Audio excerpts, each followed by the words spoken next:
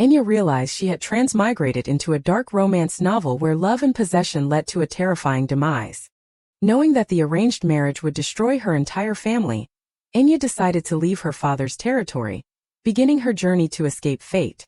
Through a broker, she rented a floor in a house and happened to meet the landlord, a mercenary.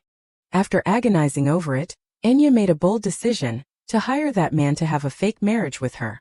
But she did not expect that it would be the beginning of a mysterious connection. How will Enya uncover the secrets behind the fake marriage? Can she save her family from destruction with just one escape? Join Lisa Manhwa on a thrilling and surprising journey in this captivating story. The story begins with an undefined, hazy scene, light filtering into every corner. The son of the empire. A powerful man appears. His name is Fabry Blanche Ailkestone. A noble crown sparkles with brilliance, carefully held in his hands, with golden hair and eyes like precious jewels. He is the greatest emperor in history. His slender hand reaches out. Thanks to his noble character and talent, the empire has ushered in unprecedented peace and prosperity. Enya with a sad face, tears streaming down her cheeks as Fabry embraces her. But this glorious era. A book like a life is opened. Its title is The Imprisoned Empress. Tears roll down Enya's cheeks. Someone gently wipes away the blood from her lips. Just reading the title, and you can already understand part of it, can't you? The story of the emperor, the male lead, and the empress, the female lead, and the genre of this novel is. Fabry's lips curl slightly, blood staining his face, and the symbolic attire of royalty, extremely dark, are 19 romance. The story officially opens, and the unlucky female lead of that story is none other than. The old woman sitting across from Enya asks curiously, "Doctor, are you really not planning on getting married?" "Not even a little." She waves her hand, giving a smile. "No, I am Enya Lockhart." The old woman stubbornly tries to persuade Enya. "Oh, come on, like I mentioned last time, how about meeting my grandson? He is a very independent man and—" Before she could finish, Enya quickly interrupted. "Grandma," she smiled brightly, instructing, "you are being too insistent. You will take your medicine this time, right? Don't throw it away like last time." She became disappointed. "Oh dear, I just remembered I have something to do. I have to go now." She turned and left. Enya stood up and watched her back, thinking to herself, her spirits are better now. Her cold will probably get better soon. Enya saw the old woman all the way to the door, her heart full of thoughts that only she knew. "Grandma, please do not be sad because I keep refusing. I just want to save your grandson from that crazy emperor, and to avoid the same fate as the original." Sunlight shone on Enya's beautiful face. She raised her hand to shield herself from the glare and wondered, maybe it is time for me to move again, is not it? I have been constantly running away from the emperor. A richly dressed white-haired man appears with a crown in his hand, with the catalyst for all these events being when the female leads Lockhart family, who played a crucial role in helping the current emperor ascend the throne, were raised from marquises to dukes. Next is a simple but no less formal invitation, which is natural for the young emperor and the duke's family, now the leader of the new aristocratic faction, have arranged a political marriage to consolidate their power. Images of Enya and Fabry dressed in luxurious wedding attire appear. In the bedroom, he embraces her on the bed, but there is no love between them, however, after their first night together. Suddenly, a sword stained with blood appears. The emperor, who previously had no interest in the female lead, begins to become obsessed with not only where she goes and who she meets. Fabry watches Enya talking to another man from afar, but her every action, everything about her. His eyes immediately gleam with danger, his sudden obsession, even making him jealous of the female lead's own family.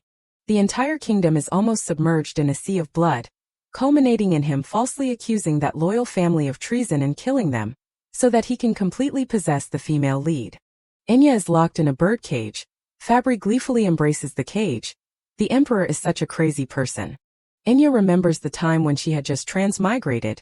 She looked at herself in the mirror in astonishment, realizing she had transmigrated into this deadly novel. "When I was only 8 years old." Her small hands clenched tightly. "When a disaster is destined to happen, what can an 8-year-old do? No matter how much I think about it, I can only feel helpless." Suddenly Enya felt something was not right. She looked around uneasily. But what is that strange smell? 2 men are standing talking to each other. Surprisingly, the solution was right at hand. Enya ran over, pointing directly at one of the 2 men from before. "I was born with the ability to detect illnesses based on smell. "Mister, you have a strange smell." Her small hands carefully hold the large bag of money, her face revealing obvious joy. "Thanks to that, I was able to discover his illness early. I was rewarded with a large sum of money. While saving up and utilizing my family's knack for using herbs along with this ability, I prepared to run away when a letter was sent to her. The royal family issued an edict designating me as the Empress. The content of the letter was, by order of the Emperor, the daughter of the Lockhart family will enter the royal palace, and this came 3 years earlier than in the original story. Night fell, enveloping all things that day. I left home and prepared everything. A sigh of relief was heard as if a burden had been lifted. Enya squatted on the ground, saying with relief, "Okay, now all traces have been erased." Before her was a blazing sea of fire, the magic bag with an unlimited amount of herbs, and I also brought a fake identification card. Enya looked at the sea of fire in front of her, expressing her disgust when mentioning Fabry, that disgusting emperor. The next morning the carriage set off. Enya resolutely told herself, "I will never fall into his hands." Enya propped her chin on her hand, looking out the window. "It has been 3 years since I started running away from the emperor. I have moved at least 10 times during this time." She pondered, if it were not for the recent reform of the residency registration law, I could have stayed in this village a little longer. A map appears. The current emperor, intending to check the nobles who held too much power during the reign of the previous emperor, reformed the residency registration law under the guise of compulsory military service, in order to investigate the people of the empire. More precisely, Enya dejectedly raised her hand to her forehead, asking herself, why did the emperor send the empress edict 3 years earlier than in the novel, making me have to live such a miserable life from the start? A scene of a small village appears. At least the southern region with a sparse population will be the last area affected by the residency registration law. So that means. Enya stepped down from the carriage, opening her eyes wide, looking at the beautiful scenery before her. "Let us go to Count Grinwald's territory in the south." She was engrossed in speculating as she walked. Grinwald is a remote and barren countryside, therefore with very few young people. This is the perfect place for me to hide. Suddenly it started to rain heavily. Oh, it is suddenly raining, and this is. Finally, a spacious and warm house appears before Enya. My new home. She walked forward, reaching out to open the door, her expression revealing surprise. I should go in before the rain gets heavier. In this new house, the interior is spotless, almost everything is complete. A house good enough for 2 people, not just one.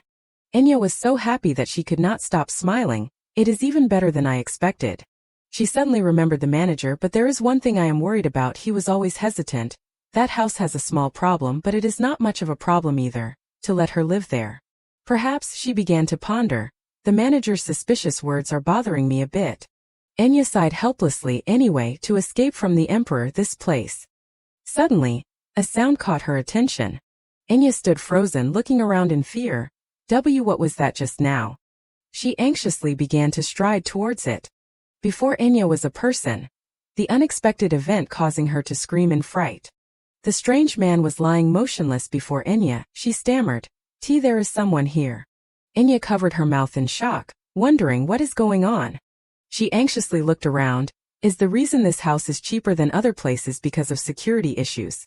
A painful moan was heard, immediately catching Enya's attention. Dale in front of her frowned, moaning in pain, his face flushed red. Enya regained her composure, squatting down beside him, hesitantly asking, are you okay?" She reached out to touch Dale. "Please try to wake up. The smell of illness." Dale's face became clearer, his eyes tightly closed, his cheeks flushed red, rainwater pouring down his face. Enya wondered, has he just fainted? She did not know what to do. This person is suspicious. What should I do? Calling the guards would cause unnecessary attention on my first day. A burden to someone who is running away. She looked down at Dale again. But in this weather, leaving someone passed out here is against my conscience. Enya slowly stood up, struggling with the decisions in her mind. If I leave him here, he will definitely get sicker, even though I am on the run. In the end, she decided to grab Dale's wrist. I can't pretend not to see a sick person right in front of me. Enya embraced his body, carefully helping him up. Let us treat him first. In her heart, she was still full of thoughts. People can't guess, can they, that this person might be the one who will end this painful life on the run? Dale actually gave a strange smile. They will probably be very helpful. Enya struggled to drag Dale's body into the house. She panted. It was so hard to drag him here. Enya sat on the floor, helplessly raising her hand to her forehead. Out of all the places he could have fainted, why did he choose right in front of my house? Her eyes suddenly lit up, remembering something. Wait, Emma's letter. She said she would send someone to help me. An image of Emma appears as Enya remembers the letter. So that she can escape safely, I will hire a skilled mercenary and send him over. Emma is my only friend and also my personal maid. She is the one who wrote the escape plan and has always been secretly helping me. She focused her attention on Dale, who was lying motionless. So could this person be the mercenary that she hired from the guild? She frowned, thinking for a long time. Dale's peaceful face as he was unconscious, while Enya was considering carefully. After all, I am still being hunted. If by chance he is someone sent by the royal family, then I will be in big trouble. She immediately reached out, searching his body. First, I will check if he has a mercenary badge. After searching for a while, a card was found. Here it is, the mercenary badge. She took the badge in her hand, carefully observing it. Oh, it is even rank A. With a ranking system from D to S, A is quite impressive. His name is Dale. Sounds normal enough, I guess. Enya recalled a bit of the plot. The early emperors and some nobles liked to name their children in a very ridiculous way, so maybe he is not a member of the royal family. An imaginary version of the first emperor. I will wipe out your bloodline. Enya began to analyze carefully. Am I overthinking this? But he looks too outstanding to just be a minor character in the novel. An image of the powerful Fabry appears. In the original plot, the emperor was described as extremely handsome, and in typical transmigration stories, anyone with an outstanding appearance is definitely an important character. Enya leaned forward. I need to be sure. She reached out and parted one of Dale's eyes. Wait, let me take a closer look. Black eyelashes and hairline, but he has golden eyes. Dale remained motionless, completely different from the emperor, who is famous for his golden hair and blue eyes. Enya blushed slightly. I am still not very convinced, but first I will treat him. She tried to reassure herself. When he wakes up, I will ask him everything. Even if he was sent by the emperor, he would not dare mistreat the woman destined to become the empress. Dale's hand did not move at all. I will continue to find ways to escape. Enya was busy preparing treatment tools. Besides, Grandpa always said, never turn your back on someone who is in pain. That is the fate of the Lockhart family, the ideology of a true healer. Grandpa always said that. She frowned slightly, her face flushed red. Lucky for him that I am very good at this. Enya declared firmly, I will heal you completely. Dawn gradually appeared.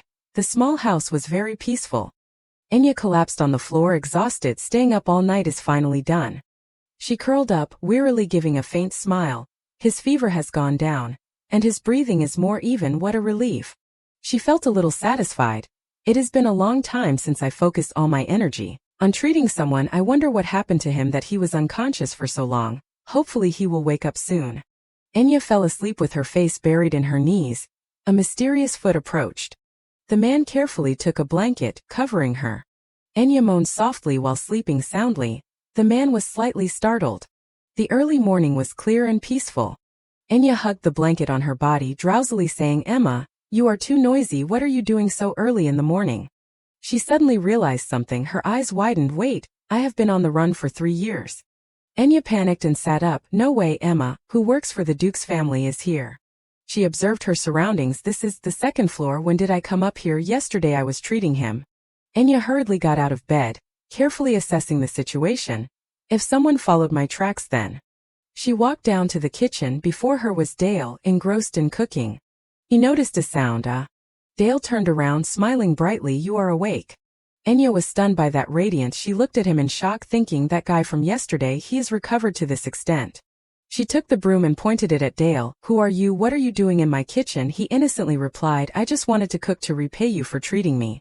Do not you usually eat breakfast? Enya remained firm, making him completely bewildered. I was going to make something delicious. No, I mean that is not important. I am asking who you are. Dale slowly took off his apron, giving a bright smile as he introduced himself. I forgot to introduce myself. I am the owner of this house. My name is Dale. Enya was completely stunned. So he is the landlord. She almost trembled as she asked again, what, you are the landlord? She could not believe it. What the heck is going on? Sitting at the tea table, Enya sighed. No wonder, even in the countryside the price was suspiciously cheap. She asked Dale, who was sitting opposite, you Dale are the owner of this house and I am renting the second floor, meaning you live on the first floor and I live on the second floor. He confirmed, that is right. Enya looked disappointed. Then why are you only renting out one floor? I thought I had rented the whole house. The delicious plate of cookies in front of her attracted her gaze. He explained I needed money urgently. If there was not a suitable small house to move into immediately, then I had no other choice. Enya pondered. Dale sat anxiously opposite her, looking at her. I guess I can't argue. This place is all I could find anyway. I was too hasty. I did not even read the contract carefully. In the end, I went back to the brokerage office and found out the whole story. Enya rushed over angrily asking, "Are you kidding me? Why did not you explain it clearly from the beginning?" The brokerage manager startled and trembled, replying, "Hey, I did say that this house has a few special points." She angrily pointed at him. "This is clearly fraud. I just thought there were ghosts or insects or something. You made it seem like I had gotten the whole house." He stubbornly said, "There is nothing wrong with the contract, so I won't refund you." Enya calmed down. "So this is all," the broker explained. She summarized the main points. 1. This house is divided into the first floor and the second floor. 2. The second floor has a separate staircase outside, and I can design a kitchen there. 3. Even if I want to leave, the only place available right now is Dale's house. Enya suddenly remembered Dale from this morning. I also heard a little more about Dale. He has lived in that house since the decision to make me empress was made. His smile was radiant. It is said that he is very trusted by the villagers because he helps everyone as if it were his own business. Enya turned her head to look at the brokerage manager, who was confused, bowing to her. "That information helped me dispel all my doubts about Dale, but I can't live in the same house with someone I hardly know. I also can't take any legal action because I am hiding my identity." Back at the house, she sighed in frustration, making Dale sitting opposite extremely confused. In the end, there is no other way but to go back to that house. Seeing Enya's weary appearance, he sat opposite her, anxiously looking at her. Of course, things went too smoothly. She suddenly looked towards Dale. Dale sat silently in front of her. She was troubled how to solve this. His hand turned red, fidgeting. "If it makes you uncomfortable, I will go somewhere for a while." She was shocked. "In this cold weather, where can you go?" Dale gave Enya a pitiful look. Well, anywhere." She startled, thinking, do not look at me like that." Enya sighed and pondered. "However I think about it, it would be guilty to kick out the landlord. Besides, I know very well that there are no vacant houses in Grunwald." Suddenly there was a knock on the door, catching both of their attention. Enya worriedly thought, "Who is it at this hour?" She curiously asked Dale, "Are you waiting for someone to come?" He carefully stood up. "No, let me go see. You stay here." Dale walked towards the front door, cautiously opening it. Before him was a man with brown hair. He smiled brightly. "Good day. I am looking for the most beautiful woman in the world. Is Miss in here?" Both Dale and Enya looked at him blankly. She remembered that, and is the fake name I used to hide my identity, and the most beautiful woman in the world is the code that Emma set. Enya was suspicious, so she raised her hand. "Wait, Dale. He is here to find me." He happily quickly introduced, "You are Miss and my client, right? I am a rank S mercenary assigned to you from now on." Enya carefully inquired, "Do you have any documents to prove that?" The rank S mercenary produced the documents. "Of course, I have the request form with the client's signature." She seemed to have resolved her suspicions. "Legal, no doubt. He really is a mercenary." Enya suddenly realized the problem. If he was sent through the mercenary association, then do not I have to pay them a fee? And what about providing him with accommodation? She looked towards the door, despondently thinking, "My escape budget is already extremely tight." Suddenly her eyes fell on Dale standing next to her. "Ah." Enya regained her composure. "If I want to hire you, then there will be additional fees, right?" "That is right. You will have to pay a service fee separate from the initial contract fee." She bluntly asked the mercenary, "You do not have a place to stay in Grunwald, do you?" He confirmed, I do not." She walked over and took his hand, smiling brightly, making him bewildered. "Sorry, but I am going to cancel this request." She continued, "I can't afford any additional costs." Then quickly closed the door. "Forgive me." Then Enya asked Dale, standing next to her, "I can use the second floor of this house for a year, right?" Enya thought to herself, in this world there are two types of people, those who value efficiency and those who care about cost-effectiveness. She continued to confirm, "You agreed, right?" Dale replied, "That is right." She carefully calculated, "My mother is completely the type who values efficiency. I only care about cost-effectiveness." Enya silently pondered, "Perhaps my mother requested a rank S, because she was worried and wanted me to be safe, but..." She recalled the image of the rank S mercenary from before. "No matter how I look at it, this agreement is too expensive. Brokerage fees plus surcharges, accommodation problems plus surcharges, food costs plus surcharges." Enya secretly compared him to Dale. Compared to those things, Dale is actually... She quickly asked the question, "So, according to the residency law, my temporary registration will be recorded under Dale's name, not mine, right? He innocently replied, that is right, but if you want we can inform the inspector and put it under your... Dale's rank and mercenary badge appeared in Enya's mind. There is no reason not to hire Dale. Is there? I can evade the residency law. I get a rank and mercenary as personal protection. She carefully considered, and he cooks pretty well too. Then Enya made a proposal. Dale opposite her was made nervous by her. Dale, I have a job for you. She slowly stated her proposal. I will pay you 1 million krovats as a basic salary, and since we live together, I can also provide additional living expenses. So, Enya looked at Dale with determination as she made the request, become my mercenary. She took out a bag of gold and pushed it towards Dale. Actually, when you fainted I saw your ID card. Enya stated the reason. Based on this amount of money, this is clearly not a normal request. I am running away from home and need someone to protect me. Dale curiously asked, is someone threatening you? She replied, it is almost like that, but a little different. The person I have to deal with is extremely powerful. He pondered. Powerful, huh? Enya immediately made an additional request. Because this is a dangerous mission, I will also pay additional compensation. I will add 10,000 krovats per day, totaling 3.64 million krovats including the initial amount. The total is 4.64 million krovats. That amount of money is enough to buy an entire mansion in the capital. She was immersed in her thoughts. And I have a reason for investing so much. Dale calmly replied, with a client who is willing to pay so much money, this mission will definitely not be simple, especially when the person involved is Miss N. He seriously looked at Enya. Okay, I want to hear more details about this request. I will keep everything completely secret. Enya could not hide her joy. He really is sharp. I knew it. Choosing him was the right thing to do. She finally made her main request. The thing I want to ask of you, Dale, is for 364 days I want you to become my legal husband. Enya anxiously looked at Dale. That is the real reason why I offered such a huge compensation. Even the emperor would not dare to touch me if he knew I had a husband. Dale was shocked. The teacup next to him was somewhat displaced. You said husband. Enya thought, does marriage sound a bit excessive? This is probably the first time he has received such a request. Right. He looked at her with wide eyes. 364 days is quite a long time. She avoided his gaze. But this is not a real marriage. The reason why our contract marriage lasts exactly 364 days is because of the marriage postponement law. Marriage procedures in this empire are very simple, but divorce procedures are extremely complicated. The divorce processing stage alone takes an average of 3 to 5 years. When this problem caused the marriage rate to decline, the government has enacted a marriage postponement law, allowing only a 1-year postponement from the date of registration. Thanks to this, even if legally recognized as husband and wife, it will still be postponed, and during that time each party can cancel the marriage contract. It is truly a wonderful law. Enya raised the teacup in her hand. I know this request sounds utterly absurd, but the truth is someone has proposed to me. An image of Fabry gradually blurred into view. She gradually revealed a very dangerous and cruel man. I have had to run away from him for the past 3 years. If we sign a marriage contract, then on paper I will be registered as your family member, Dale. That means I can stay here safely, under the protection of the resident identification law, without worrying about my identity being discovered. Dale curiously asked, who is the man who proposed to you?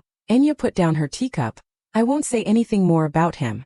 You have not officially accepted this offer yet, have you?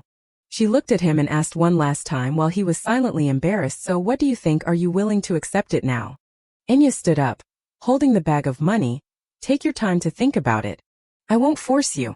She made a hypothetical situation. If you refuse, then I will have to find another fake husband. Dale reached out and grabbed her wrist. I accept. He repeated his acceptance in full. I will be your husband, Miss Anne. On the carriage running smoothly in the forest, Enya asked Dale, Dale, have you memorized all the necessary information? Dale immediately repeated, yes, we used to be in a long-distance relationship, then broke up because of Enya's parents' betrayal, but Miss Enya could not forget me. So she traveled all the way to the south to find me, is that right? Enya smiled in satisfaction. Exactly, and now we are trying to register our marriage. From ancient times, all marriages on the continent have been supervised by the local temple. A magnificent temple appeared before their eyes. The temple we are about to go to is known discreetly as a place for couples in love who have run away together in the night. As long as you offer more gifts, you can quickly register for marriage, but to guard against the priest asking anything, we have also practiced the story of our relationship. Enya immediately noticed Dale's calm expression. But you do not seem very surprised, do you? I am the daughter of the Lockhart family, and the person who proposed to me is none other than the Emperor. You know that too. He was silent for a moment, then replied, as I said before, I accepted the risk when I took on this mission. Even so, I am still a little worried. Enya looked at Dale in front of her, realizing, no wonder he has been fidgeting restlessly. But that is only natural for a contract marriage. She immediately comforted him, don't worry, Dale, because you bravely helped me. So if anything happens, I will do anything I can for you too. Dale blushed, his heart seemed to be pounding. You will do anything for me. Enya looked at him worriedly, thinking he must be very nervous, right? He is even stuttering. The carriage stopped, she eagerly looked outside. We have arrived at the temple. Dale reached out to receive Enya as she stepped down. The first time we met was at a ball in the capital, when Dale participated as a guard for a noble. Should we say it was at the banquet hall of a noble family? Dale immediately said the city of the Empire. He smiled as he offered the idea. I think the garden behind the city of the Empire would be more ideal. His next sentence made Enya stare at him in a daze. That would be much more romantic. She smiled with delight, taking his arm. Dale, I did not expect you to be such a sentimental person. I must remember this detail to build the story of our life on the run. Enya began to recall information about Dale. Before entering the temple, we must also review the information about you. First, Dale comes from the Pendragon region in the north. An image of Dale appeared, looking heroic in combat gear, and the mercenary logo appeared, and currently you are, she eagerly said, and what reason made you travel from the north to Grunwald, the southernmost region of the empire, if you want our marriage to look really convincing? Then we must make sure that we know every detail clearly. Dale smiled gently. There was an accident. A dream that I had been pursuing for a long time did not come true. He continued, I came to Grunwald to try to make that dream come true again. He chuckled lightly. Enya listened and encouraged him, so that is it. Good luck, Dale. I do not know what happened, but I hope everything goes well for you. Dale was about to enter the temple. Then, before it gets completely dark, we should go to the temple. Enya hurriedly grabbed his arm. Wait, Dale, there is one more thing. She carefully inquired, are you currently dating anyone? Dale replied, no, I am not. Enya breathed a sigh of relief. That is good. Just be honest with me. I promise not to interfere in your personal life, so if you meet someone you like in the future, you can just. He straightened his face. No way, absolutely not, so no need to worry. Dale affirmed to her, I will not neglect the mission. You saved me, and I will definitely repay that kindness in kind. She looked somewhat bewildered. I only let you stay in the house, though. Oh well. She asked again, the temple in front of us is shining brightly under the sunlight. So, let us go become a fake couple together, shall we? Enya took Dale's arm and walked into the temple. Looking very intimate, she repeated the request. So as we said, we are here to register for marriage. The priest smiled contentedly as he looked at the bag of gems brought by Enya. A marriage for love on the run, or a second marriage, or another reason, what is it? She immediately replied, it is a marriage on the run for love, so please do the procedures as quickly as possible. He immediately understood. I understand, please follow this way. Both of them walked following the guidance of the priest. Enya looked around. Am I also feeling nervous? This place is so big that I feel pressured, but Dale is surprisingly calm. She stopped, looking at Dale next to her, who was now stiff with extreme tension. Or not, he is thinking like a tin soldier, just standing stiff because of tension. He may seem calm, but in fact he is very shy, is not he? The priest walked forward and opened the large door of a room. Then his voice rang out as Enya and Dale entered, bride and groom. He invited the two to come inside. Please come in on the platform. He held the Bible in his hand, kindly asking, bride and groom, are you ready to vow to be bound in this marriage? Enya looked up at Dale as he replied, yes, I am willing. He smiled shyly, because I have been waiting for this day for a long time. She looked around the room. No magnificent wedding dress, no expensive rings, not even a guest to offer blessings. It is all just a play. Yet, Dale's eyes are on me at this moment. The priest continued then. He made the declaration, I declare this marriage to be officially recognized. It felt like this marriage was truly the result of genuine love. Enya praised, hey, you acted very naturally, looking just like a man who finally married the person he loved for a long time. Dale was still immersed in his role. It is all thanks to you, and she laughed heartily. Haha, even though it is just a contract marriage, we are now legally husband and wife. Let us work together for the next 364 days. She suddenly realized, my coat, where did it go? He made his judgment. It seems you left it at the temple. I will go back and get it. Enya watched Dale leave, a satisfied smile on her face. He really is very sweet. She said firmly, I knew it. Signing a contract with him was the right decision. Dale at the temple, the priest was in front of the bookshelf searching for books. Suddenly a terrifying voice rang out, scaring him. Where is our marriage certificate? It was Dale. The priest tremblingly asked, who are you? You got this close without making a sound. He remembered, wait, is not this the groom from just now? But the aura is completely different. Dale reached out and snatched the marriage certificate from his hand. This must be it, right? He could only weakly cry out, ah. He shouted, but Dale only smiled faintly as he looked at the marriage certificate in his hand. What do you think you are doing? He was still shouting, but he did not care. That is not what I wanted to take anyway. He took a pen and signed his real name, Fabry Blanche Ailkestone. The priest was angry. Ailkestone, how dare you sign the royal family's name? Are you crazy?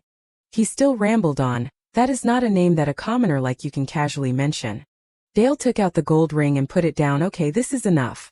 The priest was shocked. That ring, it is something exclusive to the emperor. Dale sneered, making a threat. Exactly, even a corrupt priest who only knows about money must recognize this, so unless you want to die.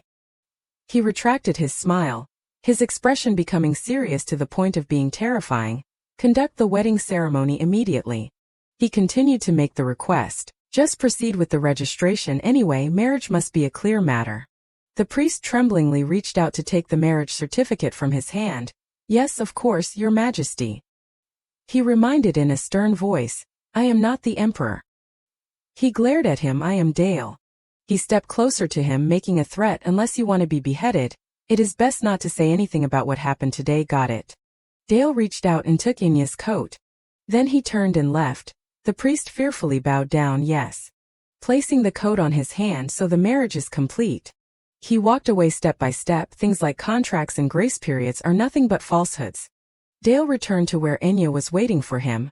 Since we have completed the marriage registration at the temple, I have officially become her husband. He reached out to adjust Enya's ribbon. Enya smiled innocently, while Dale was having dangerous thoughts. Yes, I never intended to let her go in the first place. His cheeks flushed slightly, his eyes looking at her with infatuation. He softly called her name in his head, Miss Enya Lockhart. The carriage began to roll away. Two maids and the young lady walking on the road immediately discussed, Miss Ameline, the man who just passed by, is not that Dale, who came from the house on the hill in the Grunwald territory? They continued, the one that Miss Adeline was planning to invite to her birthday party, right? The lady holding the umbrella slowly replied, that is right. They still continued to discuss, didn't he just come from the prayer house, where marriage vows take place, and look at the beautiful woman next to him. The black-haired girl next to her said, don't tell me he came here to get married, right? The brown-haired girl next to her immediately reminded, what nonsense are you talking about? The girl holding the umbrella seemed angry but always maintained a calm voice. Anyway, we should go and verify it ourselves. The next day, Enya and Dale's house was full of gifts. Enya was astonished. Wow, is all this our wedding gifts? She walked over to the dining table, curiously asking, how did they know the news so early, and even give gifts so quickly, and in such quantity? Dale, you must be very famous. Dale embarrassedly apologized, sorry for scaring you. She laughed loudly. You are not denying the fact that you are well known, are you? He sat down at the dining table. It is not like that. She still smiled like that. Well, Dale is a kind, exemplary guy, always proactive in everything in the village. And above all, his appearance alone is enough to attract attention. Both began to silently enjoy the morning, but Enya was lost in her thoughts. If I think about it rationally, this is not an ideal situation for someone like me, with many secrets to hide. Although the environment is harsh, the people in this territory live closely together like a family, and now I have become the wife of a guy who is said to be. I have attracted more attention, surely I have noticed, with an apprehensive confidence. She looked at the knife in her hand, pondering, I had planned to attract more attention, but if I can make good use of this, the story will change completely. She revealed, this region contains fertile land that even the villains in the novel want to have. According to the original novel in Grunwald, there is a large herb field that will allow possession of the hexagon formula. Enya pondered, but when I observed during my trips to the temple, I do not remember seeing any land that looked like an herb field. She immediately asked Dale, has anyone from the Duke Hexagon family ever come to Grunwald? He thought carefully and replied to her, there are still many people who visit the landlord's estate, Regularly, but I have not heard about that. And I am sure I would not miss it if the Duke's family visited. Enya wondered, just as I thought, the formula must not have exploited that herb field yet. If so, then maybe I still have a chance, right? She put down her fork. Dale, I want to ask you for a favor.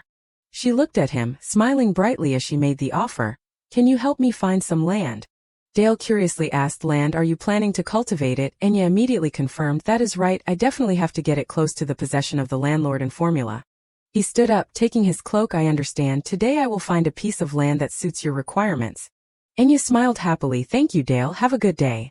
Dale made an appointment. I will complete the work early and be back early before something approaches. He looked at her, blushing slightly. I will be back soon. Enya raised her hand to wave goodbye to him. He really is a reliable contract husband. In the warm shared house with sunlight shining in, Enya wondered, okay, Dale will definitely find a suitable piece of land. He is so busy, maybe I will clean the house today. Suddenly someone knocked on the door. Enya, who was cleaning the house, immediately said, yes, I am coming right away. Who is it? Did someone else in the village come over? The black maid looked angry, saying loudly, what is going on? Why did you open the door so late? Enya completely did not know who they were. Who are these people? Why do they look so angry? She looked at them hesitantly, asking, may I ask what is going on? They asked loudly as if they were going crazy. Did you really marry Dale? They made assumptions one after another. Did you threaten him? Don't tell me you bribed him. Enya was stunned. Where did these girls come from? And only a few hours after Dale left the house to work. They shouted loudly, he actually married someone like you, instead of Miss Adeline who has everything in hand. No way. Enya politely replied, sorry, but what does my marriage to Dale have to do with you guys? The noble woman in the back slowly stepped forward. Ladies. She made a reassurance, causing Enya to focus her attention on her. Please do not be too harsh. You are making Miss Enya feel embarrassed. She is Adeline. She smiled lightly. You are Miss Enya, so the rumor about Dale getting married is true. Enya nervously replied, yes, I am Enya, and who are you? She worriedly thought, don't tell me she was sent by the Emperor. Adeline looked happy, starting to introduce, it is a pleasure to meet you. I am Adeline Kydland, daughter of Duke Kydland, the lord of the land next to Grunwald. Enya repeated her name in her head, Adeline Kydland. She smiled brightly, slightly tilting her head. No need to be so wary. I just came to invite my new neighbor to a gathering. The map gradually appeared. To put it bluntly, as Miss Kydland she has to be a neighbor. It is true that they are two different territories, but the Kydland border extends much further. Enya wondered what is Miss Kydland's purpose in coming to Grunwald. She immediately asked, why is Miss Kydland inviting me to the gathering? One of the two maids immediately said. Miss Adeline, the relative of the Lord of Grunwald, said that she wanted to personally introduce you to this place on his behalf. She seemed annoyed. Suddenly Adeline raised her hand to signal after she finished speaking. Well, she is sure different than the Lord's own niece and granddaughter.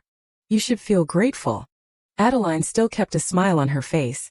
I love the nature in Grunwald, so I am temporarily staying at the Lord's estate, thanks to the close relationship between our two territories.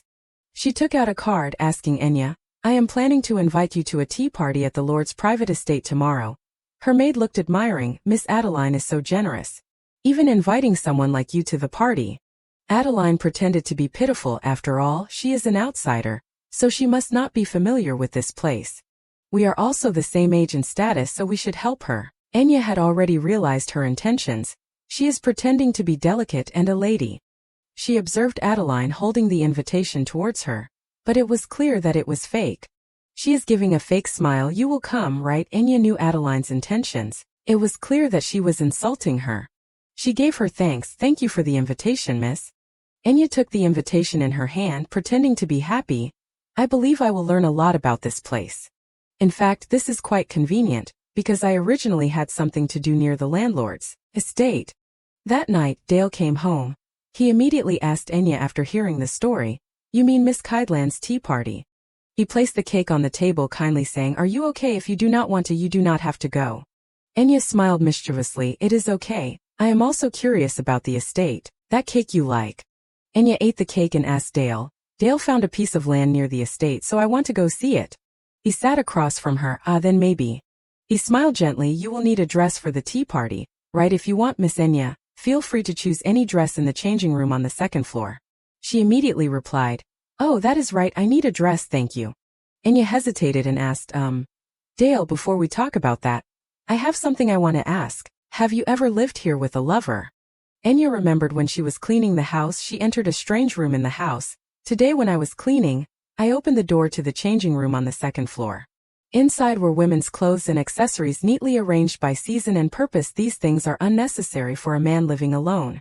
I wondered if they were the belongings of some previous tenant. Enya continued, I would feel a little embarrassed if those things belonged to your ex-lover. Dale explained, actually it is my sister, she used to live here with me. His expression became serious. It is not what you imagine, Miss Enya. Dale flushed and awkwardly explained, and because I was busy with work I never thought about love until I met you. Enya was also flustered. I was just asking to be sure. It is not because I am worried or anything. She smiled brightly, asking for permission if no one is using them anymore. Then that is great. Then I will borrow a dress to wear. Okay, Enya thought to herself. Yeah, someone as shy as him, he probably could not have lived with a lover. Dale is definitely not that type. Adeline's bitter scream echoed throughout the mansion. Ah, it is so frustrating. She kicked the door open and yelled, Sophia. Before she could finish speaking, Adeline slapped her hard in the face. You called for me, miss. She insisted, this year's birthday party, I will have to make it the most magnificent ever. Adeline growled with resentment. I will let that arrogant commoner know her place for daring to covet what belongs to me. Contact my assistant immediately. The next day, near the Lord's castle, Dale and Enya went out. This is the land that fits the conditions you mentioned. She enthusiastically looked around, showing obvious interest. It really is very spacious and the price is cheap too. He told her some more stories. There is a ridiculous rumor that the Lord is sick due to a curse. People say land near the castle can't be sold at full price. Enya nodded in agreement. Now that you mention it, I remember hearing that rumor too. She secretly calculated, a large piece of land near the Lord's castle and the ginkgo forest, from the location to the terrain, everything is exactly the same as in the original story. This must be the land I am looking for.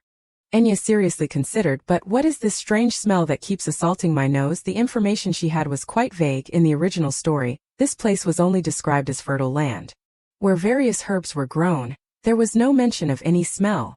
Enya was wary. Something's not right. She asked for help. Dale, can you bring me the shovel I prepared earlier? Dale immediately handed it over. Here. Enya was surprised. Didn't you leave it on the carriage? Dale shyly explained. I brought it along so I could give it to you as soon as you needed it. She happily replied. Thank you, Dale, then let us start right away. He stepped out to stop her. Wait, first there is something we need to do. Enya looked up blankly. Dale. Dale gently spread his cloak down. Please sit down here, you have to go to the tea party soon anyway. She was a little flustered. But are not you going to work right after that? If your clothes get dirty then? He politely helped Enya. I just need to brush it off. It will be fine, but I heard that in high society even a small stain can be seen as a serious mistake. Dale gave a charming smile. I really want to do all this dirty work for you, but... She did not even listen to him, and immediately began analyzing. The soil deep down has a completely different smell than the surface layer.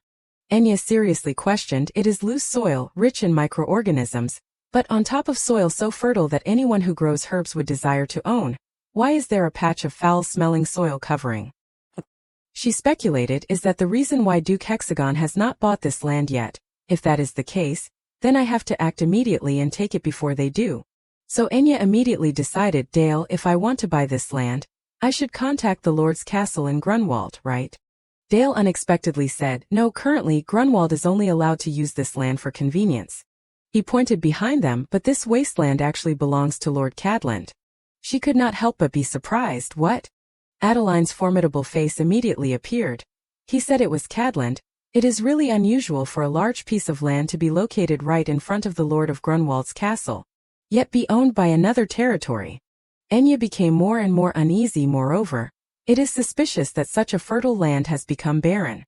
While being helped up by Dale, she was still lost in thought, and the landowner is from Cadland, which is said to have a blood relationship, from the powerful lady in Cadland to this land. And now even in Grunwald, Cadland seems to have a lot of influence. For some reason this feeling is very familiar. Enya looked ahead resolutely. I do not know what is going on here, but I can't give up such a good piece of land. The two of them together came to the first obstacle. Let us go to the Lord's castle. She thought to herself, I need to find out the truth. The carriage quickly took them to the Grunwald Lord's castle. Dale helped Enya down. We have arrived, Miss Enya. She politely said, thank you for bringing me here, Dale. He gave a radiant smile. It is my honor. All the ladies around focused their eyes on this side. Oh my gosh, this is the first time I have seen Dale smile like this. The discussions of the people made Adeline tremble with anger. I heard it was a forced marriage, but maybe it is not. She walked over gracefully. Welcome, Miss N. Enya replied, thank you for inviting me. She easily recognized she can't hide her gaze. The one who was invited is me, but all of her attention is focused on Dale. Enya mischievously thought to herself, after what happened yesterday, maybe I should tease her a little. She staggered and fell into Dale's arms. Maybe it is because of the carriage ride. I feel a little carsick. He quickly took care of her. Are you okay? Should I take you back? Enya nestled affectionately against Dale. Dale's concern seems to make me feel better. Dale also cooperated very well. That is good then. She immediately waved her fan to cover her expression. She guessed. Her face suddenly darkened, but she was still trying to endure it because Dale was here, right? He regretfully left. I am leaving. See you tonight, Miss N. Adeline immediately folded her fan, creating a cold sound. She coldly turned away. Now the meeting is over. Let us go inside. Adeline forgot all her friends. Adeline, let us go in together. Enya smiled secretly. This way of provoking is really effective. It feels so refreshing. She bitterly vented her anger on the door. Unfortunately, someone standing nearby was injured. Sophia painfully hugged her face. Adeline immediately vented her anger on her. What is wrong? Why are you standing in front of the door? Adeline disliked continuing. All the preparations for the tea party are all ready. Enya rushed over quickly. Are you okay? She quickly gave first aid to Sophia. Oh my gosh, you are having a nosebleed. She weakly leaned on Enya. Thank you. Suddenly she noticed something strange. Enya keenly saw some problems. This woman's clothes seem ordinary, but they are not like the clothes of a maid. I also heard that the Lord's castle in Grunwald is so poor that they can't afford to hire maids. Could she be a noble lady who is having difficulties?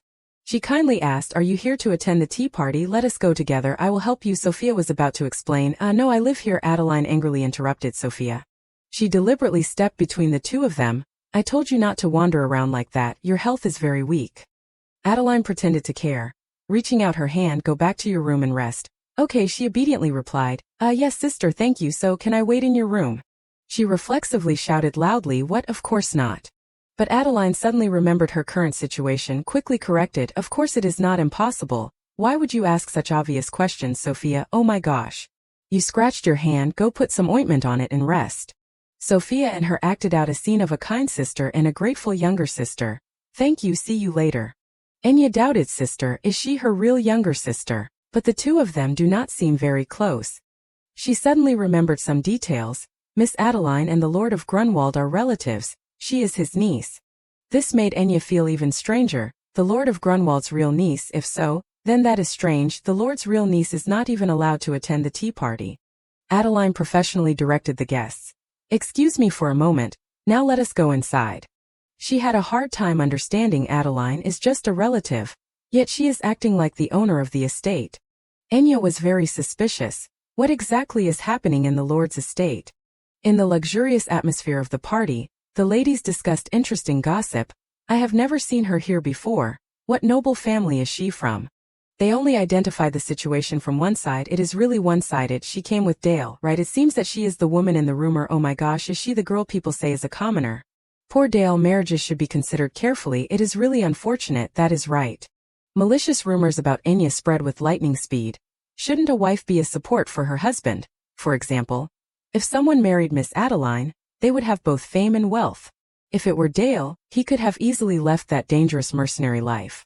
As the main character being attacked, she was not moved at all, really. Enya was even a little bored. Is that all?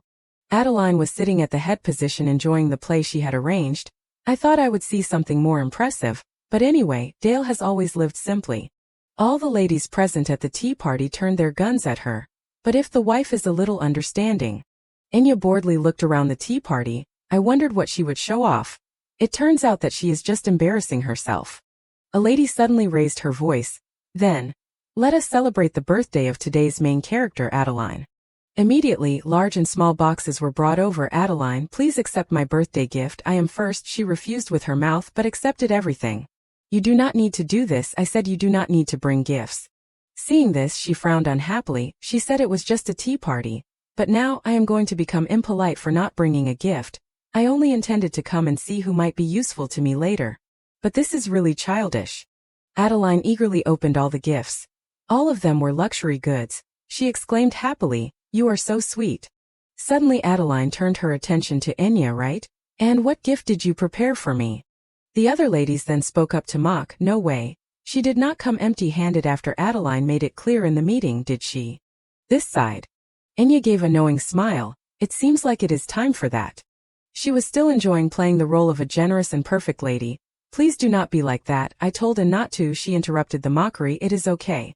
And then Enya took out a small box from her bag. "Of course I brought a gift." She gave a sincere smile, saying softly, "Happy birthday, Adeline." Adeline's smile immediately froze at this moment. "When did you prepare this? Thank you." Enya heard her say that and secretly mocked. "When did I prepare it? From the day you barged into my house." The previous afternoon Dale unexpectedly mentioned, "Have you thought about a gift?" Hearing this, she looked blankly with a question mark. "A gift?" she asked back, causing him to also be stunned. "They said it was a tea party, but was not it an invitation to a birthday party?" Enya seemed to have no idea at all. "I did not hear anything about a birthday. Is there any reason to think so?" Dale then tried to recall his memory. "I do not remember the face clearly, but," he affirmed with certainty, "someone claiming to be the daughter of Kidland invited me to a birthday party." At that time Dale did not pay too much attention. "I guess that the party was for her because she mentioned the Yangju castle. Maybe I was wrong." She was no stranger to these childish tricks and reassured, "No, maybe you are right. It seems they deliberately did not say it to smear me." He heard this and left for a moment. Then, "Please wait a moment." Later, Dale brought out a small box. "I have something that is very suitable to be a gift. It would be troublesome if you came without bringing anything. Do you want to bring this along?" When she saw it, Enya immediately changed her expression. Is it the real thing? How did you get something so rare?"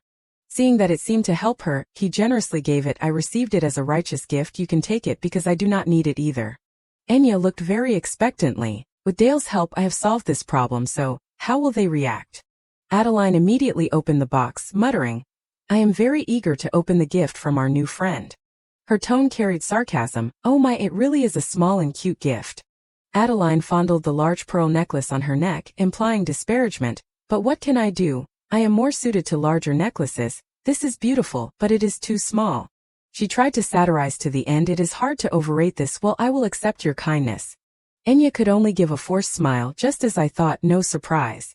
At this moment she immediately raised her voice to move on. I understand." Suddenly someone stood up. She exclaimed excitedly, "It is real." Amanda stepped closer to Adeline. "This is a necklace so precious that it is priceless." Enya was surprised. "Is she the daughter of a merchant?" Her eyes lit up brightly. "A masterpiece of the 6th Imperial General." Amanda was extremely moved. "I can't believe I get to see Angel's trumpet here. Then can I?" She suddenly startled. "What, Angel's trumpet? How did she get something so rare? It must be a fake." After temporarily borrowing the precious jewelry, she approached Anya with incredible speed. "She is coming this way."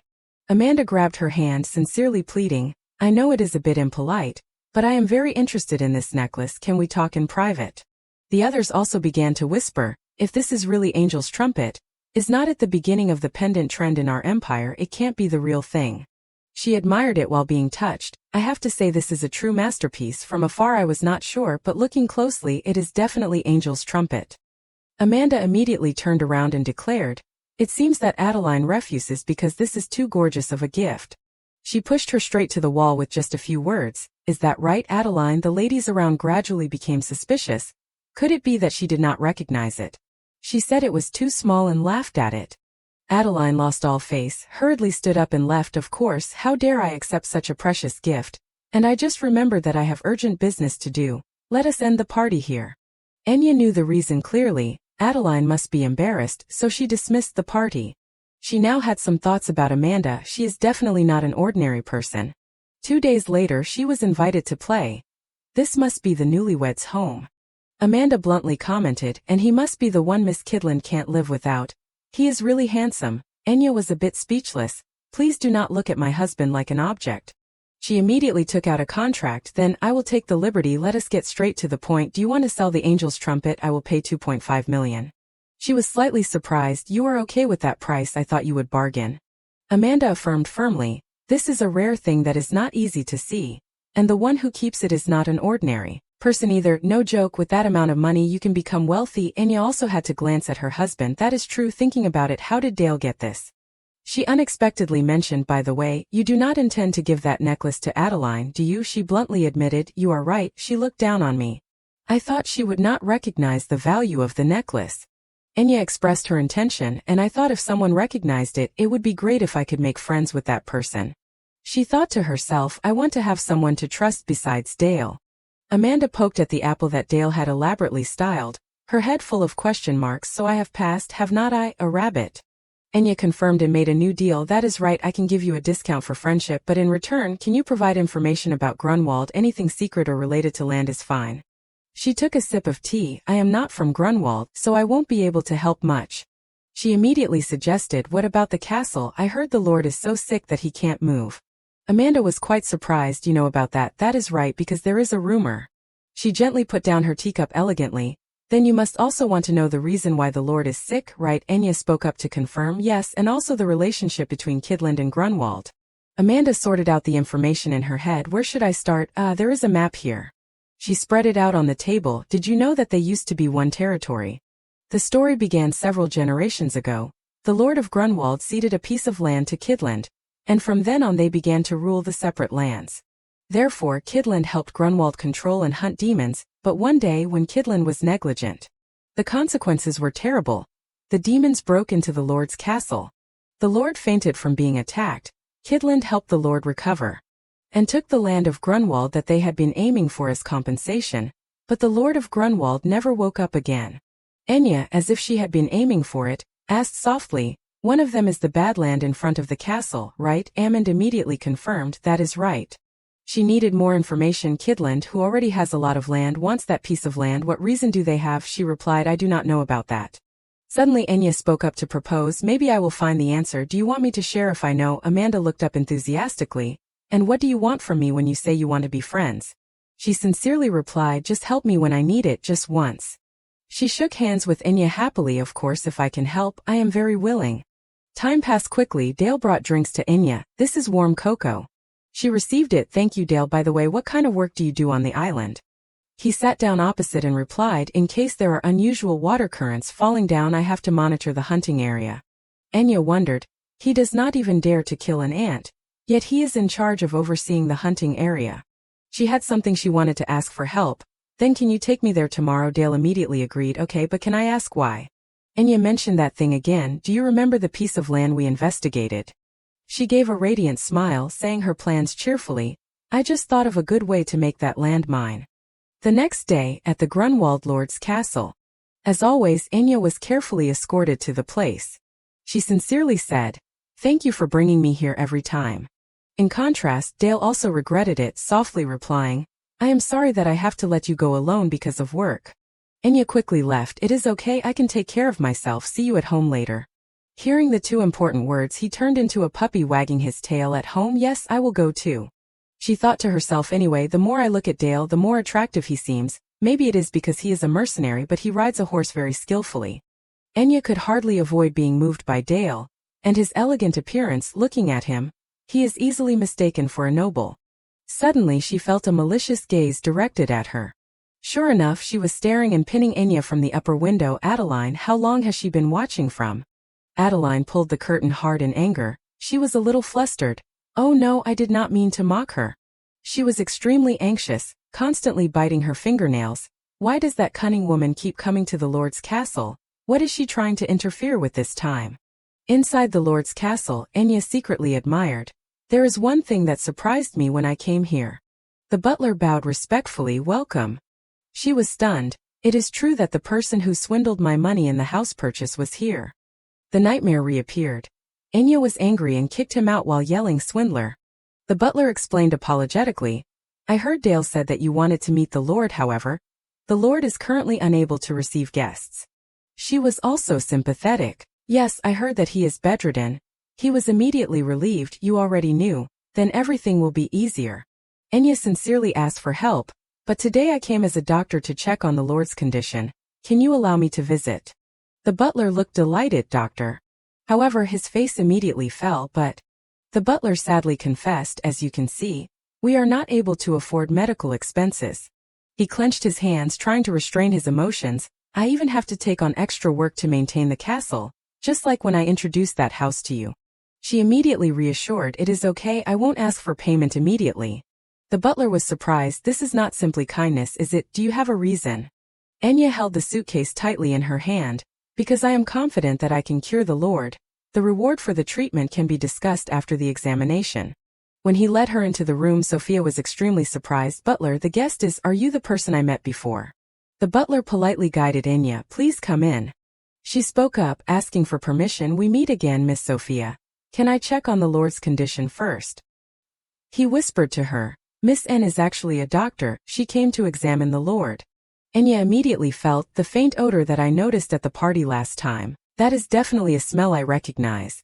She spoke up, asking, "When did the symptoms first appear?" Sophia was slightly startled. "Ah well."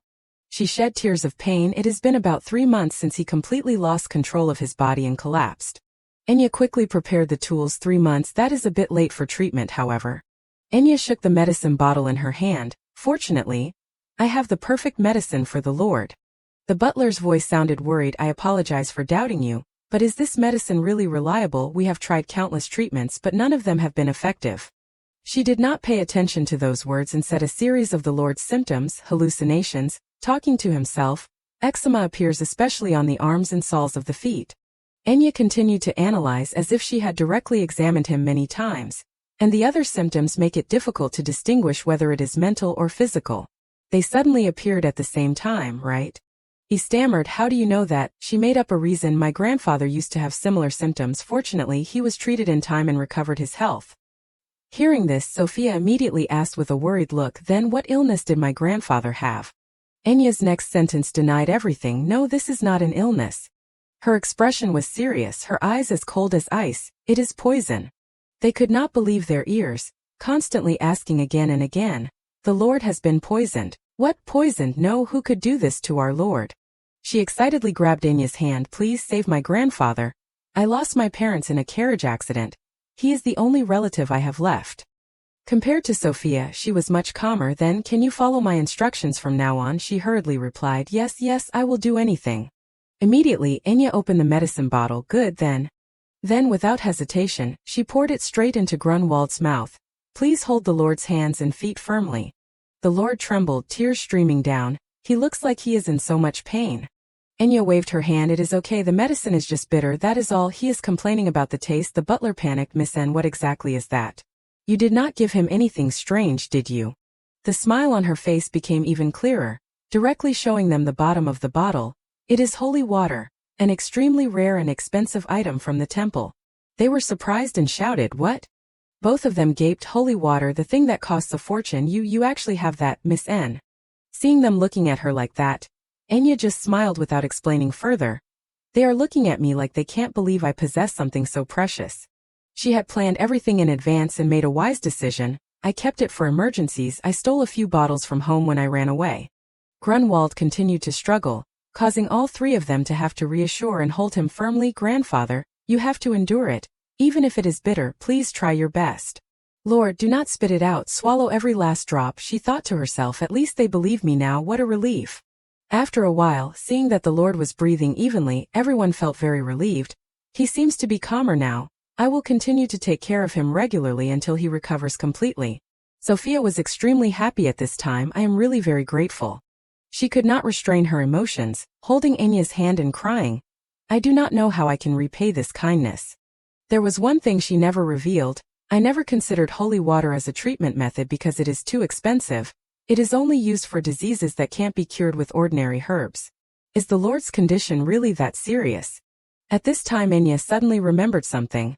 Miss Adeline said that treating with herbs regularly is enough. The butler was also very grateful. "Thank you, this is the first time the Lord has had some improvement. I would really like to offer some compensation, but as you know, our territory is having financial difficulties." She proactively mentioned her other main purpose for coming here.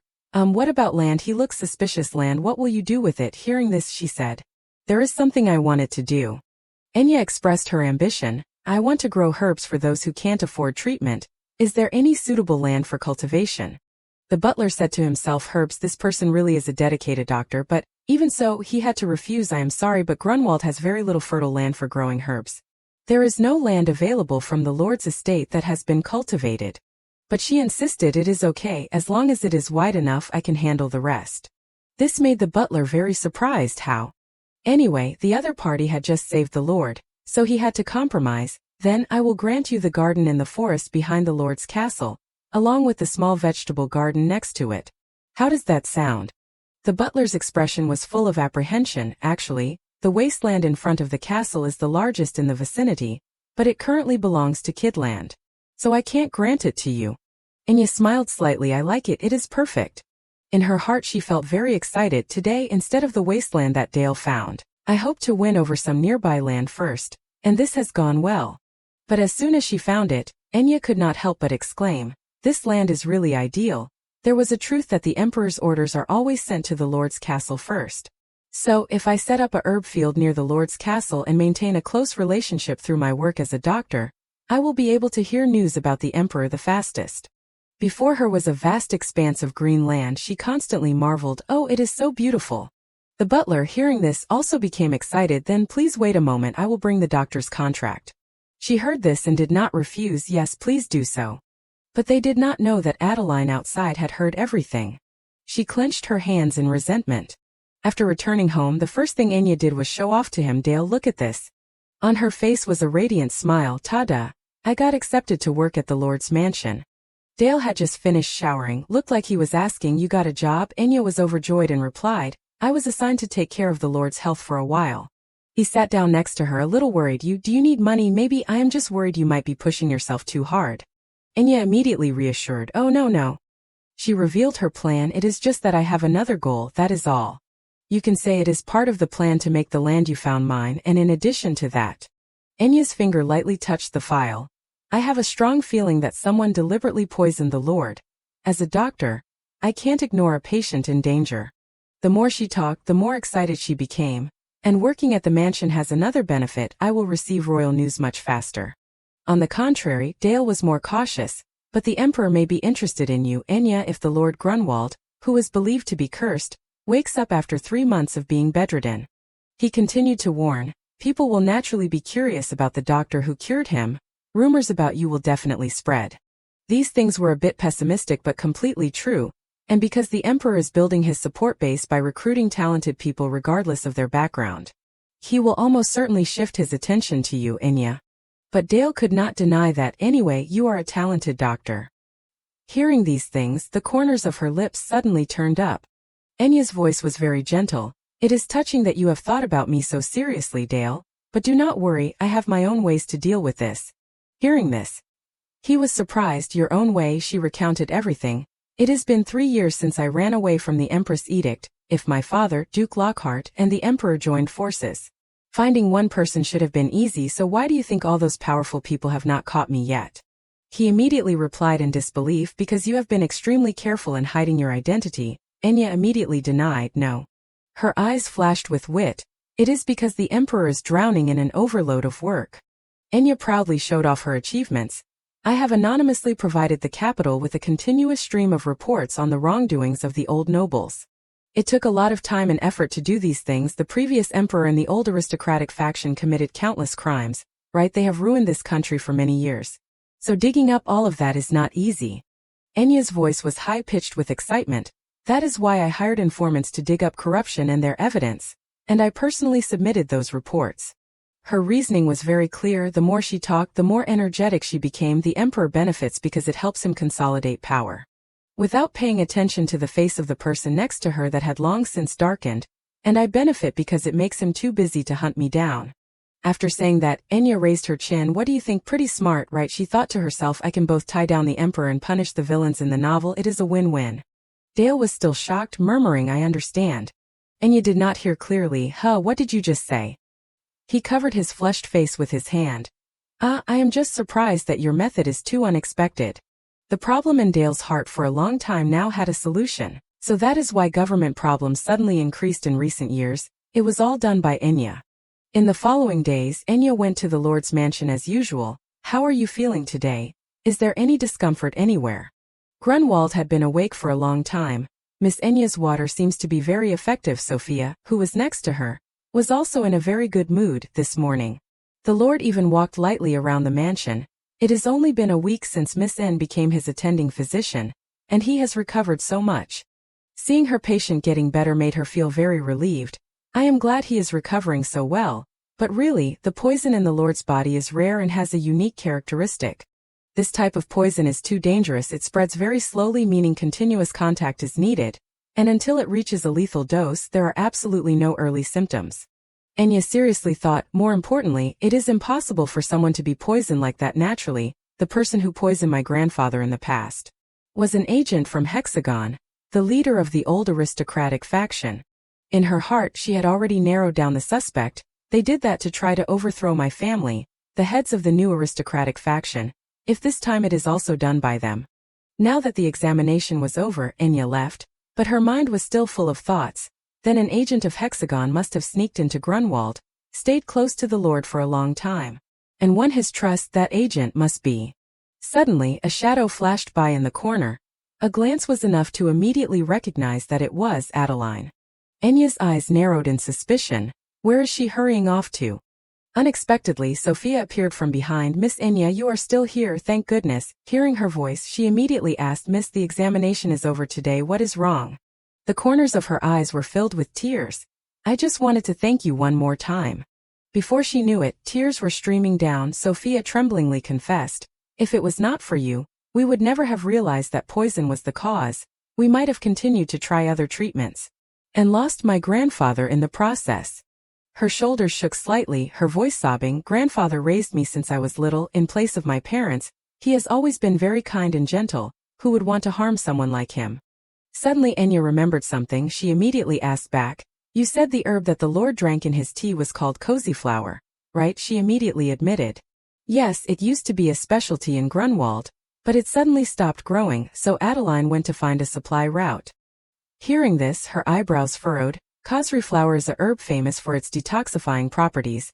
That is why I am also using it to treat the Lord. But if his condition worsened despite drinking it? Enya said the question in her heart for a long time now.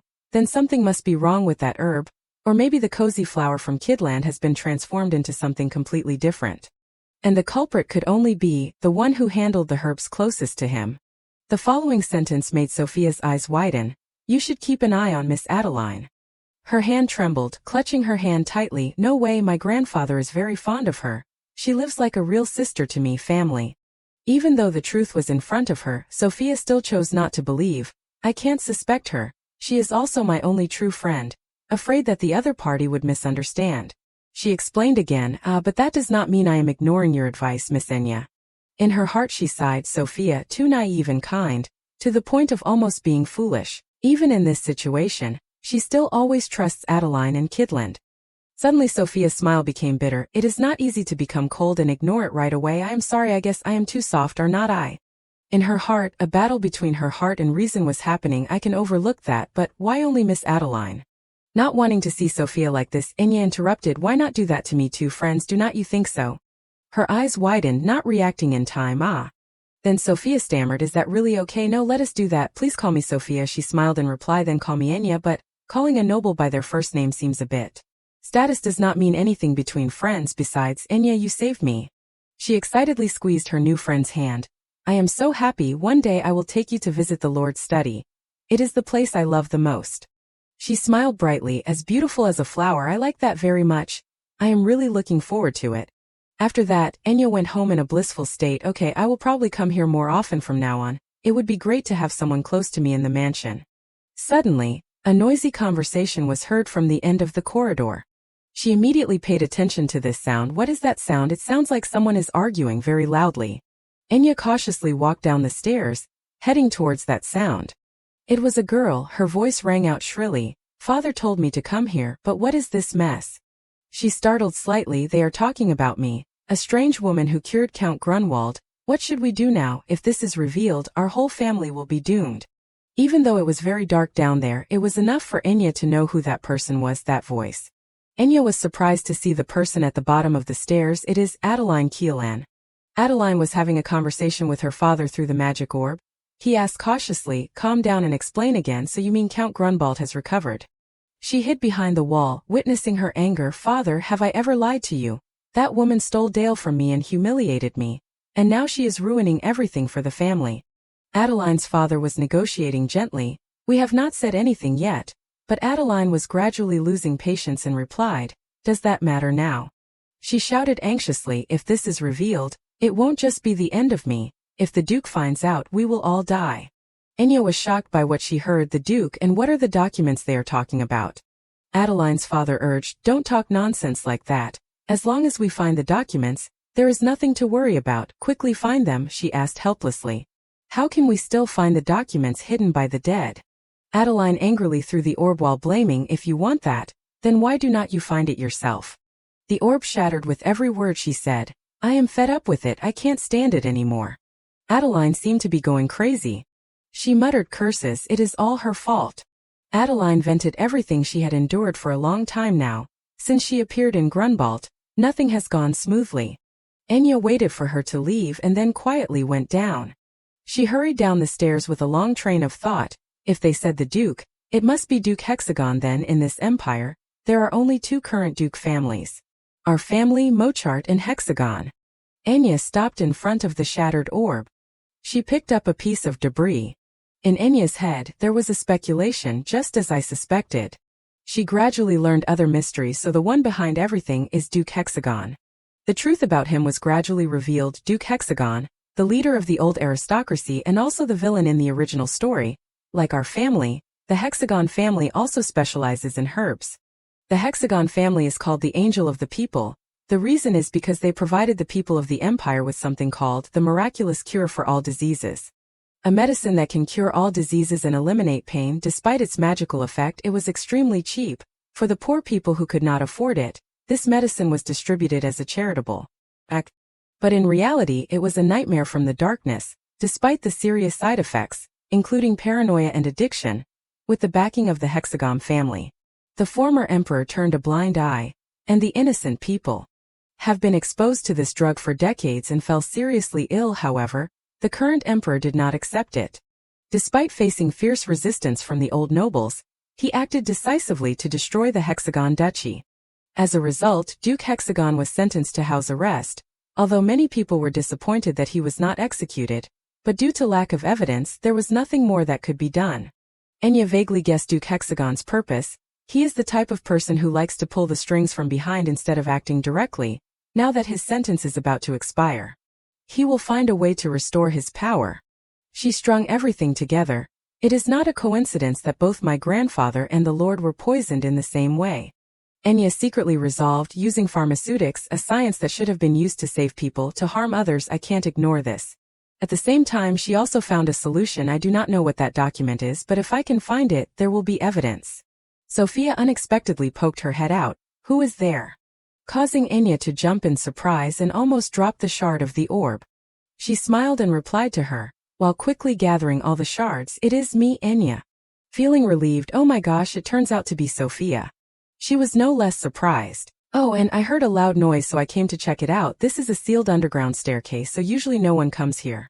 She hurriedly made up a reason. I must have dropped something, so it made the sound that you heard. Enya's heart was a little worried with the lie. I went in the wrong direction and panicked. The reason sounds okay, right? Sophia naively believed her words. Oh my, are not you hurt? She gave a forced smile. It is okay, I am fine, she thought to herself, because I know how this will turn out. So it is best to keep it a secret from Sophia for now. Wait, if that is the case then. Enya suddenly spoke up. That is right. As it happens, I misread the schedule, so I am a little free now. She immediately offered, if it is not a bother, can you take me to the library? She heard this and smiled brightly, replying, yes, of course, I am very willing. Sophia took Enya's hand and walked quickly forward this way, and she also had her own purpose. Now that it has come to this, I will start searching for those documents in the library. Enya was excited. There are so many books. She quickly pulled down the cloth. I think it has been quite a long time since I returned to this room. She looked around. With such a large library, it will be very difficult to find something by myself. Sophia introduced her. Before the Grunwald family declined, this library had even more books. This family has a tradition of loving books for many generations. Enya understood after hearing her say, so that is it. Sophia smiled brightly. Now this place has basically become an abandoned storage. She covered her mouth, thinking, no wonder it is so dusty. Enya curiously asked her, has Miss Adeline ever been invited here? Sophia then recounted, yes, but she said this place was too dirty, so she never returned after the first time. Remembering that time, she enthusiastically guided Adeline. Ah, it is a painting, but she completely rejected it. Oh my, how can I step into such a dirty place? She heard this and could only sigh, a typical spoiled noble lady. For Enya, this was a stroke of luck, but precisely because of that, those documents are likely still here. If Adeline has not found them yet, then she must have missed something. If they are here, perhaps it is in a place that outsiders will never check, whether it is accidental or intentional, a document that is well hidden, pressed in the right place. While searching, Enya discovered something, She turned to point to Sophia. Sophia, what is that? She explained, that is a family portrait that the head of the family from several generations ago was painting. I heard it was never completed for certain reasons. Enya curiously approached. Really? Can I take a closer look? Sophia happily agreed, of course. She slowly removed the cover. Be my guest. Enya was a little disappointed when she saw it. It is just a normal family portrait. I thought it would be something special because it was painted by the head of the family from the previous generation. Suddenly she felt something strange behind the painting. There is some texture here. Enya unexpectedly discovered a clue. Wait. There is something showing between the layers of canvas. She secretly rejoiced in her heart. I found it. In a flash it was dark. Enya was walking home. She stared blankly at the sky. When did it get so dark? Enya recalled the afternoon. I spent too much time hiding the documents from Sophia, so I am this late. She immediately thought, Dale must be very worried. I should go home quickly. Enya walked while smiling happily. Last time, he even went all the way down to the foot of the hill to wait for me. I feel guilty for making him worry, but it is really cute. Suddenly a sound startled her, causing her to turn her head. What was that? A wild animal? It scared me to death. Enya gradually trembled in fear. Perhaps because this house is too isolated from the village, after the sun sets, the atmosphere is somewhat eerie. Then she quickly went home. But a sudden burst of light appeared behind Enya. She turned around sharply and shouted, Who is there? It was Dale limping towards her. Enya was surprised. Dale. He could not support himself and immediately fell to the ground.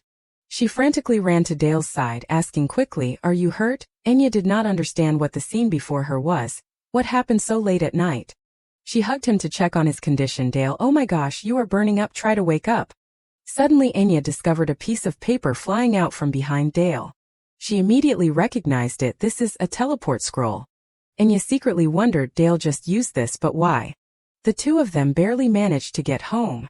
He lay on the bed, gradually waking up, making some small sounds. Dale woke up with a start when he saw her walk over. Enya asked softly, You are awake, Dale? He startled. Enya, why are you in my room?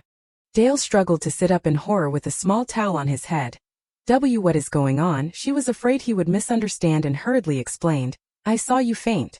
Dale, so I asked the neighbors to help carry you into the bedroom.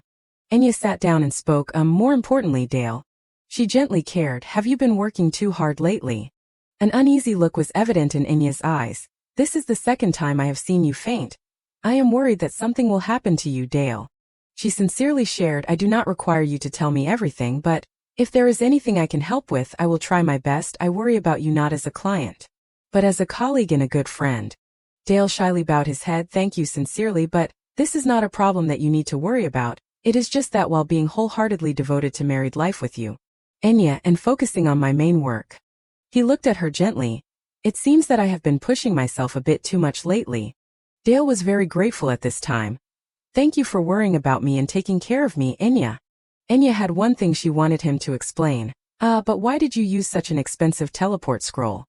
Dale turned his face away in embarrassment. You saw it. The work lasted until late at night, so I decided to splurge once. She seriously instructed, those scrolls are convenient, but using them often can put pressure on the body. It is okay to be a little late, so do not use those things again next time. Got it. He obediently sat and listened like a child, replying very gently, yes. Enya finished speaking and also said goodbye. Then I will let you rest. Dale also did not spare her a wish, good night. After she left, he suddenly clutched the blanket tightly. Dale covered his face in disappointment. I did not expect to faint in front of Enya like that. He understood the reason why he was like this. It must be due to the accumulated fatigue from working too hard and using the teleport scrolls too often.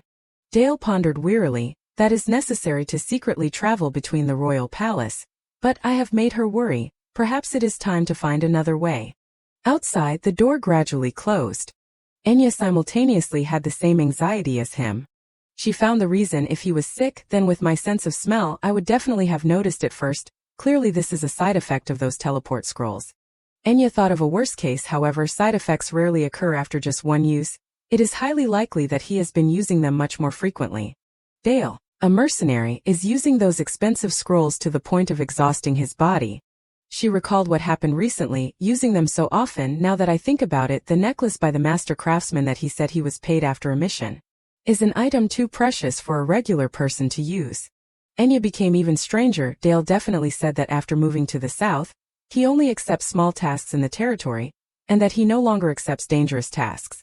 The suspicion in her increased. Could it be that Dale still has secrets that I do not know?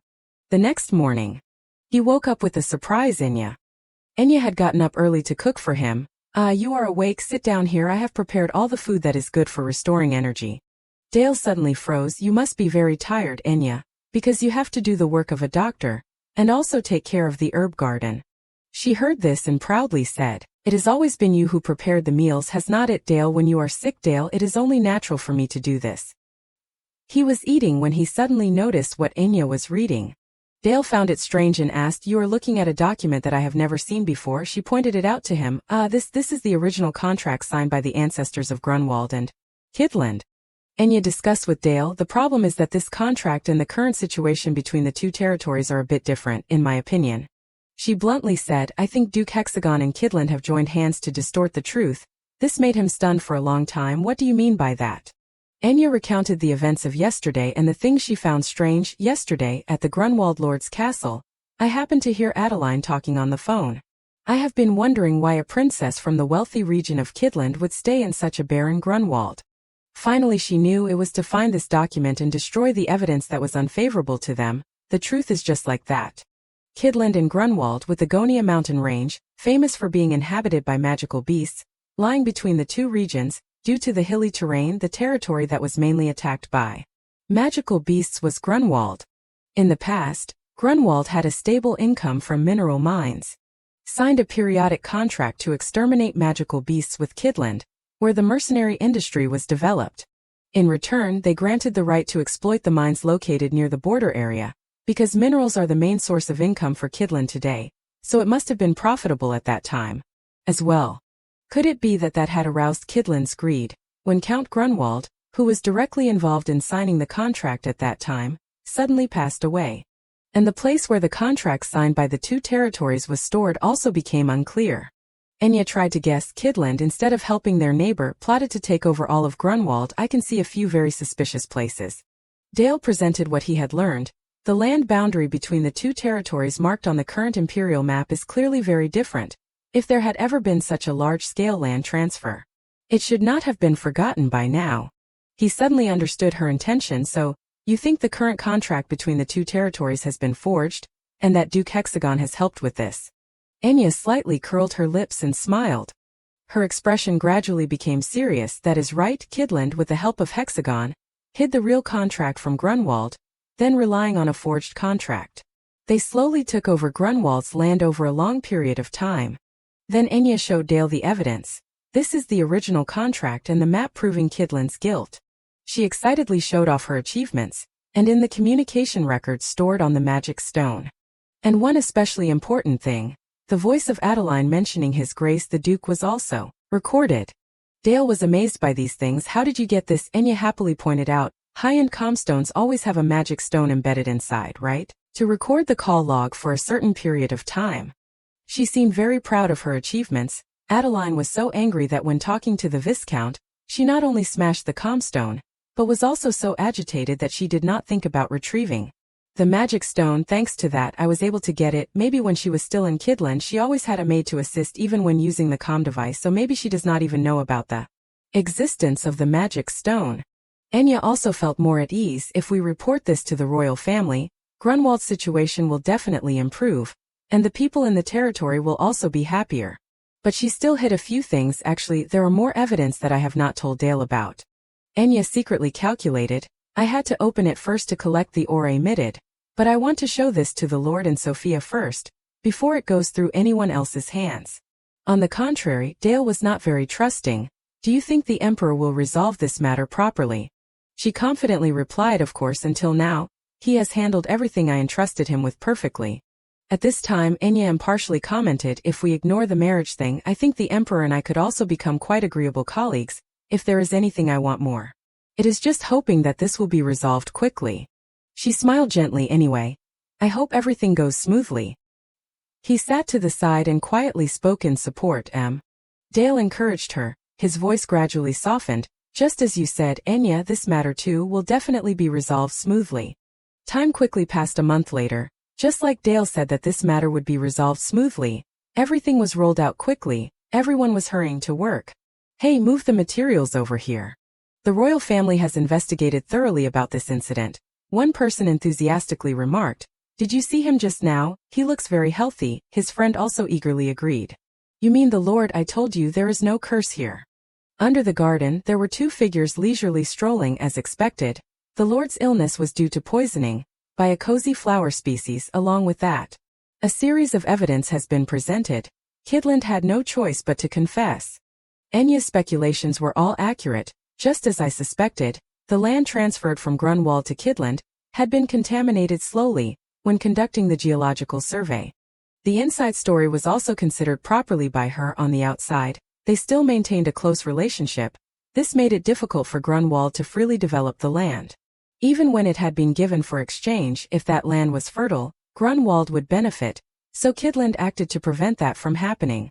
If the Lord died from poisoning, they would seize Grunwald's land immediately. In the end, Adeline was forced to flee from Grunwald. The return of the land and compensation for damages was carried out quickly, because it was a reasonable process. And as a result, not long after they visited Grunwald, Miss Enna Dale. She happily thought to herself, Grunwald has recovered very quickly. Enya friendly said, Lord Grunwald looks very energetic. The butler replied with a bright smile, it is all thanks to you, Miss Enna. He immediately proposed, you two must be very busy, right? Let me take you straight to where the Lord is. Suddenly, the sound of excited footsteps running towards where she was standing. Sophia called out happily, Enna. She was slightly surprised. Sophia. Enya kindly asked, you have been waiting here, coming all the way to welcome us. She took her hand without hesitation and replied, of course, my grandfather and I have only been waiting for you too. Sophia warmly opened the door to the room in front of them. Please come in. He will be very happy to meet you. As soon as she saw Grunwald, she had to hesitate a bit. Grandfather. Sophia lowered her voice and gently blamed him. Come on, are you reading that letter again? You always cry when you read it. With tearful eyes, Grunwald smiled and said, you brought her here, right? I was just planning to review the letter one last time before telling you about it. Enya's calm voice rang out, the one that came with the document, right? Grunwald quickly corrected, that is right. He somberly recalled the past. It was a letter that my ancestor left to my grandfather a long time ago. She gently continued, were you close to your grandfather? Holding the warm cup of tea in his hand, Grunwald replied gently, very close. He taught me when I was a child. With sparkling eyes, Grunwald understood one thing. He had been waiting for his father until his last breath. Grunwald nostalgically recounted, I am glad that I can read this letter in his place. My grandfather once said that when he was young, the Southern Empire often had natural disasters during heavy. Then, Grunwald's voice carried a hint of sadness, perhaps because he was worried that something would happen to him. He left this letter. It turns out that my great-grandfather passed away in a landslide, caused by a big storm. The feelings of that person were revealed. Seeing that he left a letter full of worry and advice to his son, it seems that my great-grandfather also suspected Kidland. Then Grunwald could not help but tears streamed down. Actually, I knew Kidland coveted something more than family affection. I felt something suspicious, but I pretended not to know. He reproached and blamed himself because they were helpful relatives, and there was no definite evidence. I kept making excuses and then finally left this child alone. Sophia whispered softly, Grandfather. Grunwald's hand was extremely tense. Imagining the terrible things they did to my granddaughter hurts me so much. In the end, he sincerely sent his message. Thank you so much, Miss Enna, for saying everything before that happened. The matter was settled smoothly, making Enya also secretly happy. What a relief that everything was resolved peacefully. Grunwald's voice continued steadily, so, I have been thinking a lot how to repay your kindness, Miss Enna. Hearing this, she hurriedly interrupted, there is no need for that. It is all thanks to the royal family for taking care of this matter. The most important evidence was also found by the royal investigator. The beginning and end of the story are as follows. The one who was revealed through the Empire's investigation was a central nobleman of the old aristocracy faction. A partial affiliate of Duke Hexagon in the past, he had visited the Lord's mansion to propose to buy the land of Grunwald.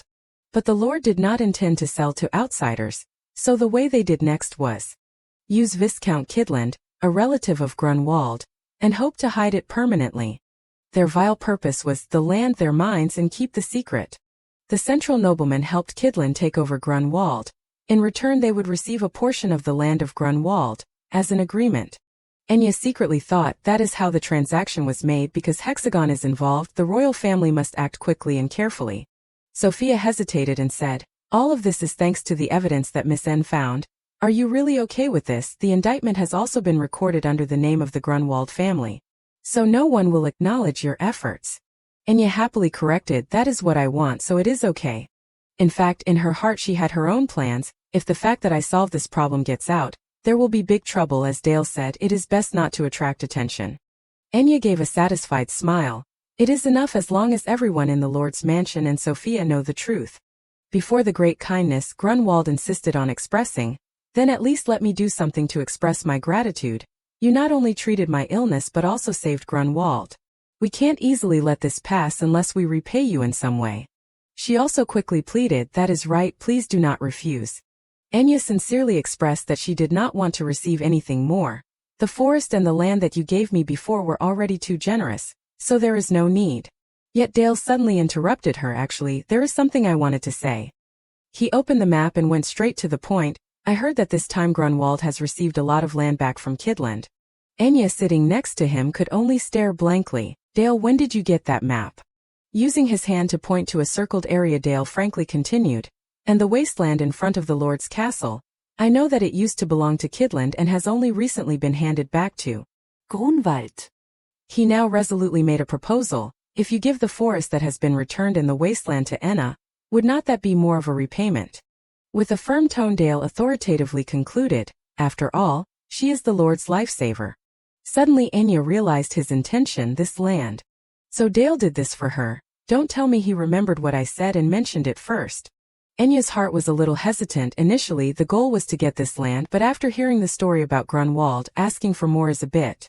Who knew that he would enthusiastically agree immediately? That is really a good idea. She deserves to have both. She awkwardly waved her hands, hesitating to refuse. "No, I."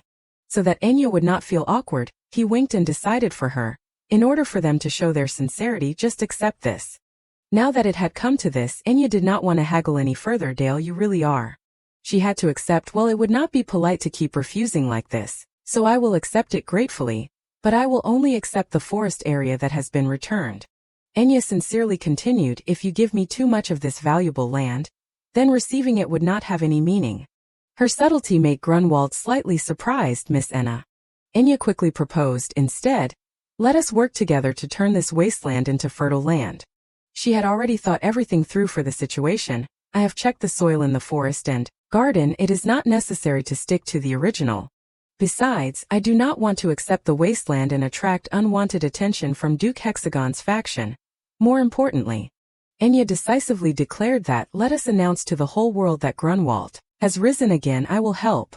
She happily assured everyone, "I have learned methods to detoxify the wasteland. If we also get the help of the temple, everything will be resolved quickly." Enya's heart was stirred by her affection for this place. "I really like everyone here, so I want to return all the assets originally belonging to Grunwald."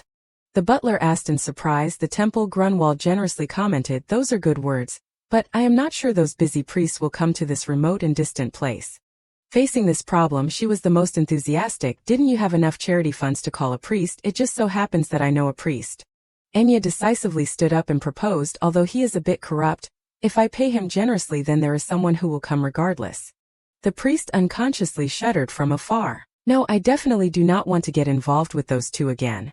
After she and Dale left, Grunwald murmured to himself, "What did I do wrong?" The butler gently spoke, "No, Lord, you did very well. I just can't believe it." Dale's identity had long been recognized by him, that His Majesty is here at Grunwald. Then Miss Enna must be the person that His Majesty has been searching for all along. Grunwald quickly cleared his throat and interrupted, "Let us keep this a secret between the two of us." The glittering pair in his sight made him believe in a brighter future. "Yes, they both look happy, that is enough. After that, as planned, Enya proceeded to list the items needed. Here are all the things necessary to purify the wasteland. She stepped out onto the windy balcony, smiling and whispering, I wonder how Dale is doing. Below in the garden he was holding an axe in his hand, preparing to chop wood. Sweat glistening on his face made Dale even more handsome. Standing on the balcony, Enya blurted out in admiration, he really is very handsome. Towards him she called out his name, Dale, are you okay? Noticing Enya from afar, he happily replied immediately, I am fine. The more she looked at Dale, the more relieved she felt. I am glad that Dale's skin tone has improved a lot recently. It seems like he has not been using the magic scrolls since that day. Dale, with an expectant look, left the axe and asked, have you finished your work? Enya murmured thoughtfully, since coming here I feel like I have received a lot from Dale. He always listens and seriously helps me solve problems. Looking at him with affectionate eyes, she softly spoke, we have been through a lot of things together. To Dale's astonishment, Enya proactively proposed, how about tomorrow we make a trip out to the city? So the very next day, the two had arrived at a city south of Grunwald. The two of them were strolling on the street when suddenly a child tripped and fell. He quickly helped her up, not forgetting to seriously remind, you kids have to be careful, especially when holding something sharp like this. The girl happily left, thank you, sir. The girl's innocent form of address made Dale stunned, sir. Embracing his arm, she happily explained, perhaps for tourists, every adult is a sir or madam. Dale heard this and stopped wondering, I guess so. The peaceful scene made Enya thoughtfully commented, seeing the children running and jumping so energetically makes me happier. You would not often see children in Grunwald. Holding Dale's hand, she excitedly commented, these things are very different from the big cities. He blushed and inquired about Enya, by the way, about our date, is there a specific reason why you wanted to come to the city? She laughed loudly, eagerly correcting, of course, the more things there are to see, the better. Enya sincerely expressed her feelings, and I really want to repay you for your help, for me, Dale. Every word from her made him flutter immensely. Now that I think about it, we have not had much time alone together, what a pity, so let us make today special. Giving a radiant smile, Enya happily spoke, after all, this is our first date. Take me around the block, she proactively led Dale. Let us go over there first. Soon after, they found themselves at a high-end suit store, and Dale, trying on outfit after outfit, mumbled self-consciously, it is just... He blushed, exclaiming, so many clothes. Even so, Dale indulged Enya's wishes, constantly trying on clothes. It is really not necessary. His handsome face and proper attire made him shine. Just spending the day with you is more than enough. I do not want you spending so much money on me. Even she is enjoying this, he said. Don't say that, Dale. Enya gave him a thumbs up full of praise. When else would I have the chance to have you try on so many beautiful clothes? She was thrilled. I swear everything looks good on someone as handsome as you. Enya had already bought countless clothes at this store for one simple reason. He looks good in everything, making me want to buy him more. And this store is for the middle class, so it does not cost much money. What, 20 suits? Sitting beside him, watching him, she beamed. I have got my contract money now, so I am loaded. Don't worry. In fact, Enya had planned this long ago. Before the truth behind Grunwald's case was revealed, I told Rosanna why Kidland was after Grunwald's land, and I helped her start investing in the area before it boomed. She made the most of this opportunity. In return, Rosanna promised to be a solid partner in the herb project I have been planning. Enya thought happily, the deposit money's paid. I think I have more than I need. Suddenly, a store employee approached her and eagerly made a suggestion. Madam, the suit your husband is wearing is actually a matching set with a women's outfit. Would you be interested? Without hesitation, Enya immediately bought it. Great, I will wear that outfit out of the store. Please send the rest to the address I gave earlier. Her directness made the employee burst out laughing. Wow, you are so bold, miss. Matching outfits for newlyweds, you two really have style. Afterward, they walked out of the store hand in hand. Enya was already wearing the matching dress she would bought for herself. Quite a successful shopping trip, was not it, Dale? He happily replied. I love that you pick out clothes for me. Where are we going next? This time, Dale proactively invited his beloved. I heard there are many famous tea houses around here. Squeezing his hand, she cheerfully agreed. Oh, do you want to get something to eat while we are there? Dale gently smiled, unable to hide his happiness. He lovingly confirmed, anywhere is fine as long as I am with you. Enya blushed and playfully scolded. You always know how to say such sweet things, Dale. And then they enjoyed a heartfelt moment beside a table of delicious tea and pastries. Only then did she realize I have not known Dale that long. Enya elegantly picked up a strawberry, but strangely enough, her mind was filled with images of them walking side by side. Just being near him makes me happy. When Dale, both thoughtful and kind, saw a little girl struggling to sell flowers, it felt like we have been close for years. He did not hesitate to buy the entire bouquet of beautiful flowers. How wonderful! That little girl beamed and was incredibly grateful, even though it is just a marriage contract to avoid marrying the emperor. And as Enya widened her eyes in surprise, every moment with Dale with his radiant joy gave her the whole bouquet, makes me feel like this situation is just light and happy. His gaze was loving and Enya was so happy. Maybe relaxing a little would be okay, right? Returning to reality, Enya asked Dale, so, did you have fun today? He did not shy away but smiled brightly. Yeah, I feel like it was a dream. Seeing him happy made Enya happy too. Thank goodness, I am so glad my efforts paid off. Ugh, it feels awkward saying things like this. Suddenly Dale asked her, the reason you ran away all these years, was it for today? She immediately confirmed, yes, Rosanna helped a lot. I'm glad you liked it. Suddenly, Dale took off his glove. Actually, I have this for you too. Enya asked curiously, then blushed in surprise. What is it, a gift? Dale sincerely held out the item in his hand. Our wedding rings. Enya was taken aback. Wedding rings, but we are not really. But he did not let her finish and took her hand. To avoid suspicion, I thought we should wear something like this, so I had them made. Even though he had proactively taken her hand, Dale still asked again, may I put it on you? This unexpected event made Enya question herself endlessly. Why am I blushing? Is it because Dale is too charming? A flurry of emotions welled up inside her. It is so much like a real proposal. Night had fallen, and the streetlights were shining brightly. I had a lot of fun today. Enya had taken the ring, but she still felt a bit embarrassed. Me too. Feels like a waste to just go home like this. Suddenly, her attention was caught by a sign for a shop on the side of the road. Enya curiously peered inside the shop. A fortune teller, it looks like they do everything from horoscopes to compatibility readings. Hearing this, Dale could not hide his excitement.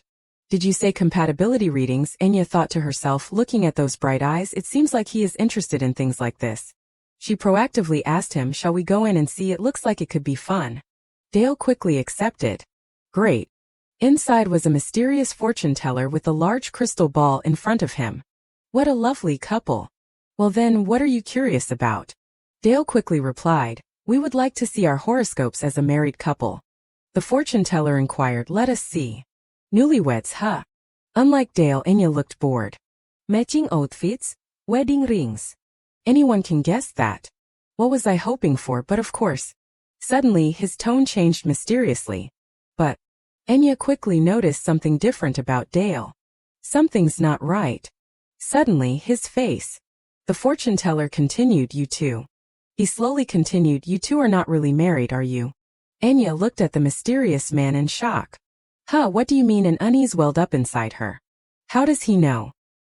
He did not answer her but slowly predicted, it seems the fates of you two have been intertwined for a long time, and not in a good way. A cursed relationship. It is finding its way back. Dale suddenly interrupted, that is enough. Enya stared blankly as he abruptly stood up. Dale. Dale quickly grabbed the fortune teller's hand. I thought you were just a regular fortune teller, but now I see you are using disguises too. Dale's eyes became more wary. The fortune teller frantically questioned, what do you think you are doing, suddenly threatening people like this? Enya felt uneasy. Dale looks too agitated. Something bad will happen if this continues. Thinking quickly, she went to Dale. Wait, Dale. She grabbed Dale's arm. Please calm down first. If you react like this, it will only make the situation look more suspicious. Only then did he realize his agitation. Ah! Dale quickly apologized. Sorry for scaring you. The fortune teller was now pale with fear. That is right, at least your wife should speak up. Her husband is suddenly grabbing a stranger like that.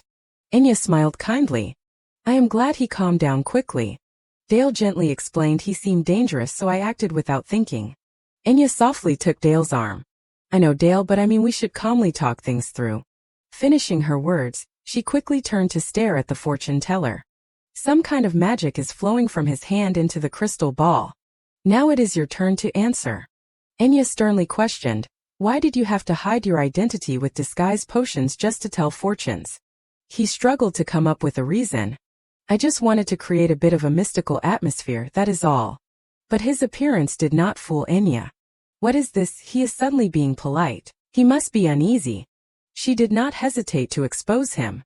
Hey, do you really think that reason is reasonable? Disguise potions certified by the Magic Tower are not something you buy just to create an atmosphere. Are they? Moreover, all the other kinds are illegal and almost impossible to buy. I know that well. Enya began to reason. Disguise potions are pharmaceuticals that can temporarily change a person's appearance.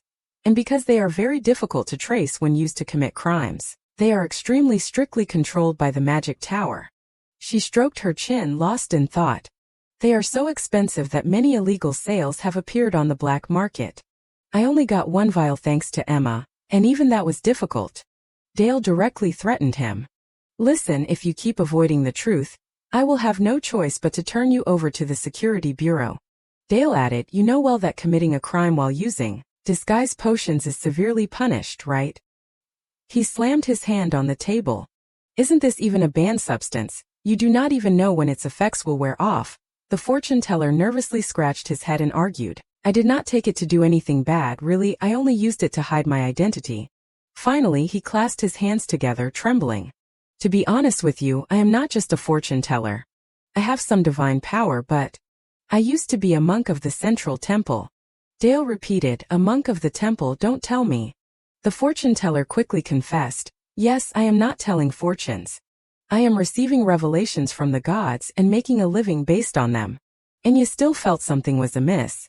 Even if your divine power is limited, the temple must have treated you very well, right? So why did you travel all the way south to open a fortune-telling shop?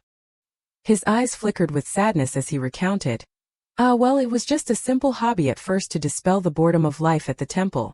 The image of him back at the temple appeared. Although the accuracy was not high, technically it was a discovery, so at some point it attracted the attention of the faithful. Along with the profitability of the work, especially young noble ladies and heirs, they were eager to seek answers along with heavy purses. He explained further, but I told you, right, my divine power is really weak. Revelations do not come often, and even when they do, they are not accurate. Then he laughed. I think I understand now. Enya felt very dissatisfied again.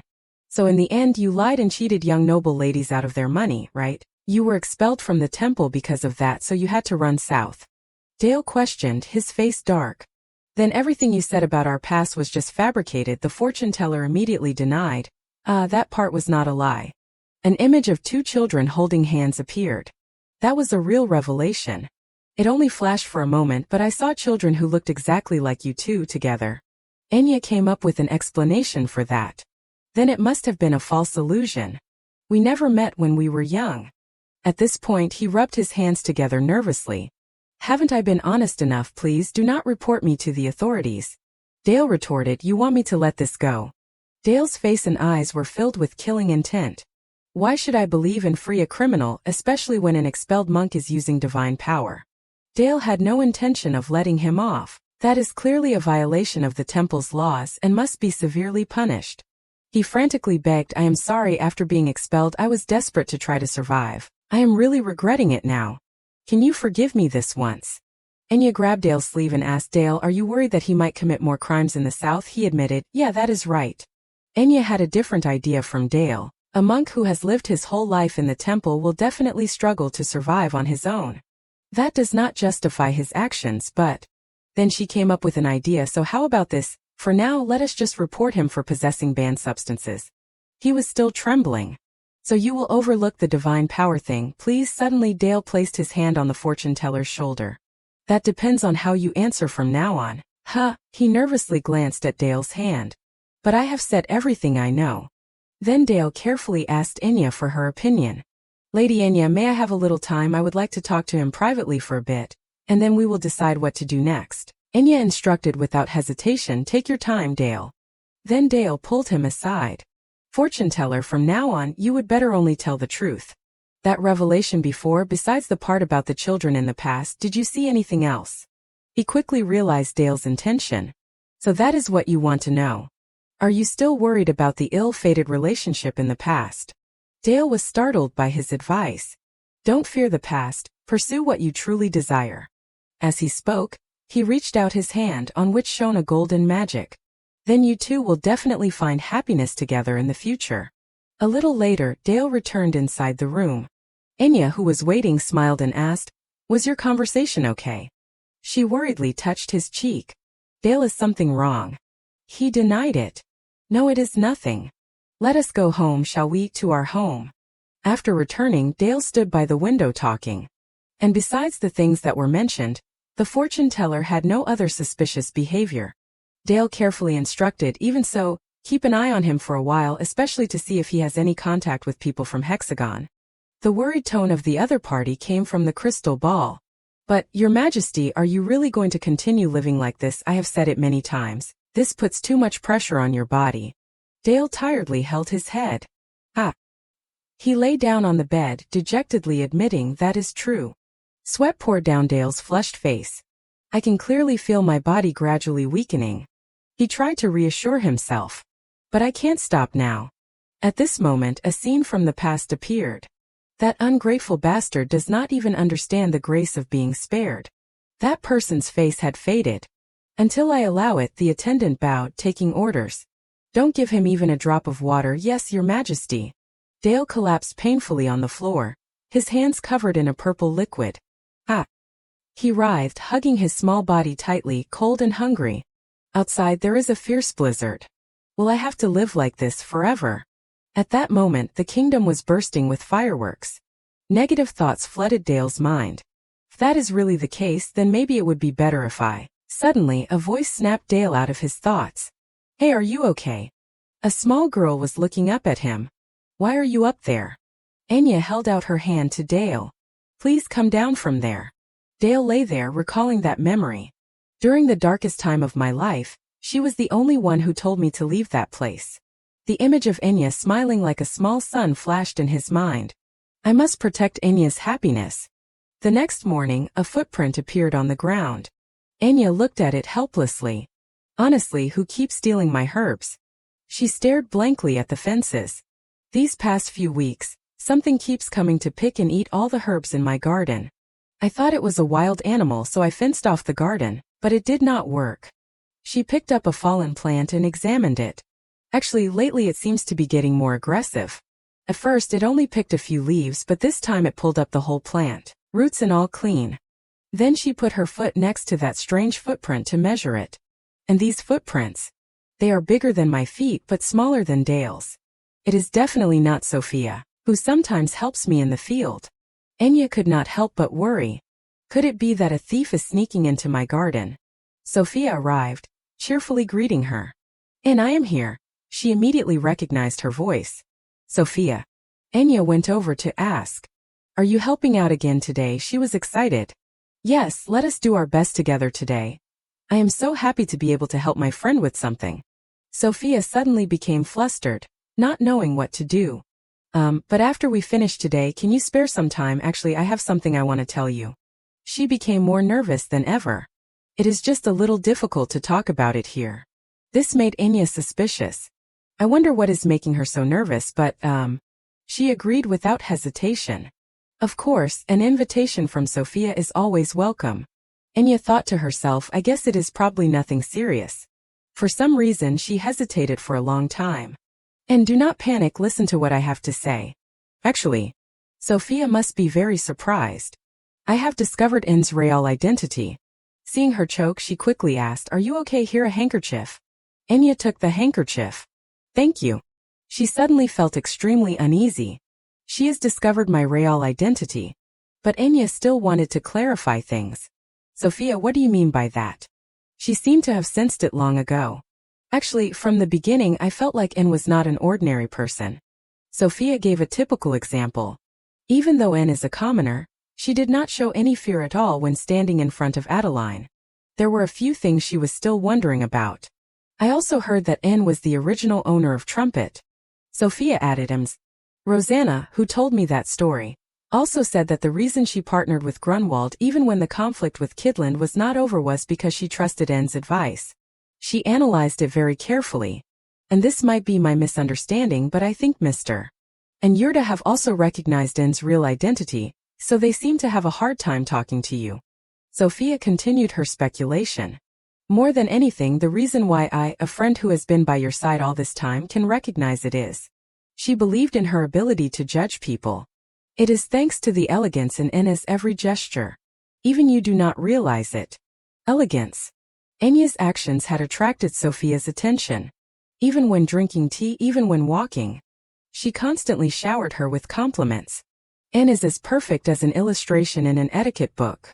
Sophia had confirmed her thoughts. Seeing that, I realized. She suddenly spoke hesitantly. N's true identity is. That gentle way of speaking made her curious about Sophia's way of thinking. Her eyes were full of anticipation. You are a noble lady who ran away with Dale for love, are not you? So Sophia was guessing based on books. I love romance novels. I can tell at a glance the romantic love story between N and Dale. Enya thought to herself, when we went to find Grunwald's contract documents, this is the novel she was talking about so enthusiastically. She did not want Sophia to have unnecessary misunderstandings. I thought she had discovered that I was Lady Lockhart, but if I let her dig deeper, it would be troublesome, so I should clarify things, right, Sophia? Actually, Enya's voice suddenly dropped. I am the daughter of a noble family who was falsely accused and collapsed. She looked sad when she thought about her fate. When the disaster struck my family, Dale, a mercenary, secretly helped me escape and saved me. If the Emperor finds out that I am still alive. Enya used her hand to make a gesture, indicating that she could be taken care of. Swish swish. She sincerely wanted to share her sadness. So, I hope only you know about this, Sophia. You can keep a secret, right? She clasped Enya's hand to express her understanding. I am sorry for accidentally saying that so lightly, En. I did not know. I won't tell anyone, and you are my precious friend. Sophia really cared about Enya. You must have been through a lot of difficult things. If there is anything I can do to help, just tell me any time. Although she was uncomfortable, she still had to do it. Thank you so much, Sophia. She felt strangely uneasy. Deceiving such an innocent person really makes me feel guilty. She had not finished her thought. Actually, there is another reason why I have always been watching N so closely. Sophia lacked confidence in performing the rituals of the nobility.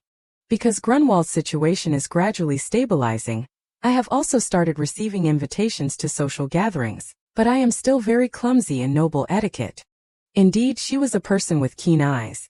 Perhaps that is why my gaze is more focused on N. Because I can feel the elegance and aura that I have always admired. She was so shy that her cheeks flushed red. Sophia. Enya made a suggestion. Then I will give you some private lessons on noble etiquette since you promised to keep my secret, Sophia. Her face suddenly brightened. Really, can I really ask you to teach me? Enya was always ready to help her friends. Of course, such a small thing for friends is nothing to mention. Before anything else, Sophia sighed, I can't take it anymore. She was so tired that her limbs were falling apart. I can't do it anymore. She also understood Sophia's current state. Then let us stop here today. We will continue the next lesson tomorrow, okay? She agreed without hesitation. Yes, I did not expect learning etiquette to be so tiring.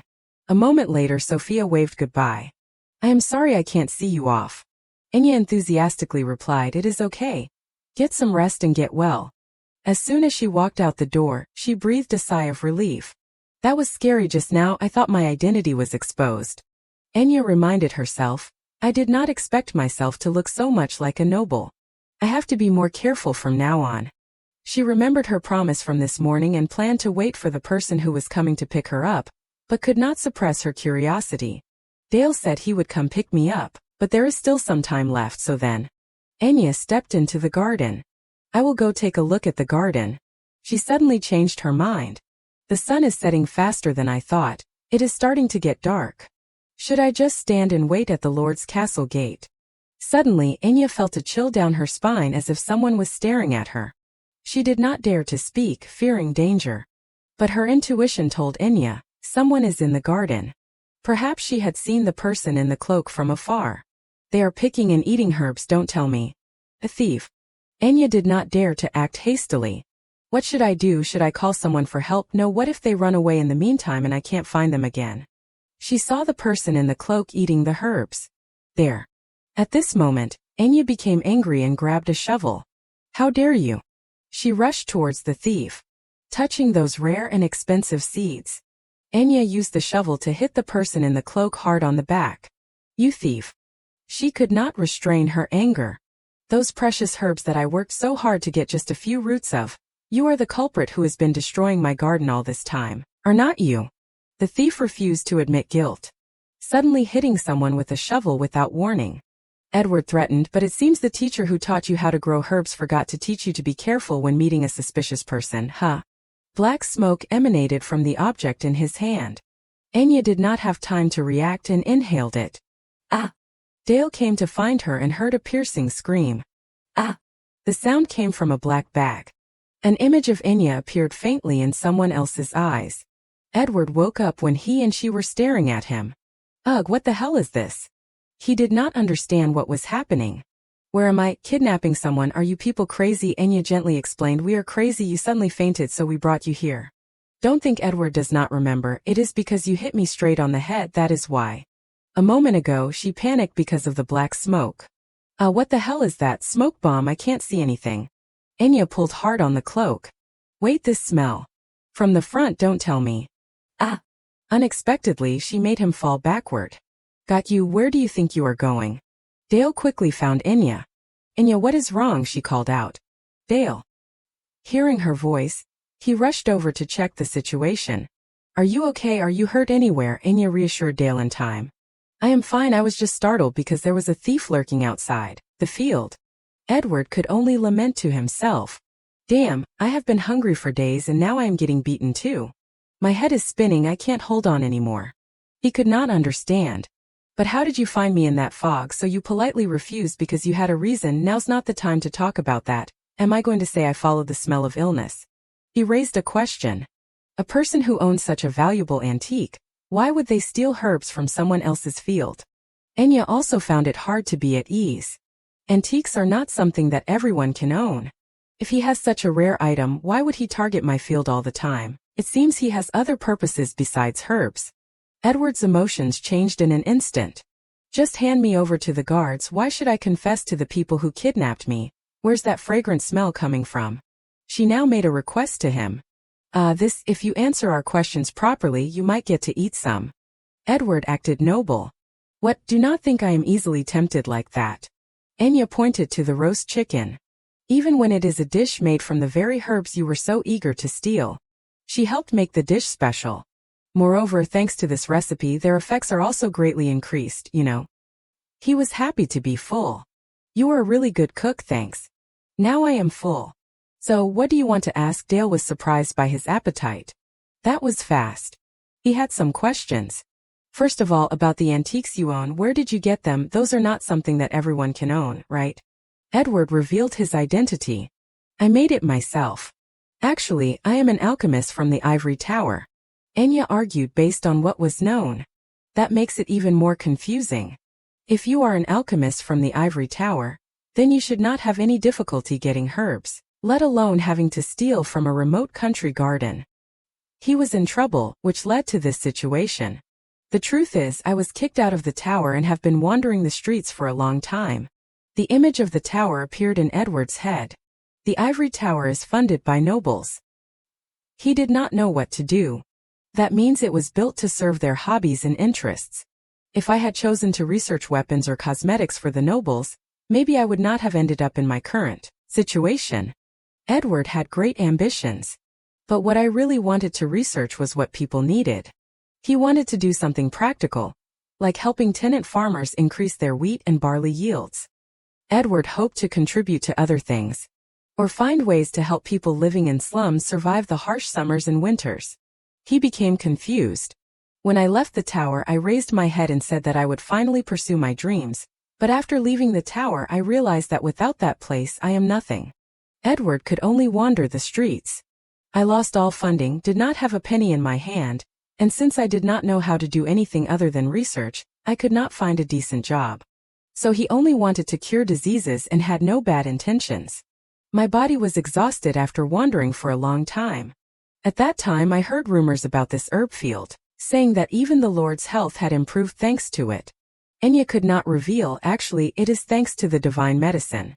Edward bowed to her to express his regret. No matter how desperate I was, I know I should not have done that. I sincerely apologize. He showed people his pitiful side. I was exhausted and starving for a long time. My mind was not clear at that time either. Enya knew well but could not help but care. I am always soft-hearted about these kinds of things. She also raised her guard. But even so, those are just words from a stranger and a thief at that. I still can't completely believe it. So then, Enya wanted to know more information. What is your name? He replied in a low voice. Edward. She had a plan after the recent events. Okay, Edward, I will introduce you to Lord Grunwald. For now, hand him over to the manor and monitor the situation. If he is really a skilled alchemist, he will definitely be useful to Grunwald. Enya stood up to guarantee. He cherishes the people who work for him very much. He will understand the value of your research. He could not believe his ears. Really? She could only say, of course you can't be hired just because of my words. You will have to prove your worth yourself. Edward was excited. You are really going to give me that chance? Enya did not deny the truth. Yes, you are the one who stole from my precious herb field. But she chose to correct the mistake. But I still want to give you a chance because I really admire your dreams. His heart rejoiced as if it wanted to bloom. Thank you sincerely. Dale was too familiar with Enya's personality. Enya still can't turn a blind eye to people in trouble, huh? Sunlight shone into the room. She was grateful for her kindness. Thank you for doing that, Sophia. Enya explained for her to understand. I mean, Edward, I heard he will be working at the manor from now on. Sophia clasped her hand tightly. We should be the ones thanking you. A real alchemist is an extremely valuable asset. Grandfather was very happy. She belittled herself just because of small things. I always feel like I am relying on you, Enya. You taught me etiquette, of course, and even today you were the one who chose the gift for the gathering, at the Countess's salon. Sophia thought that Enya was very perceptive, but you were the one who noticed, observing what kind of person the Countess was, right? She knew better than anyone else. But all of this is thanks to your hard work. She did not think she was that important. I was just the one who suggested the right herbal tea for someone who looked tired. Enya added, besides you have been helping a lot in the fields lately, right? Just take this as a thank you gift. Now let us go, we will be late. She could not bear to refuse her good intentions. Enya. She saw Sophia off to the carriage. I hope you have a wonderful time. At Countess Clementine's mansion, guests came to inquire. Countess, how have you been lately? The blonde woman chatted amiably. This tea set was made by an artisan our family patronizes. Countess Clementine happily replied, yes, thank you. The lady next to her excitedly introduced. My grandson just had a paper published in an academic journal and She was not very surprised. Everyone is trying to please me. Even now she found it hard to believe. Could it be that the wealth and influence of the Clementine family are so attractive? Countess Clementine could not hide her fatigue. After losing my husband and children, I am left alone in this mansion. Without guests, the loneliness becomes unbearable, so I started opening a salon, but now it only makes me feel emptier. She went along with the circumstances. Well, I have also used them to maintain the reputation of the family. I can't blame anyone.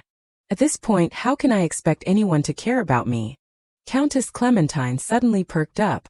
Ah, Miss Grunwald has arrived too. Thank you for stopping by. Sophia greeted her. Thank you for inviting me, Countess. She really liked her simplicity.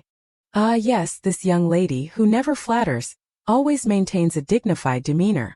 By the way, what are you holding? Sophia hesitated to speak.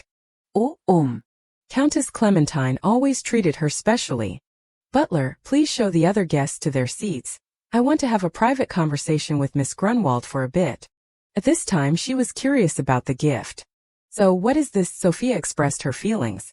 I am always favored by the Countess's invitation, so I can't come empty-handed. She always observed carefully. The weather has been colder lately, and every time I meet the Countess recently, you seem a little lacking in energy. Sophia understood at a glance. I am just a little worried that you are overdoing it. She brought it in person. So on the occasion of the approaching winter, I have prepared some herbal tea to help nourish the blood and chi. Even Countess Clementine was surprised. I thought I had hidden my emotions quite well in front of everyone. She acknowledged this kindness.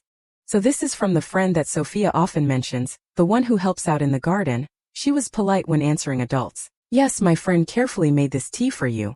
Sophia talked about the process of deciding on the gift. When I asked my friend what I should bring as a gift for the Countess, she listened to the story very carefully and thoughtfully prepared this. There. If you brew it and try it, it will warm both your body and your heart.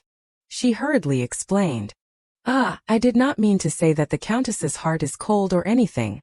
Countess Clementine did not blame her. I understand what you mean. Do not worry, I won't misunderstand. She felt so warm. It has been so long since I received a gift that was not for flattery or self-interest, but a gift full of genuine concern for me. Countess Clementine still remembered. That girl's name is Enya, right? She was really happy. Tell her that I am very grateful for this meaningful gift.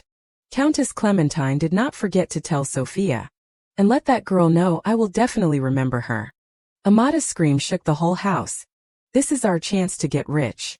She said excitedly, do you know how many nobles have been asking about your herbal tea lately? Even so, Enya only shook her head and explained carefully.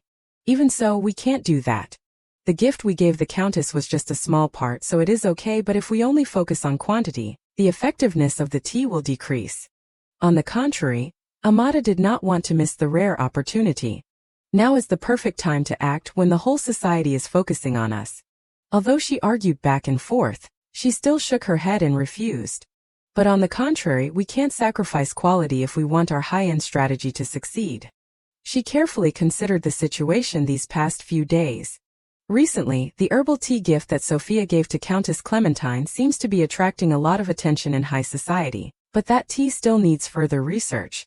More importantly, we need to focus on the high-end herbal project that we signed a contract with Rosanna.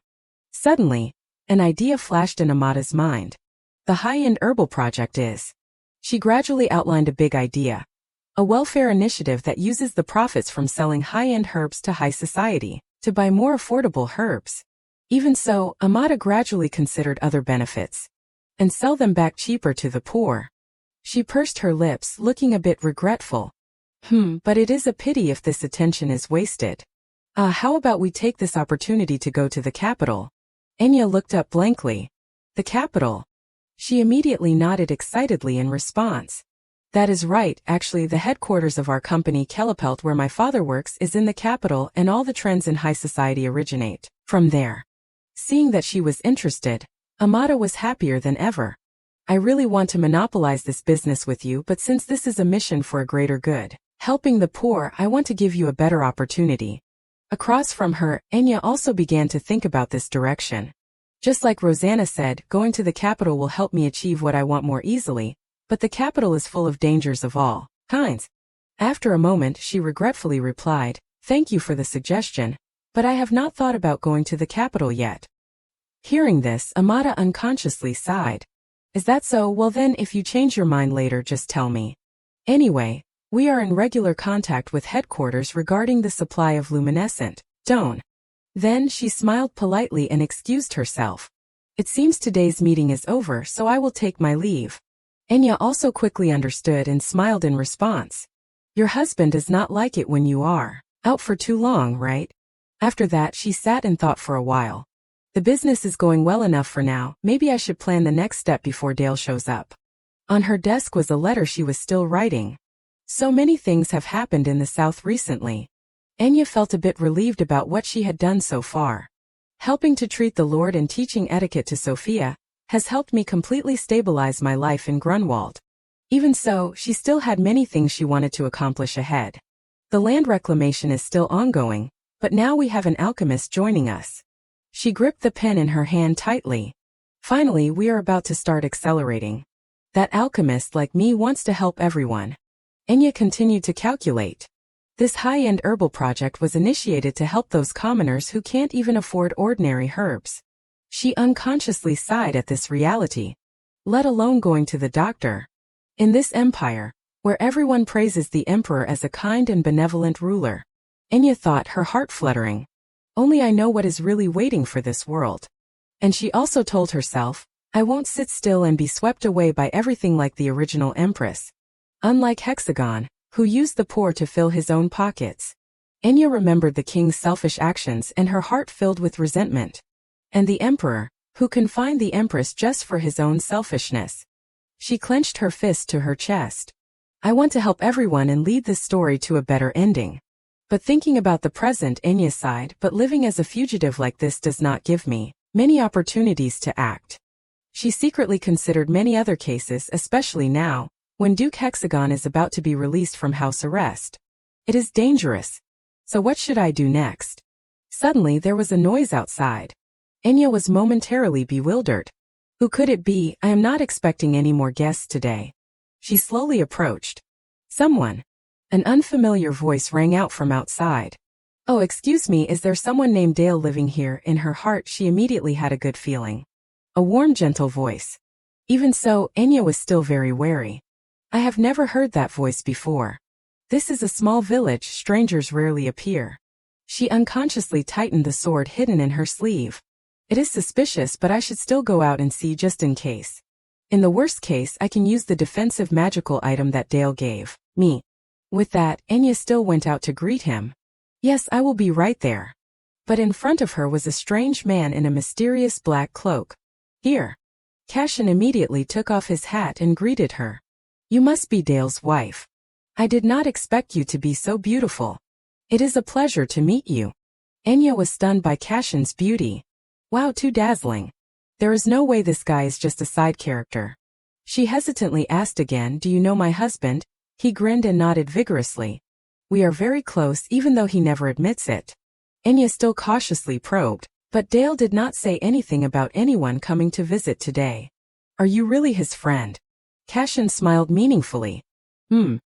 He stepped closer to Enya and observed her. Well, Dale is not the type to talk much, is he? So why do not we relax a bit and chat for a while, share some memories about him, for example? She paused, considering. About Dale, can I trust this person? But remembering Dale over the past few months, Enya seemed curious. Come to think of it, Dale has never really been that open. Sometimes that makes me wonder. At this point, she unconsciously clenched her fist. But anyway, I still want to hear Dale's story from his own mouth. Cashin took in all of this. He secretly smiled. Suddenly, Cashin handed over a magical item. Here. Enya looked surprised. This is a defensive charm scroll. It looks high-end too. His clothes, his way of speaking. Could he be a high-ranking noble? Cashin replied meaningfully. You are quick-witted. Then things will be easier. He stepped closer to her and said, if you are worried that I will do something shady, just keep this with you. As he spoke, Cashin waved his hand and tore it open. His eyes stared at her. It will protect you, I promise. Or you can also use the magical tool in your bag. As soon as he finished speaking, Enya reflexively stepped back. How did he know I had that in my bag? I knew it, I can't let my guard down. Cashin immediately rushed over and said excitedly, hey, calm down. I was not planning on stealing anything, so you do not need to be so tense. Enya looked hesitant when she heard his suggestion. Why do not we go inside and talk more comfortably, madam? A moment later, she led Cashin into the house to entertain him. Enya thought to herself, great, I let him in. So what brings you here? Dale is not home right now. Enya even laid out a plate of snacks to offer her guest. Oh wow, these cookies are delicious. You are very skilled. She immediately reminded him sternly, don't beat around the bush, answer the question. Besides, Dale made those. Cashin was shocked, unable to believe it. Dale made these? That guy who knows nothing about food? Seeing his reaction, she frowned slightly. Are you sure you are really his friend? Dale is actually a super good cook, did you know that? Hearing this, he immediately sighed. No, I am serious. He almost never had to cook from the beginning, and yet he makes sweets like this. Enya, on the opposite side, immediately became serious. After all, it seems that you are the one who does not know anything about Dale. This guy is really a scammer. I should kick him out right now. Cashin rubbed his chin suspiciously. Still do not believe me, I am telling the truth, I really am his friend.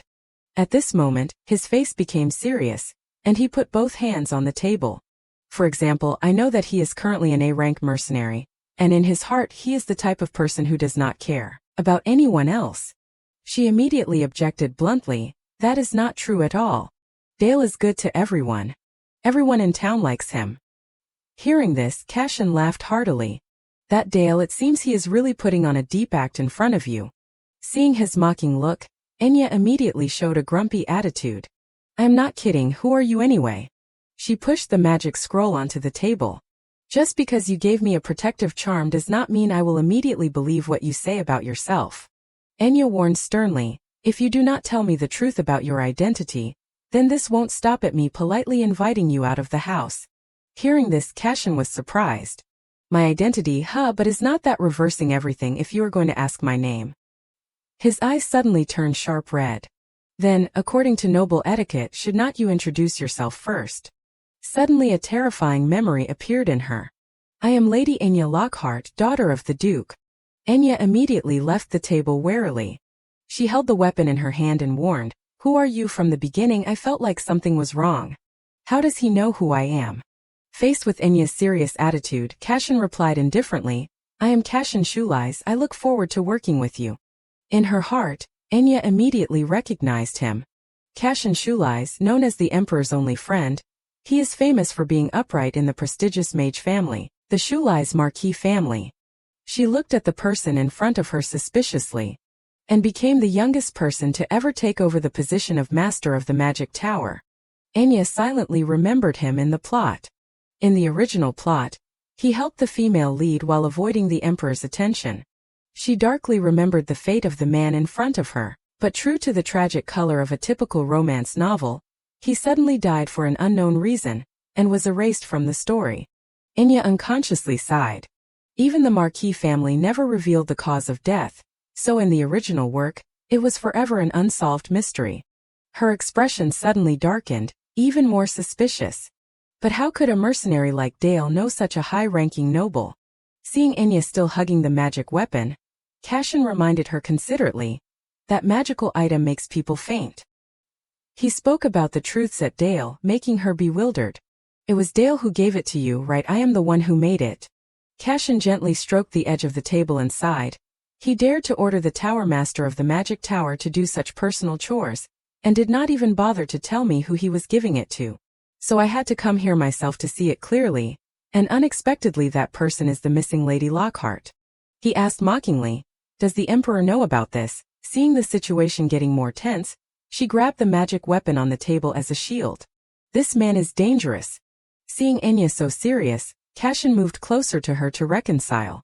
Just kidding.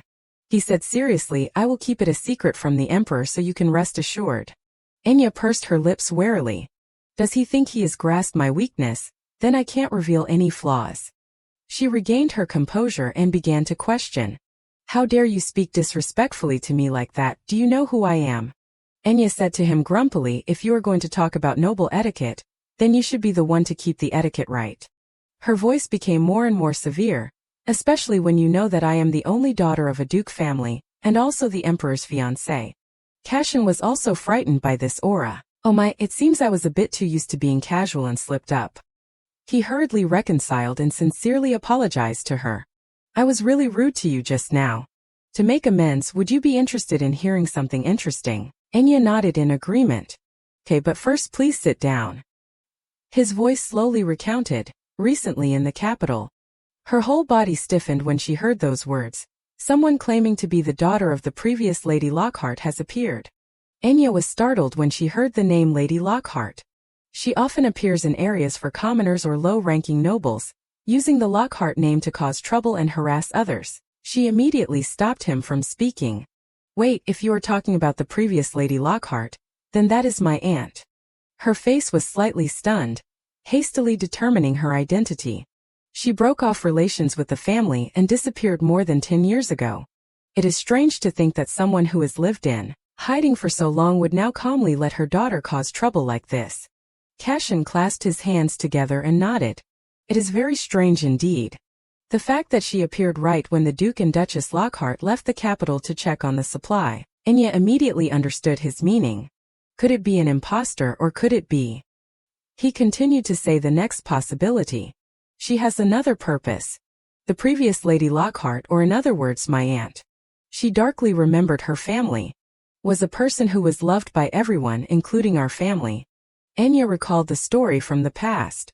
But then one day she suddenly fell in love with a commoner and ran away. At this point she unconsciously sighed, cutting off all relations with the Duke family. From then on, fragmented memories kept flashing through her. In the family, everyone ostracized that woman. Any mention of her became an absolute taboo in my family. My grandfather still gets angry whenever he hears her name mentioned. Enya gradually pieced everything together. Therefore, the commoners or low-ranking nobles must not dare to report this matter to the Duke family. She had gradually guessed the purpose of the impostor. Perhaps that is exactly what the mastermind is aiming for. Complex emotions appeared in Enya's heart.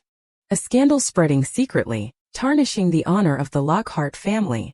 Following the clues, she gradually understood everything. Only someone with enough guts and enough power to stand against the Lockhart family, the Emperor's right-hand man, would dare to do this. Immediately after hearing her tell everything, suddenly Cashin had a bold idea. Then, could it be that you are suspecting Duke Hexagon? Enya was speechless for a moment in shock. How do you know? He sighed, not hiding anything. Our Schultz Marquis family, also a force supporting the Emperor, has suffered a lot of damage. Cashin sighed, now that Duke Hexagon's house arrest is about to expire. A scandal targeting the honor of the Lockhart family has coincidentally occurred. He smiled and explained the reason. Then, should not we suspect the faction that benefits the most from this incident? Enya thought, looking at the teacup on the table, her heart full of thoughts. I did not expect the Marquis Schultz to be thinking in the same direction. Cashin propped his hand up and gave her an idea. With His Majesty leaving the capital to oversee the winter training of the Knight Corps, this time is really too perfect. Since this matter concerns your family, would Madam like to investigate it in person? Enya did not agree immediately. Why are you helping me? We just met for the first time today. Her heart was pounding a few times. That is because. Even so, he just beat around the bush. Let us just say it is because of an old debt. Enya blankly asked again, what are you talking about? Before she could finish asking, Cashin had already stood up to excuse himself. Anyway, I have seen your face and said what needs to be said, so now I will take my leave. After that, Cashin said a mysterious word. He won't be happy if he knows I came here. Finishing his words, he quickly left, leaving Enya still full of doubts. Hey, wait. Finally, she unconsciously sighed. What is that, seriously? A little later, Enya slowly recounted everything to Dale. He looked surprised. Cashin Schultz, you said he came here. She nodded and recounted. That is right. He said he was Dale's friend. How do you two know each other? But Dale quickly found a reason to explain Enya's doubts. We are not friends, just acquaintances through work. The magic weapon I gave Enya was just the reward for an order. She began to feel somewhat trusting. Well, for an A-rank mercenary like Dale, it is understandable to have many noble clients. Dale asked back a little strangely, did he say anything strange? She immediately shook her head. Her hands began to clench into fists. Not exactly strange, but he said one thing that made me uneasy. He suddenly looked up at her, a little scared in his heart. Uneasy, what do you mean? Enya replied in a low voice, first of all, he knows who I really am. Her expression became unusually serious. And he said that someone is impersonating my aunt's daughter, in other words. She emphasized each word. He said that someone may be impersonating my cousin. Hearing this, he breathed a sigh of relief. So that is what it is. I should have known that earlier. Sorry for not being able to help you. Enya immediately shook her head to comfort him. Why are you apologizing, Dale? You have helped me a lot already. Dale seemed more concerned about her family matters. But if I am talking about your aunt, are you talking about the previous Lady Lockhart, who left the family more than 10 years ago? She nodded in agreement. Yes, she was famous for running away with a commoner. An uneasiness filled her heart. The problem is, I hardly remember anything about her. After what happened today, I tried to piece together what I remembered about my aunt when I was young, hoping to find some clues. Enya still tried to rummage through her memories. When I was young, I am sure I used to talk quite often with someone who must have been my aunt. Unconsciously, she seemed to realize something unusual in her memory. But I can't remember clearly what we said. No, it is not just about my aunt. With her existing doubts, Enya spoke her mind. I realized that the pieces of my childhood memories have disappeared from my memory, as if someone had cut them off. In an instant, she unconsciously clenched the hem of her skirt.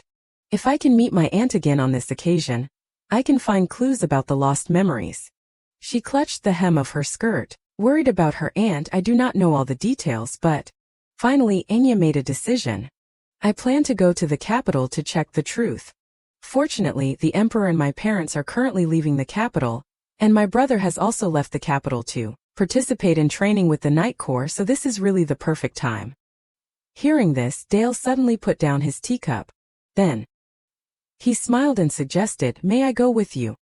Enya was surprised by Dale's idea.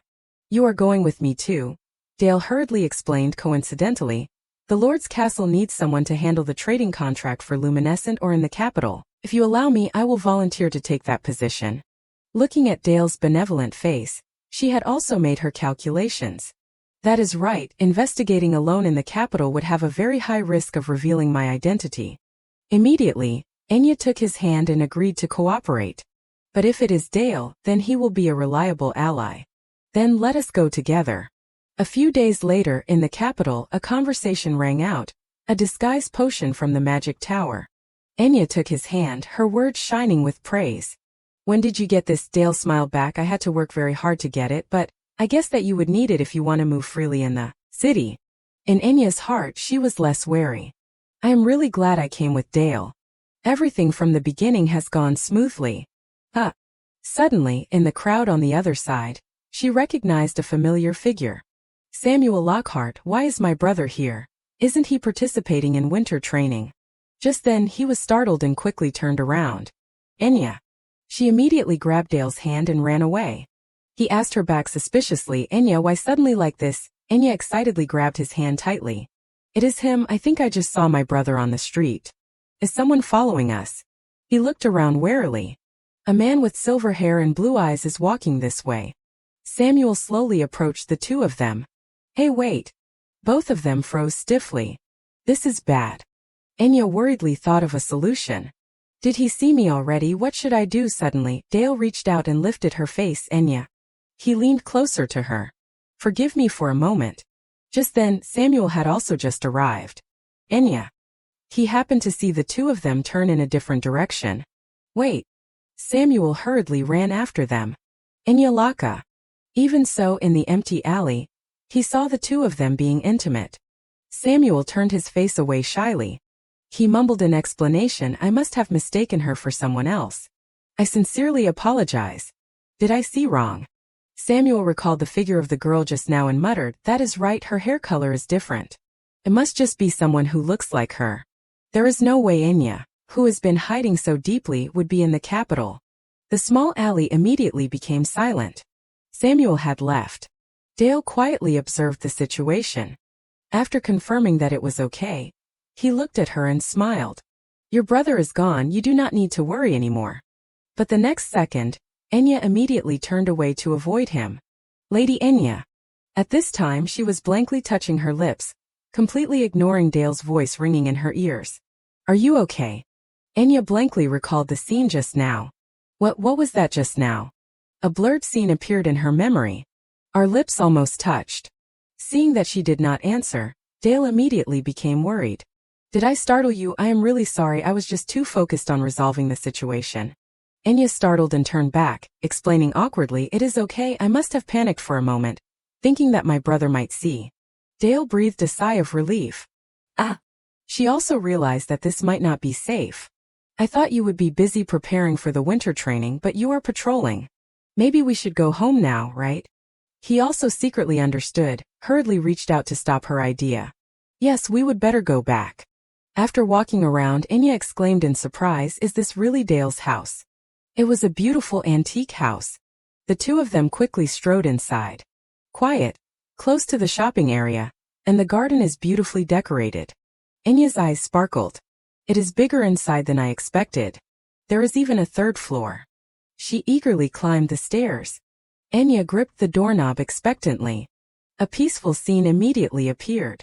Seeing him come over, she could not contain her excitement. "Dale, this house is really..." He also complied. "Yes." On the contrary, Dale turned away a little shyly. "It is old and has been empty for a while, so it might be inconvenient. I will find a better place as soon as possible."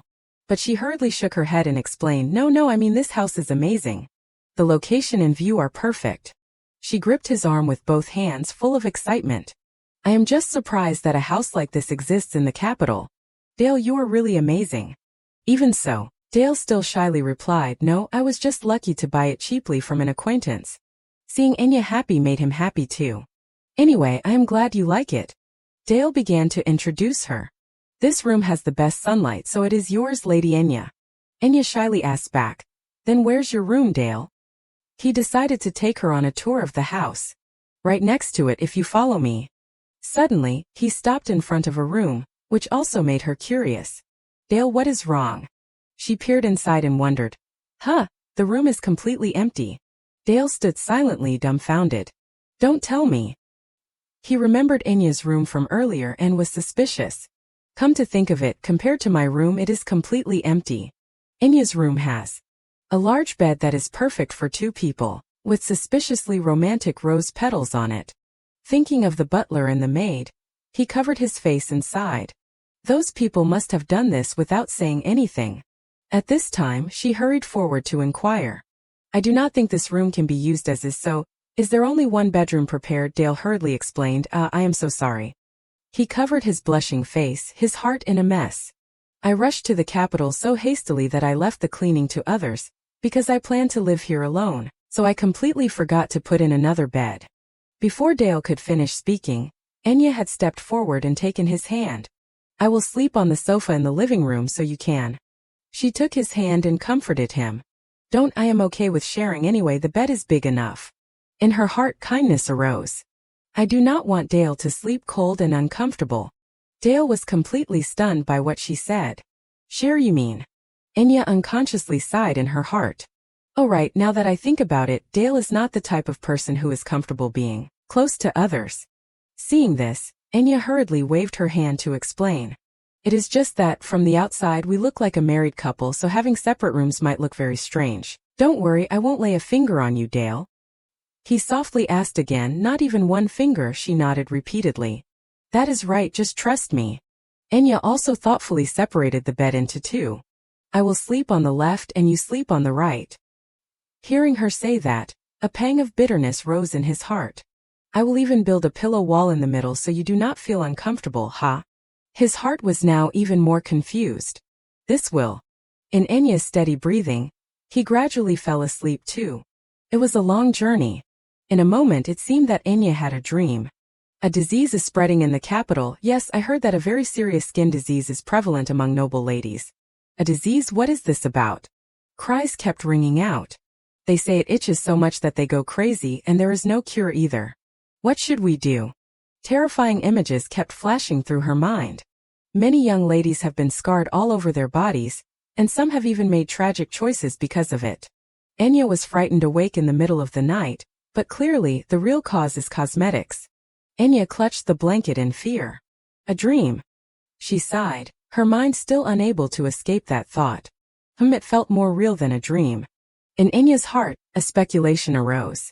Could it be something in the original work, like what happened to my aunt, something I do not remember clearly?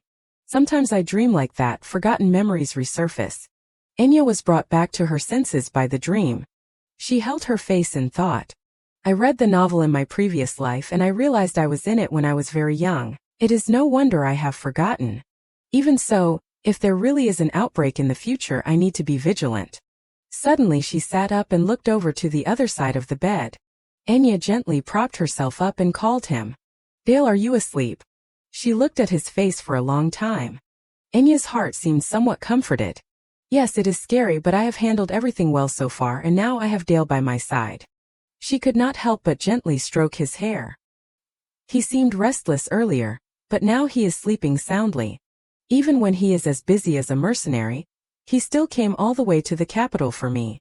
After that, Enya gently placed a small kiss on Dale's forehead. Thank you, Dale. The room gradually returned to its original silence. Dale's arm twitched slightly. In his heart he could not keep calm. This is driving me crazy.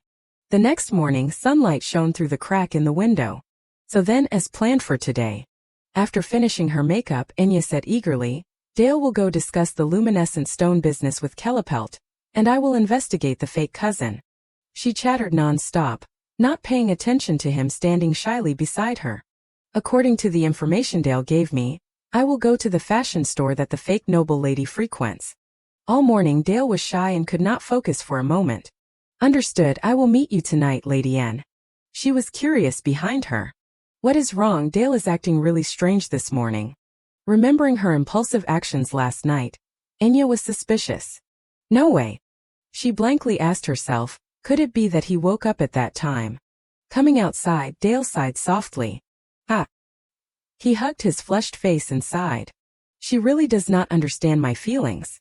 Finally, Enya arrived at the store she was looking for. So this is it. On the door were the words, the fashion store that Dale mentioned, where the newly rich high society likes to frequent. Enya looked up and peered around. Inside the room were a few employees. Because the fake noble lady often comes here, I really hope I can find something useful. The employees are also scratching their heads over the order. What should we do? We still have not gotten the item she requested. Two female employees were talking to each other dejectedly. That is right, she went crazy again today, and even threatened us last time, saying that she must get what she wants at all costs. Enya also happened to hear that conversation, but the atmosphere here seems too tense. The sighs of the two employees kept ringing out. Lady Lockhart might come at any time, this is bad. Enya's footsteps faltered slightly. Today is the day the fake noble lady comes. In her heart, an anticipation arose that was hard to hide. So I will finally get to see her, the fake Lady Lockhart.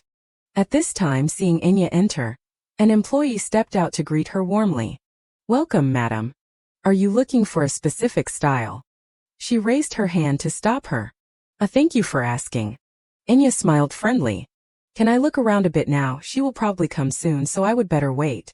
The salesperson smiled respectfully. In that case, I am very willing to introduce a few styles. Suddenly, a door burst open with a sharp voice ringing out. Do you have my order yet? Enya glanced at her. Silver hair like me. The fake lady entered with the welcome of the employees. And blue eyes. Welcome to our store. Enya immediately recognized her identity. That woman is the fake noble lady. She also pretended to softly ask the salesperson nearby, is that Lady Lockhart? She immediately replied, yes, she has been very popular recently. The employee whispered in Enya's ear, every time she comes, everyone is tense. She is very scary, but also the biggest customer of our store, the one who gives a lot of money. Suddenly, she asked about Enya's identity, surprising her. But madam, what family are you from? She hesitated and said awkwardly, oh I. Meanwhile, the fake lady was constantly making things difficult for the store. What, you still have not gotten it? I told you the deadline is today. 2 or 3 employees immediately stepped forward to resolve the situation. We sincerely apologize, Lady Lockhart. If you can give us a little more time, we will make sure it is completed. While waiting, what do you think about this new silk product we just received? We have saved it especially for you. She immediately threw it away and scolded, I do not need this kind of trash. She knocked the item onto Enya. The employee attending to Enya was also startled and softly asked, madam, are you okay? The fake lady glanced over casually. She noticed the dress that Enya was wearing. Right, wonderful fresh Western mountain velvet embroidery. This feels so classic. The fake lady angrily pointed at her and questioned, who are you? Why are you wearing the dress I want to buy? She grabbed Enya's arm, full of anger. Don't tell me you sold it to her first. You said you did not have the item until now. The fake lady continued to make a fuss. Where did you get that from? They said it has not been released to the market and can't be found. Wait, this person. Enya quickly realized that she had a problem. Something's not right. Even though she is threatening, she seems very anxious. Even the arm that was gripping her arm was unsteady, and her hand is shaking too much, like someone being forced to act. Suddenly, the fake lady started to hit people. How dare you show up in an outfit that even I can't have? She roared, take that dress off right now. Suddenly, someone quickly appeared to stop the fake lady. Stop. Cashin appeared at the right time. Looks strange, have we met somewhere before? Seeing him, Enya immediately froze. Marquis Schultz. The employees quickly recognized him. Oh my, is not he the youngest tower master ever? What brought someone like him here? The fake lady immediately brushed Cashin's hand away. Let go, how rude. He smiled back. Rude. He leaned close to her ear with a cold voice. You are an impostor of the Duke's daughter, and you dare to say it is rude. The fake lady said loudly, startled. What did you say suddenly? She trembled and stepped back. You are saying I am pretending to be Lady Lockhart. If that is true, what proof do you have that you are Marquis Schultz? Cashin shrugged and made up a reason. I know you look familiar, you attended the royal banquet once, did not you? But she quickly refuted. No, confusing me with someone else and accusing me like this, how ridiculous. You are not qualified to associate with me. Cashin stood on Enya's side and shrugged indifferently. Just wait, the Lockhart family will never forgive this, huh? At this time she softly turned to ask him, thank you for helping me, but what are you doing here? Don't tell me you are following me. Hearing this, Cashin teased softly, following you, saying that is a bit unfair to someone who is just worried about you. Enya hurriedly explained, I did not mean it that way.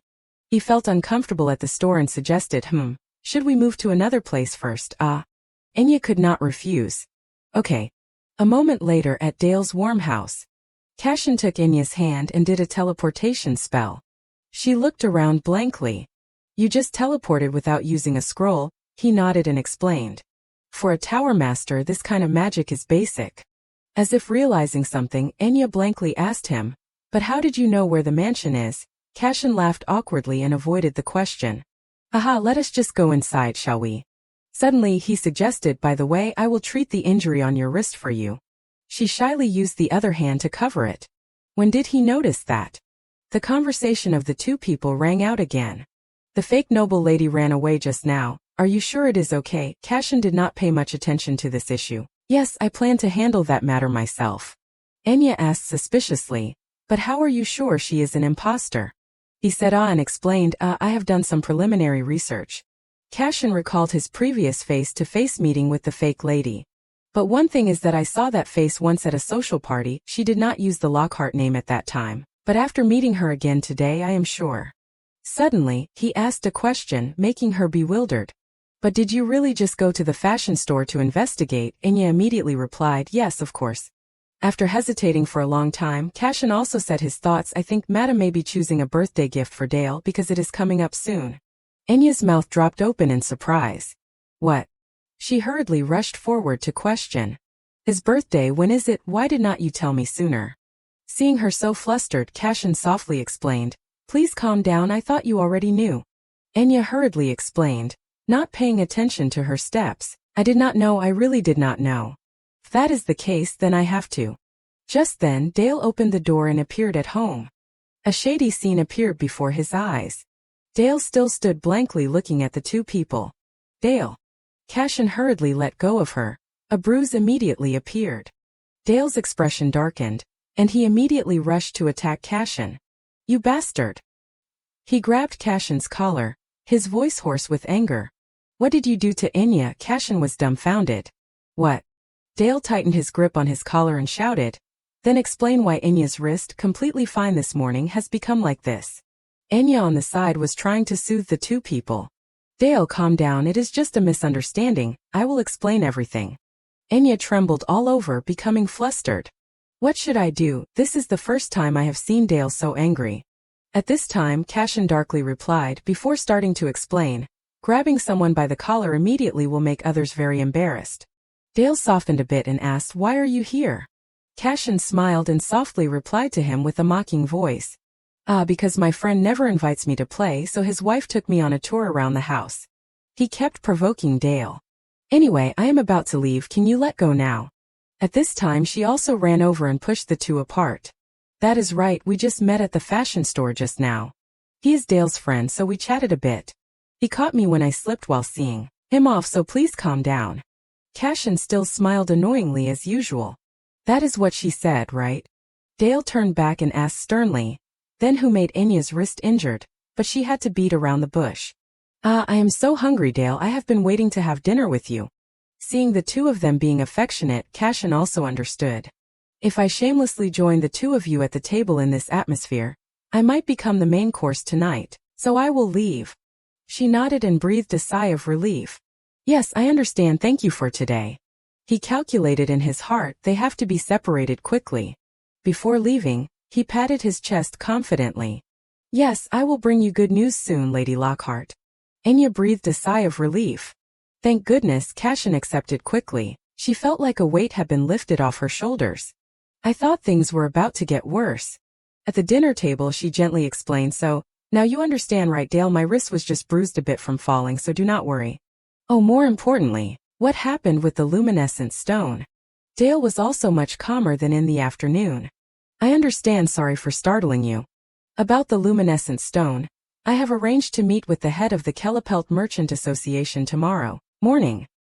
Hearing him share, she also smiled and replied, it is a relief that we have reached an agreement without any obstacles. Dale explained the situation to Enya. Recently, the production of luminescent stone has decreased, but with the preparations for the end of the year underway, demand is booming, so this is not a time when they can be picky. Of course, the market price of luminescent stone has also soared more than 4 times, so the Merchant Association is very troubled by this issue. In her heart, many ideas also sprang up. Luminescent stone, mainly used for heating, lasts longer than firewood and has a special aesthetic value, and so it is often used in year-end decorations. Kellepelt contributes to winter heating for the poor every year. Enya thought of the scene of helping everyone and was excited. By distributing excess luminescent stone from seasonal decorations to those in need. Dale looked straight at Enya and sincerely requested, then tomorrow please join the meeting with Kellepelt with me. Enya was surprised and wondered me. He continued to explain, yes, I think it is best if you personally present the proposal that I mentioned earlier. Hearing this, she was quite surprised but also understood. Oh, if it is that. Enya stroked her chin, her eyes carefully thinking. To be safe, I have prepared a proposal that the Kellepelt Merchant Association might find attractive. Then she immediately agreed. Okay, let us seal this deal together tomorrow. She looked up and carefully spoke. Oh Dale, oh well, I also heard earlier, do you need anything? Dale looked at Enya a little confused. She secretly calculated. No wait, this is the first gift I am giving to Dale, should I make it a surprise? In her heart she hesitated for a long time. He has also done so much for me without saying anything. Outwardly she smiled it off. It is nothing, let us eat, she secretly resolved. Okay, it is time for me to show what I have.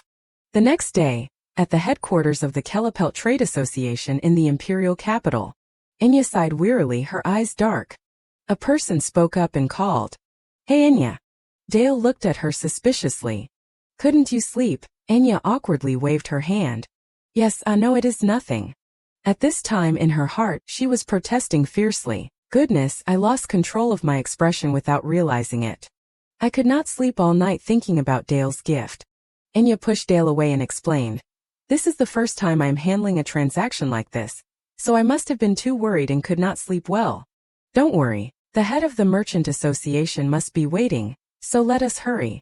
In a luxurious reception room, the host greeted the guests warmly. Thank you for coming a long way to get here. The host happily greeted the guest. We have been waiting for the two of you. Enya looked at this scene and could not help but think. They are welcoming us so warmly. Did he like Dale's first impression yesterday? She praised. Dale really is different. The host recognized Dale's identity and worried secretly. I did not expect the Emperor to bring Lady Lockhart.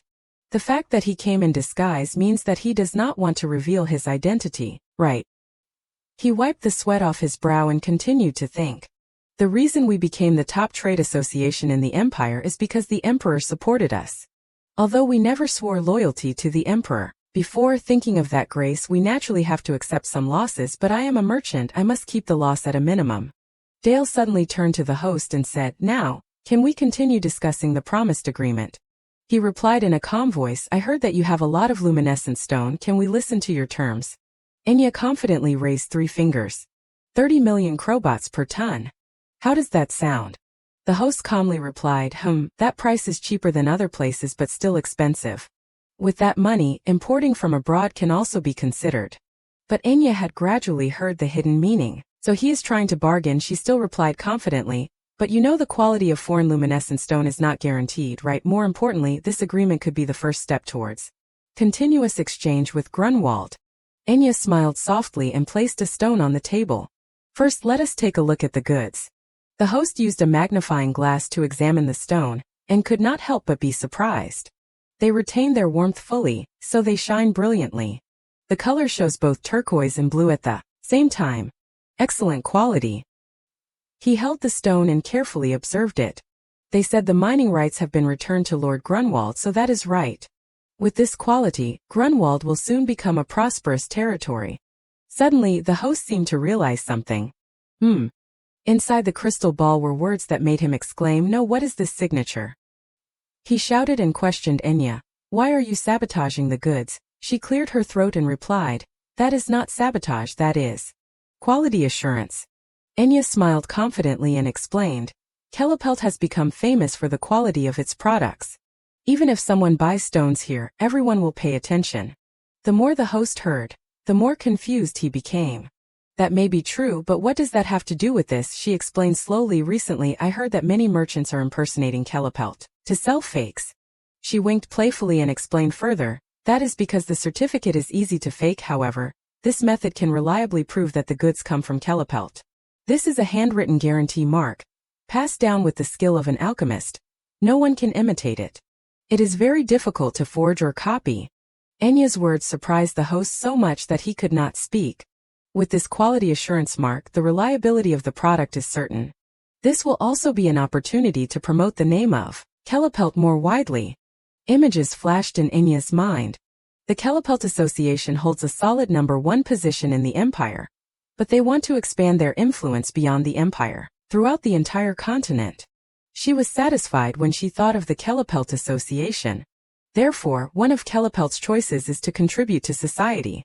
Thanks to this, the positive image of the trade association is engraved throughout the continent. Enya continued to explain, "This year as well, you will distribute luminescent stones free of charge to those in need. And this opportunity can help promote the handwritten certificate widely. What do you think?" The affirmation surprised the host. "Of course, if it were me, I would not miss this opportunity to turn it into a symbol." A moment later, she smiled and hugged Dale's arm. "We did it, Dale." Enya chatted happily non-stop. "I am so glad the head of the association agreed to this agreement. Even my herps were added to this deal at the end." Dale also happily encouraged her. "I am glad everything went smoothly. I am glad Enya also likes it." Immediately after, he said goodbye to her to leave. "I need to go to this place for a while, so you go first."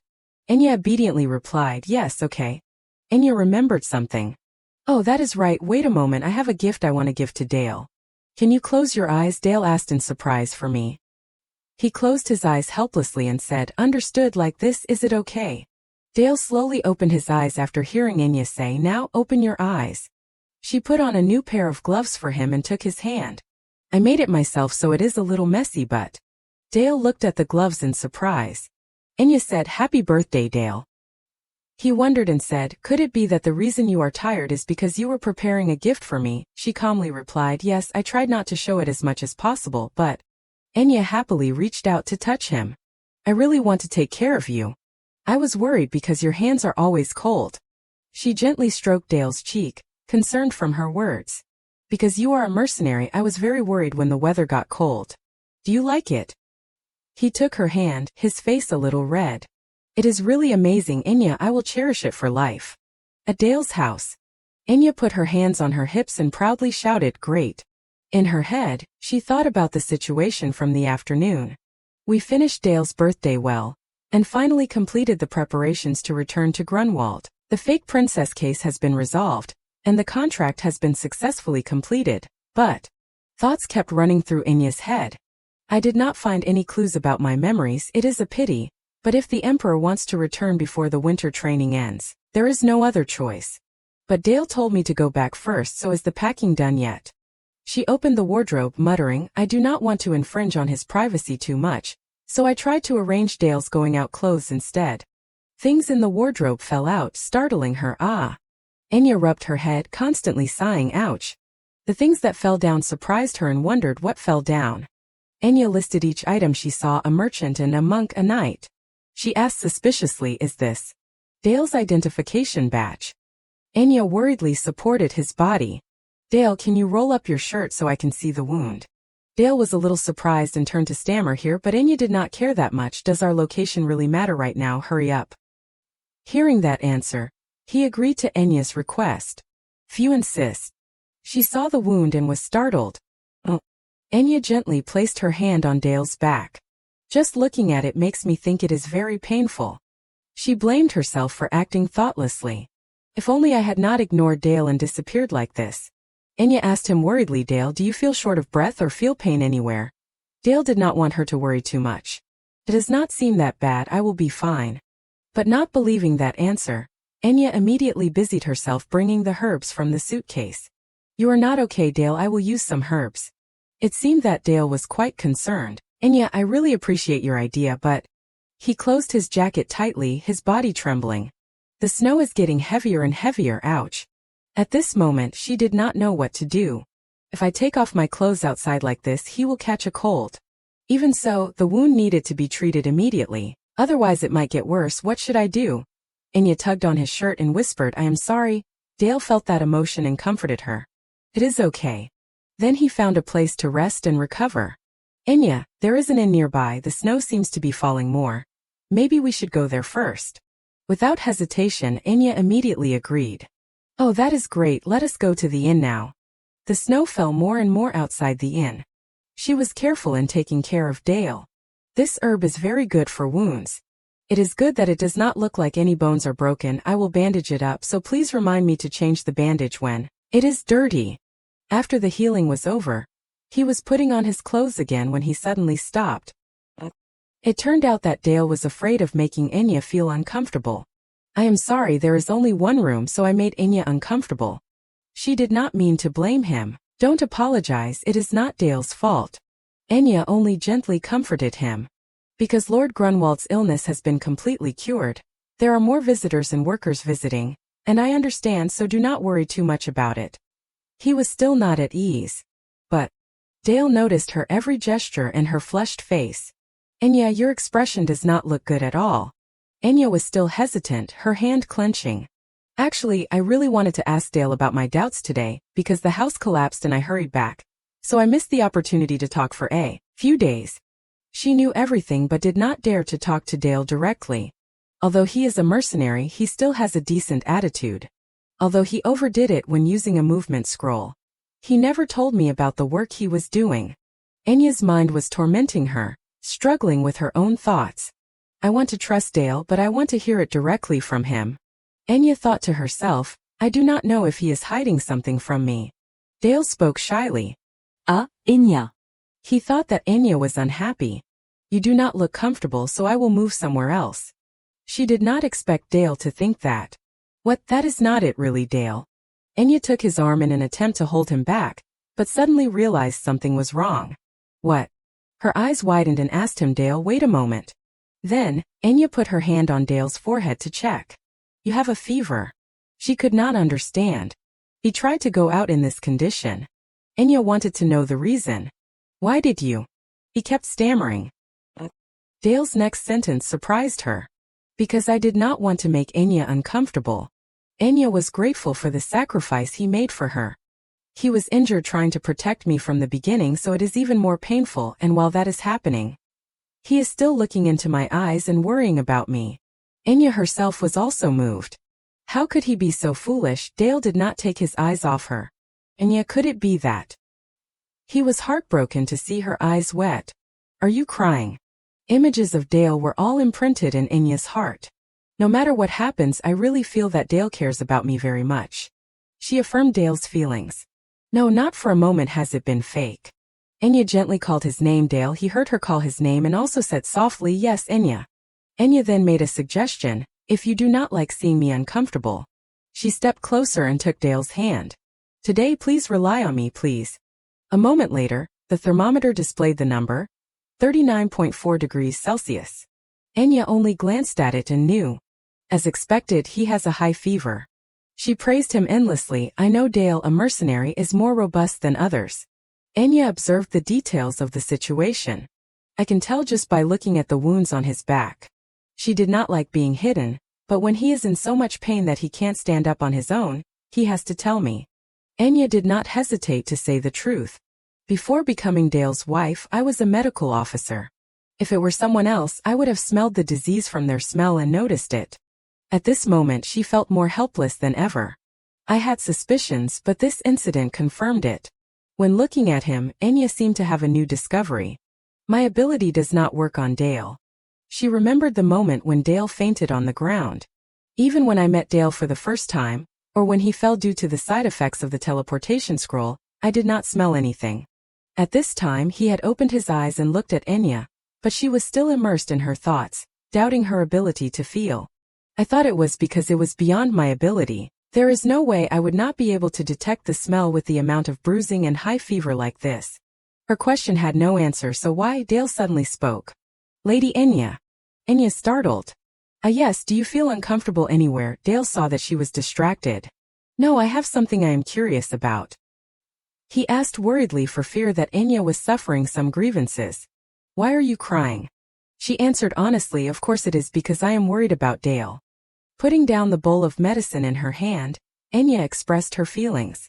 You are so kind to take care of me, but it seems Dale can't take care of himself. It makes me a little sad. Dale could not help but wonder about me. He slowly sat up and gave an explanation for his actions. I am a mercenary and I believe my mission is to protect Enya, but she did not want Dale to have to work hard. We are just a married couple under contract. I never asked you to try to protect me. Precisely because she did not know his identity, she had prepared in advance. Originally my fiancé was the Emperor. If Dale was in danger, the Emperor, I could cancel the contract at any time and leave alone. Enya gently explained, because I cherish Dale that much. The moment she said that sentence, he grabbed Enya's arm and looked at her adoringly. Please do not leave me. Dale lowered his head and begged, please do not leave me behind. Seeing that action, she was a little stunned for a moment. Yes, I am not saying I am going to leave now, but he thought otherwise. What I mean is, Dale wanted to hear her evaluation. Are you disappointed to see me like this? Hearing that question, she was a little surprised. Oh, thinking about Dale being so worried. Enya went straight to the point. Do you want to be by my side? He admitted his feelings. Yes. She could not avoid thinking. Dale does not seem to be himself anymore. Is this also how he relies on me? But not wanting Dale to worry too much, Enya comforted him. Don't worry, I will be right next to you when you wake up after a good sleep, Dale. She had also opened her mouth. I told you right, rely on me today. Enya was very good at coaxing him, and even when he is in that state, I won't turn my back on him. Instead, her face showed happiness. I have realized how precious you are to me. Of course, Enya had doubts. Actually, it would be a lie if I said I did not find Dale's identification badges suspicious at all. In the end, she chose to trust. But so far, everything Dale has shown me may not be false. Instead of investigating, Enya chose to convince herself. Because Dale is a mercenary, it is also possible that he needs different identification badges. I know this sounds like a forced excuse. She also did not like forcing others, but I want to wait until Dale tells me the truth first, so let us rest well. I will treat you. Suddenly, he remembered when he was little. At that time, Enya looked so cute. I promise. She understood the situation of the boy in front of her. I promise to treat you so you won't hurt anymore. Hurry, let us hook our fingers and promise. Dale stared blankly at his palm. He took her little finger. That action surprised Enya because Dale did not follow the rules. We do not make promises like that. He was too shy to look her straight in the eye. You, Dale wanted to get acquainted with his new friend, so he bravely asked, what is your name? Enya smiled and introduced herself. I am Enya Lockhart. Then she took Dale's hand to show her friendliness. Just call me Enya. He suddenly remembered everything. Enya. No longer shy or cautious, Dale comfortably rested his head on her shoulder. Then I will rely on you for a while. Enya breathed a sigh of relief. Good night, Dale. The morning sun shone through the window frame. She lay on the small bed, faintly waking up. It is morning already. I am too lazy to get up. Not wanting to get up, Enya lay there and felt that something was wrong, but why is it so cramped? She sat up even though she was still sleepy. That is right, I took care of him every day, right? Suddenly, Enya was unexpectedly pulled hard onto the bed, causing her to scream. Dale, still with his eyes closed, put Enya's head on his arm to sleep. She was secretly thankful. Dale, that scared me. He is still asleep. His handsome face, exquisite features, magnified in her eyes, Enya became flustered. Too close. If I move a little more. But no matter how hard she tried, she could not escape his vice-like embrace. It is easy to be misunderstood. I have to get out quickly before Dale wakes up. Enya had no choice but to lie still, unable to do anything. Even when he is asleep, he is surprisingly strong. She tried to check Dale's body temperature again. It seems his fever has gone down, just need to drink a little more medicine.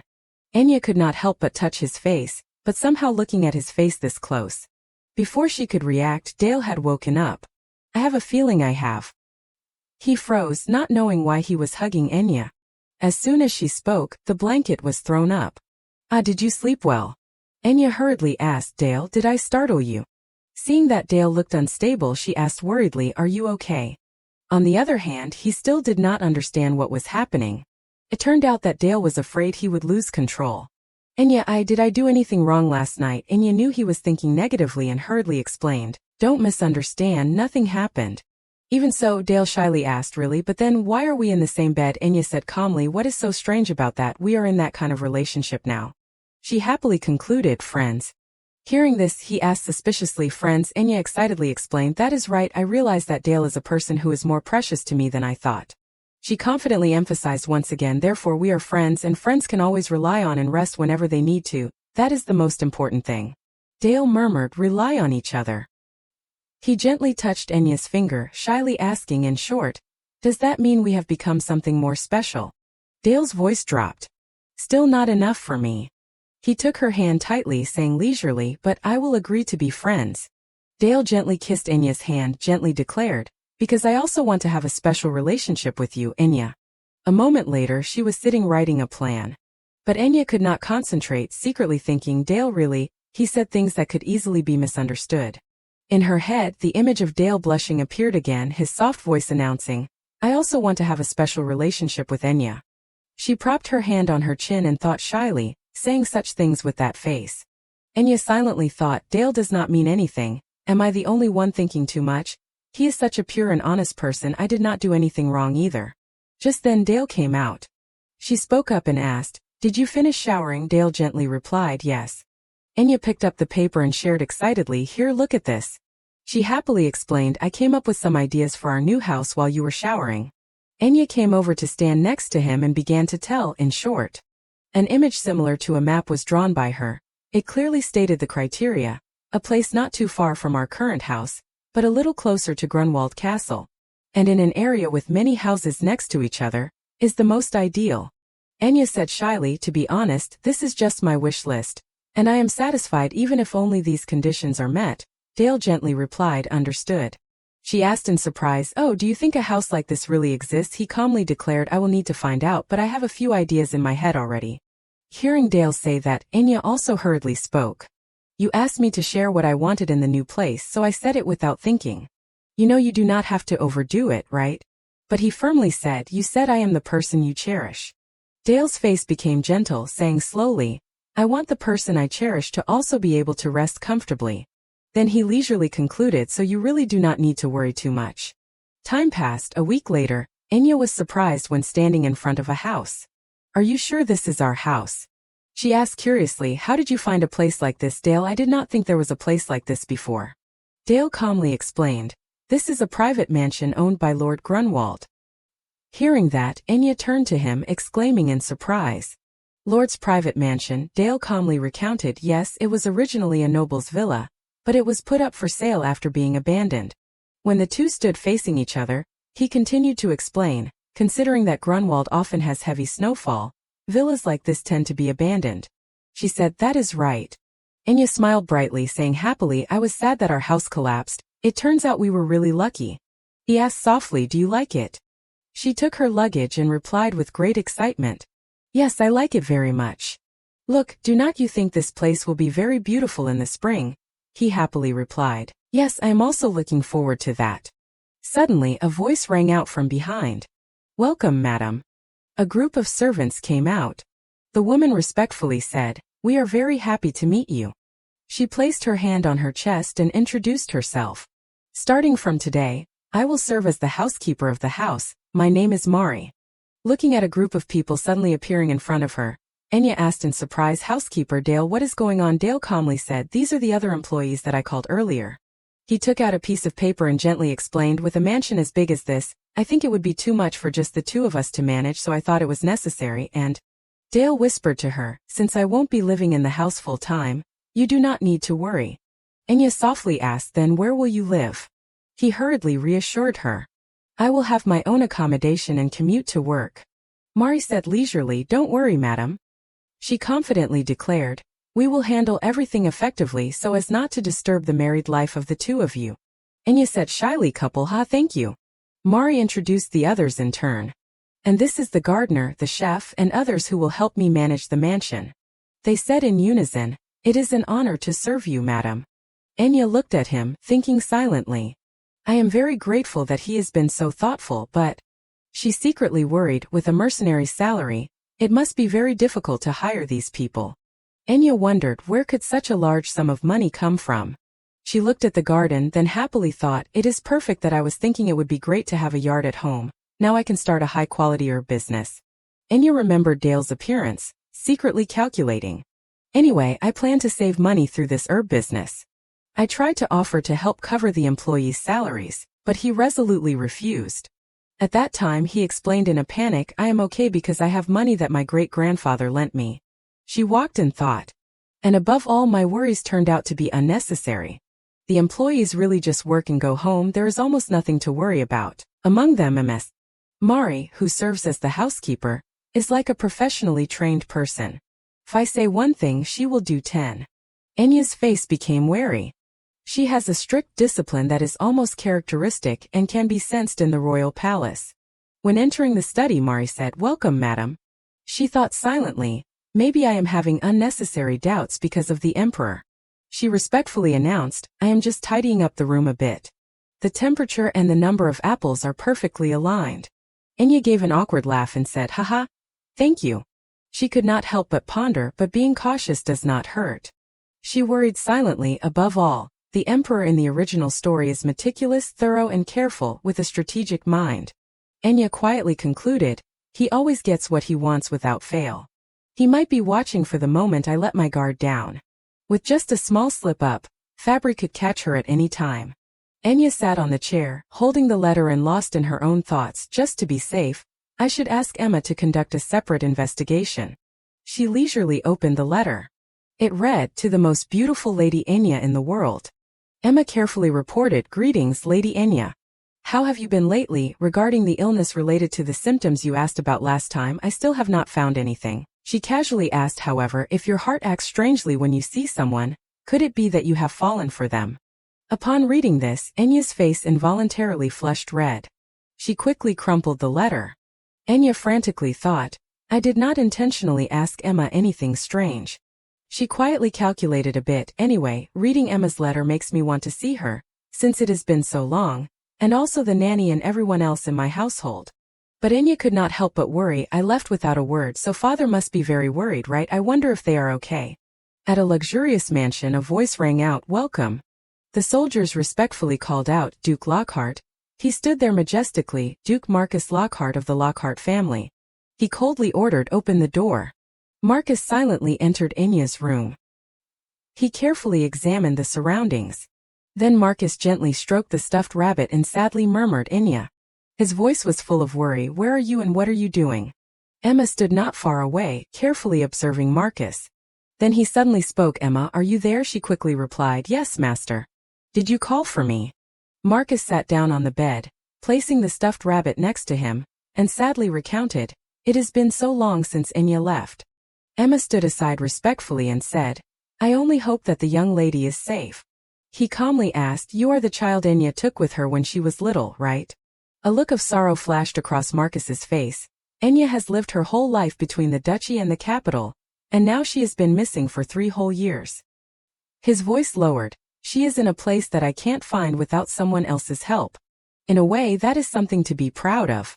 Saying this, his attitude suddenly changed. Marcus coldly probed, isn't that right? He seriously emphasized the name Emma. Marcus leisurely continued, when Enya was young, she saved the previous head of the family, her grandfather, and was given some land as a gift. He dropped a ring into Emma's hand and calmly said, to sell that land. Marcus seriously said, it needs the seal of the head of the Lockhart family. He glanced past her and coldly uttered, But it turns out it was sold without my knowing. Marcus gravely inquired, so why was it sold? Emma hesitantly uttered, that is. He coldly ordered, it seems you know very well where I keep that seal. Put it back where it belongs, Emma, and Marcus seriously announced, relay my words to Enya. He firmly concluded, no refusal allowed. Tell her that she must return to the capital.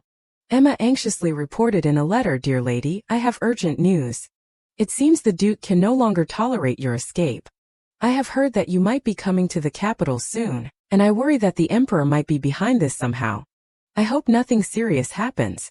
Oh, and by the way, Emma continued to report, as per your request, I investigated the servants hired by Dale, but there was nothing suspicious. She suddenly brought up, so, in order to avoid His Majesty, Emma enthusiastically suggested, why does not the lady just go ahead and marry that mercenary, like your aunt who left the family a long time ago? She continued to daydream, if it is the Duke, who is much more lenient than the previous head of the family, then I am sure he will have no choice but to. After reading it, Enya immediately burned the letter. Dale came over puzzled and asked, isn't that a letter from Lady Emma? If you are not careful, you will get burned. She calmly replied, yes, that is exactly why. I am just erasing the traces because we are on the run. Still not understanding, he looked at her in confusion. Enya silently thought, Emma, honestly, you are saying such nonsense again. As if I am not worried enough about Dale these days. Don't add fuel to the fire. She secretly made up her mind, no matter what, we are just a fake couple. I am the one who suggested this in the first place. I can't allow myself to develop any strange feelings. Enya looked at him, quietly wondering becoming a real couple with Dale. Just thinking about it made her face flush red. She covered her face with her hands in embarrassment and thought, no way, get a grip, Enya Lockhart, what am I even thinking? Enya muttered to herself, but she silently pondered, if I was not running away from the Emperor, then maybe I would have thought about it more positively. Enya secretly worried, but seeing that he is still plotting to find me, even though I have run away, maybe being with Dale is impossible. She dejectedly exclaimed, I wish Dale was the Emperor. Hearing that, Dale, who was drinking water, choked. He coughed repeatedly. Enya frantically asked Dale, are you okay? Dale's face flushed red from choking. Why would you say that? Seeing this, Enya, while holding a handkerchief, anxiously said, did I presumptuously compare His Majesty to Dale? I am sorry. I know I should not say such things. She awkwardly explained, not wanting him to misunderstand, but I am the one who is running away, right? I mean, if Dale was the Emperor instead of him, then maybe things would be better. Enya gently wiped the water off of him. I think you should change your clothes. They are all wet. Let us go inside, Dale. She handed Dale the clothes and softly said, here are your clothes. He happily accepted them, thank you. Enya looked at the shelf next to him and thought in surprise, that is. She curiously asked, this is Dale's bookshelf, right? Then Enya picked up a book and exclaimed, it seems like my book was misplaced. It must have happened when we were moving.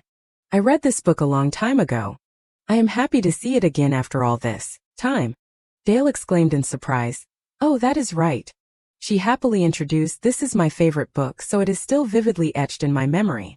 Enya excitedly recounted, the title is The Lady of the Night. It is one of the most famous novels by Madame Cosette, who is often called the master of romance. She leisurely recounted the plot. The story begins when the female protagonist, who lost her parents at a young age and was raised by foster parents, is locked in a tower and nearly starved to death due to severe mistreatment until the male protagonist appears, who happens to pass by that tower. Enya embarrassedly exclaimed, oh, I am just asking about myself again. You do not like romance novels, do you, Dale? Sorry. I was just too happy to see it again, so I asked too much. She shyly said, I guess I should read books about economics or history like you, Dale. This is a bit embarrassing. He hurriedly comforted, I do not think you need to feel that way. I like romance novels too. Enya excitedly probed, really? So, the reason you have been able to say those cheesy lines so naturally all this time is thanks to romance novels. She held the book up in front of him and curiously asked, is there a novel that left a strong impression on you? Dale frantically exclaimed, a novel. He hesitantly said, that is. A flood of memories came back. A few days ago in the Emperor's office, someone suddenly called out, hey Getty. Soho surprisingly asked, why did you call me? It was Captain Soho of the Royal Zeta Squad. Getty seriously probed, what did you do with the mansion in the capital that His Majesty prepared? His Imperial Majesty wants to kill you. The one who answered was Getty, the vice commander of the Royal Zeta Squad. He was not afraid and calmly said, "The mansion in the capital. Oh, I am just trying to help those two get a little closer. I have contributed to His Majesty's love life with a great idea, you know." He irritably exclaimed, "Really, if you are so good, then solve this problem right away." Getty leisurely said, "His Majesty can converse entirely with quotes from romance novels. But instead of things like that, he told me to pick out some works and summarize the main points." Soho excitedly exclaimed, "How interesting. So, Our Lady is interested in romance novels." He casually said, "For someone as talented as me, that is just a small matter. Wouldn't it be better to help His Majesty in some way that is more practical for developing the relationship?" Just then, Fabry entered. Soho unexpectedly exclaimed, "Your Majesty." He asked in surprise, "Oh, Your Majesty, you have arrived." Soho curiously probed, "Sharing the same bed with the lady, has your relationship progressed?" He took off his mask, then calmly said, 40. That answer left him completely dumbfounded. Fabry coldly ordered, "Summarize 40 romance novels, at a literary level." Back in the present, Dale breathed a sigh of relief and happily thought, "Luckily, I researched beforehand, so I won't repeat the same mistake as before. I still have not had time to read them all, but at least there is one that made an impression on me." He shyly said, "I found the Duke's marriage proposal quite memorable. The male protagonist's act of sacrificing himself for the female protagonist really left a deep impression on me." Enya excitedly said, "That is right, it is truly a wonderful romance novel, but like Dale said at the end, is not it a bit sad that the two main characters do not end up together? It is famous for its sad ending." Dale calmly said, "Being together is not the only path to happiness, right?" She leisurely remarked, "For some reason that answer really suits you, Dale." Dale confusedly asked, "You mean because it is me?" Enya gently explained, "I feel like Dale would treat the person he loves very well, even if he had to sacrifice himself. After all, you have already been very gentle with me." She happily concluded, "I am sure Dale's lover will be very happy." Enya continued to probe, "So, among the stories you like best, is not there one with a happy ending? I like happy endings." Dale frantically thought, "Wait, another one?" He hesitantly said, Dale silently pondered, "The thing is, I do not even remember if that one has a happy ending or not." He quietly made up his mind, but seeing Enya so happy, "I have to come up with an answer." Dale hurriedly recounted, "Why does Lady Brittany only give the stable boy James meat to eat?" A while later, Enya went out to tend to the garden. Her voice was full of surprise. "I can't believe Dale reads those kinds of books too." Enya muttered upon hearing the title of the novel, "Why does Lady Brittany only give the stable boy James meat to eat?" Because that book is a 14+ novel for adults. So Dale is a real man after all, huh? She said to herself, "So, he likes those kinds of stories too. It seems there are still many things I do not know about you, Dale, Suddenly someone approached. Enya exclaimed in surprise, "Cashin." Cashin leisurely probed, "Hello, lady. May I have a word with you?" She poured tea and asked with concern, "What brought you here?" Enya curiously continued to ask, "And how did you know that I moved to a new house?" Before those rapid-fire questions, he calmly replied, "For the master of the magic tower, nothing is impossible." Cashin casually said, "Moreover, I told you already." Before, he had confidently declared, "See you again soon." Enya quietly thought, he meant that time I forgot." He calmly announced, "The issue you were worried about regarding the previous generation's Lady Lockhart has been resolved smoothly. As expected, it turns out she was acting on the orders of Duke Hexagon." Cashin seriously explained, "She said that he would do anything to tarnish the Lockhart family's reputation." Enya secretly worried, "I was hoping that it was not true, but as I suspected, Duke Hexagon is behind all of this." She leisurely said, "That is a difficult matter, so thank you for handling it, Marquis, but..." Then Enya seriously probed, "Surely you did not come here just to talk about that, right?" Cashin evaded the question and looked towards the garden. "It seems that the lady has been managing and taking care of the herb garden here. Surely there is more, right?" she questioned in doubt. "Excuse me, yes, that is right." Enya realized something was amiss. She said, "Cashin." She worriedly inquired, Are you not feeling well?" He calmly said, "Does the lady know about it?"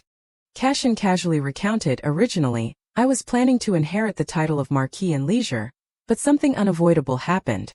His voice lowered after my father Halo Schultz passed away. Halo Schultz of the Marquis Schultz. Enya silently pondered, in the original story as well, except for the fact that he was Cashin's father, There was hardly any mention of him. She quietly thought, he passed away when he was young, suddenly, and no official cause was given, and so Cashin also rose to the position of master of the magic tower from a young age. Enya thought to herself, and inherited the title of Marquis. Cashin suddenly said, and I.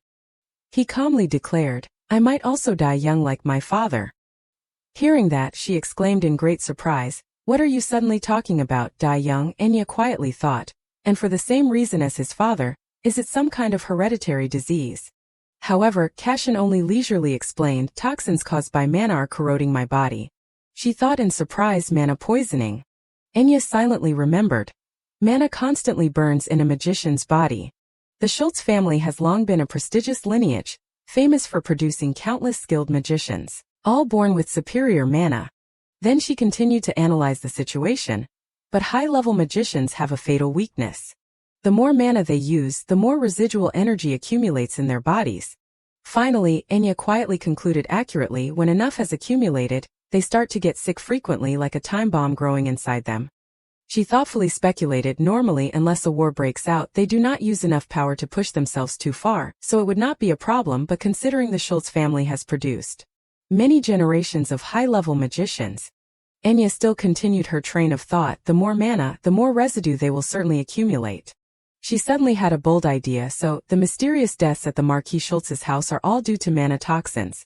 Enya then spoke, if that is the case, then those toxins need to be regularly purged from the body, but it seems like there was some kind of error, seemingly because of Duke Hexagon. She hesitantly said, anyway, the herbs needed for detoxification have long been exclusively monopolized and supplied solely by the Hexagon house, right? Cashin calmly replied. That is right. Now that the Emperor has gained the upper hand and cut off the power and influence of the Hexagon house, they have also cut off support for the magic tower. Enya muttered in doubt, but that is strange.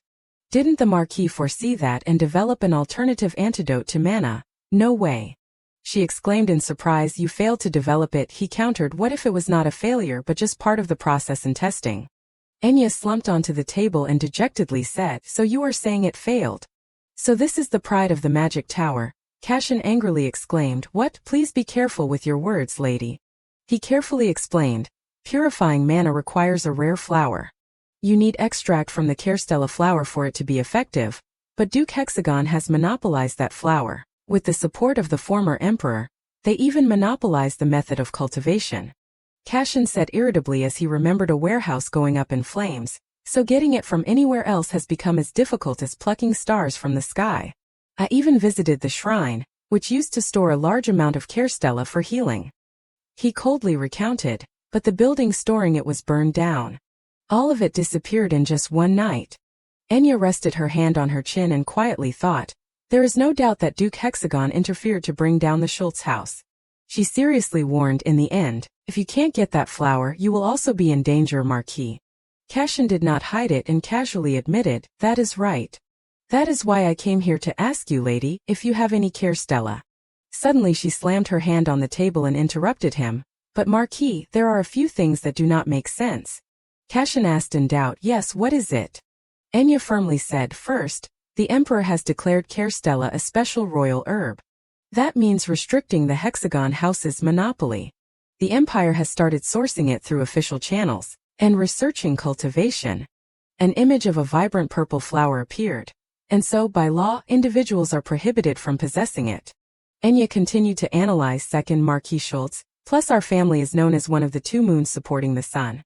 She gestured as she spoke, if there was an herb like Kerstella, the Emperor would definitely bestow it directly upon you.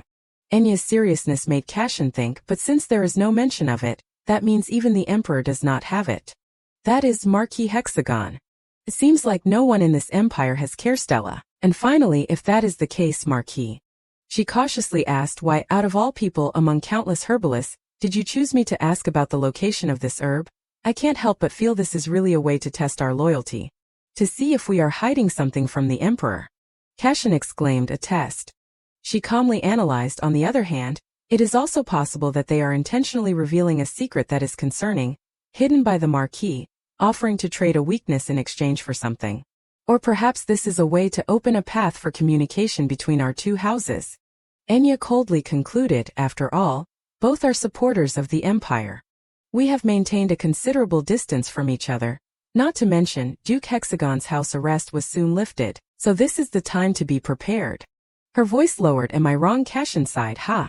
Enya flinched, staring at him in shock. Cashin cheerfully said, I apologize if I made you uncomfortable. I know too little about Lady Lockhart, so I tested you a little, and as you said, I also hope this can be the beginning of a connection between our two houses.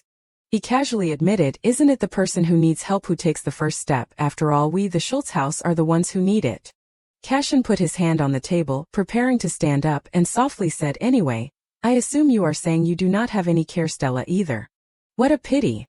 Then he leisurely turned to leave, leaving behind the words, but since you gently disappointed me. Enya calmly declared, I never said I did not have any, did I? Hearing that, Cashin's eyes widened in shock. She excitedly said, I kept some seeds as a precaution. Enya happily exclaimed, follow me, Marquis. She opened the suitcase and excitedly declared, you are lucky, you know, last time I almost lost the bag and everything inside. You should thank Dale. Cashin asked in surprise, why is this in your belongings, lady? Enya calmly answered the question, I took anything that could be sold so I would not starve if I had to run away. She leisurely suggested, our family has maintained a devout religious lifestyle for a long time. So if necessary, I can directly support improving or cultivating the plant. But there is an agreement that, in return, the shrine granted the Lockhart family a large plot of land for exclusive use as a burial ground. She happily said the flower just happened to bloom on that land, but anyway, what a stroke of luck, right? Enya pointed to the suitcase and said with excitement, we donated generously to the construction of the shrine, you see. Of course I will add a fee, come on, pick one. Hearing that, Cashin burst out laughing. He laughed heartily. That made her not understand anything. Cashin suddenly spoke, now I understand why Dale is so completely captivated by having you around. I wonder if he ever gets bored. He cheerfully replied, all right, fine. Cashin sat on the sofa, casually agreeing, let us make a deal. But he still curiously probed, and in return, what do you want from me? Getting to know the lady, I do not know if you are pursuing something as simple as money or something else. Enya muttered in return, she silently pondered what I can get from Cashin is. She thought of something that could be exchanged.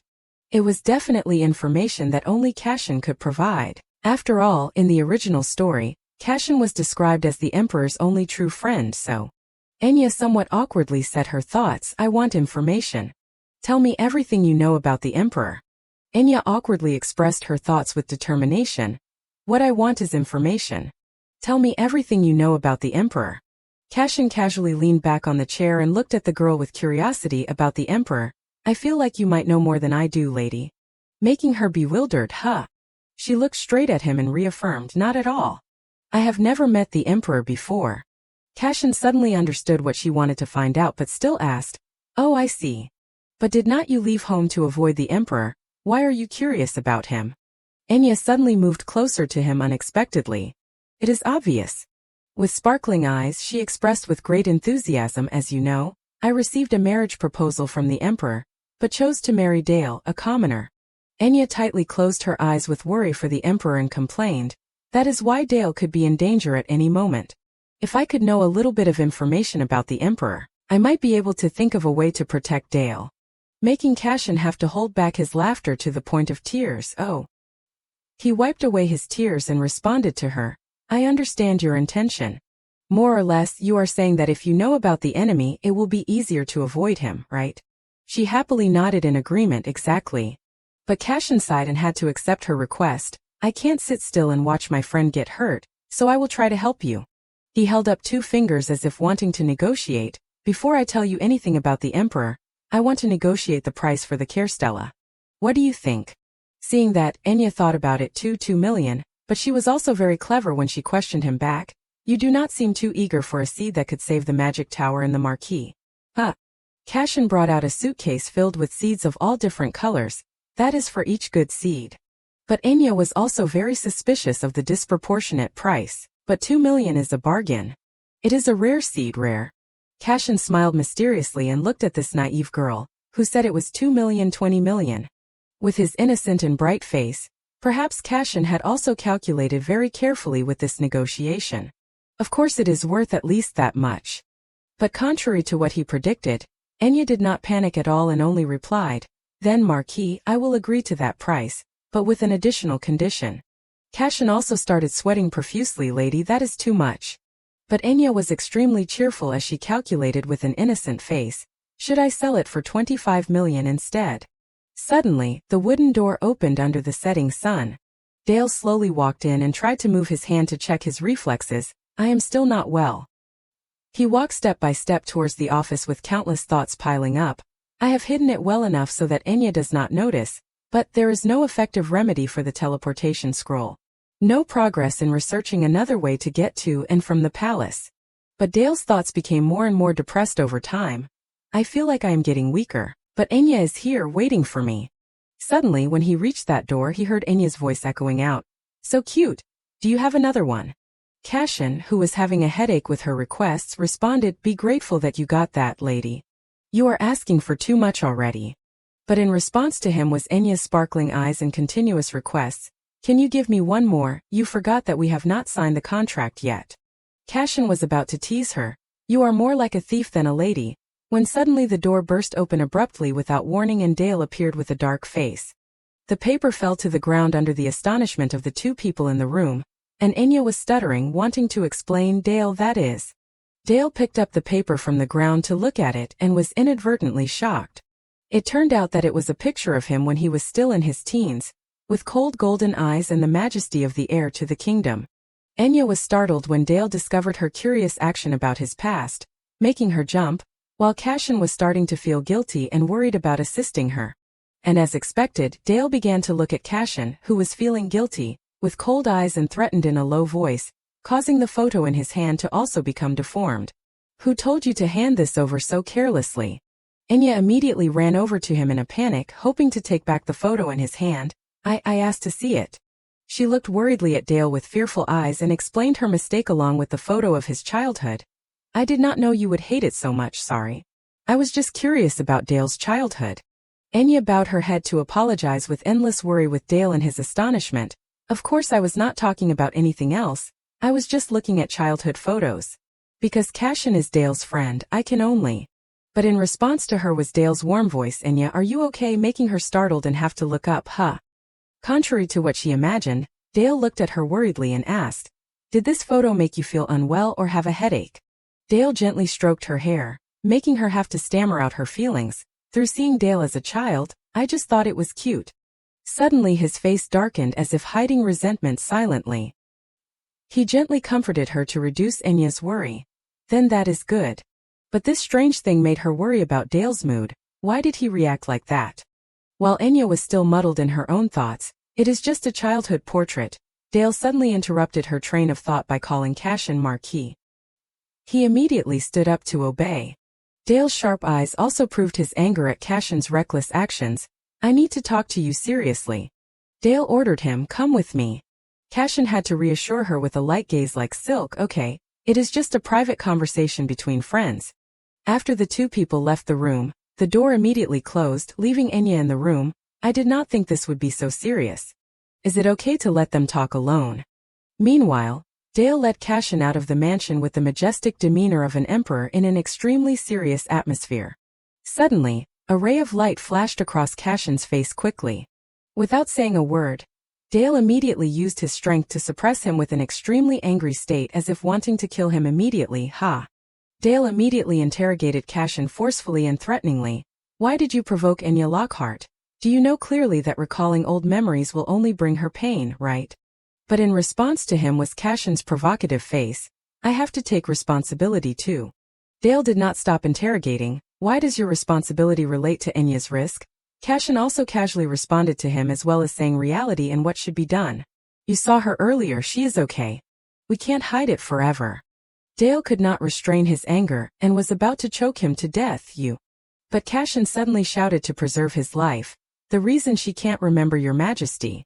Cashin shouted the reason that Enya could not remember his majesty technically, "It is because of me." Dale's eyes suddenly widened in surprise. A scene reappeared, which was the mansion being burned in a raging fire. The scene returned to when the two of them were in childhood.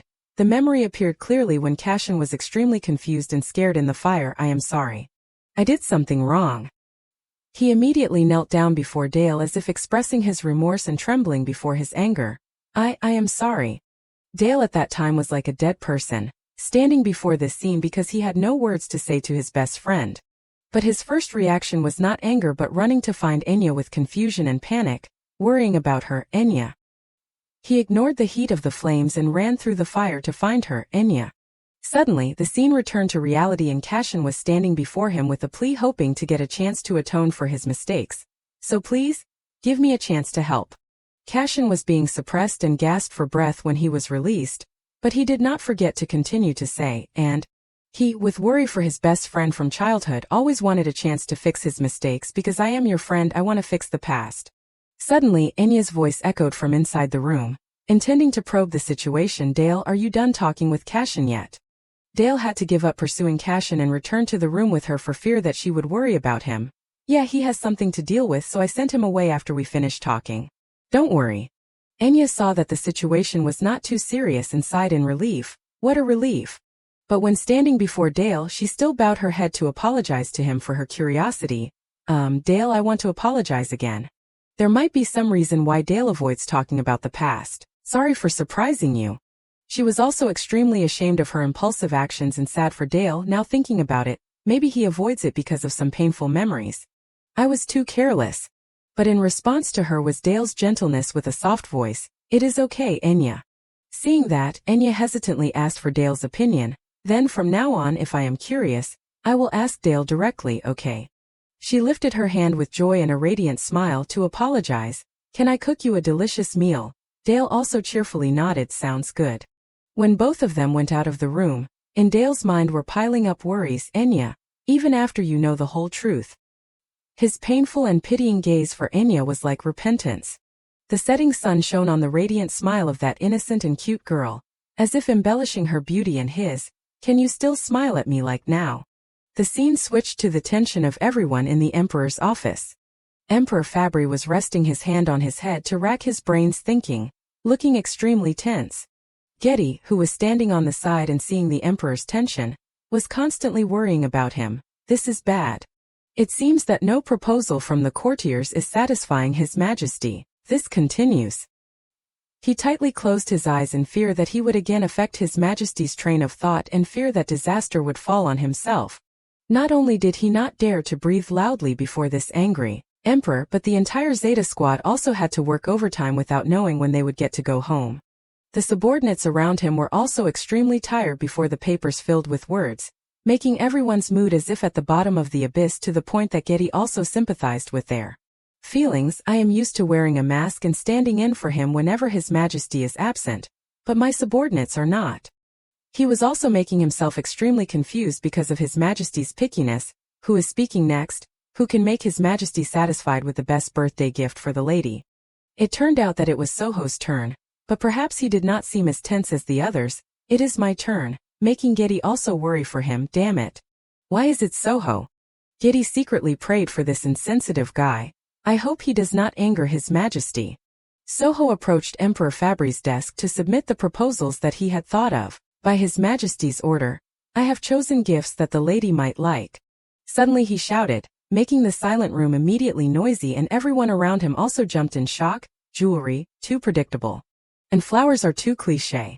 Soho clenched his palms as if he had racked his brains and thought extremely hard. Who thinks I can be promoted? No, can win the lady's heart with those things. It is time to give up the hackneyed gifts and give something more unique. And he brought out a bright red book decorated with extremely eye-catching gold-plated patterns with the title The Lady of the Night by the author Madame Cosette. What we need at this time is.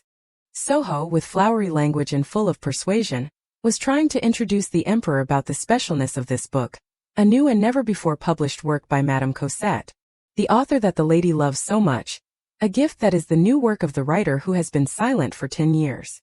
And as expected, this moved the Emperor, making him have to look up carefully, a gift that completely matches her taste. Fabry recalled the moment when Enya happily held a novel in her hand to show him.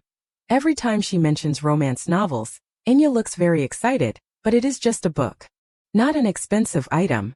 Will Enya really be satisfied?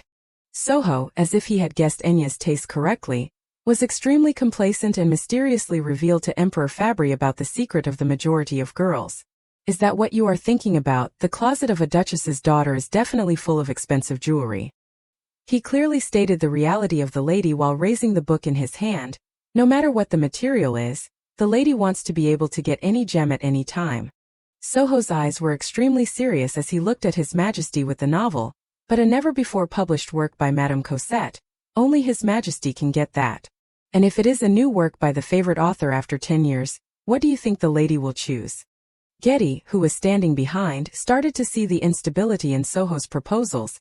If this continues, His Majesty will get angry.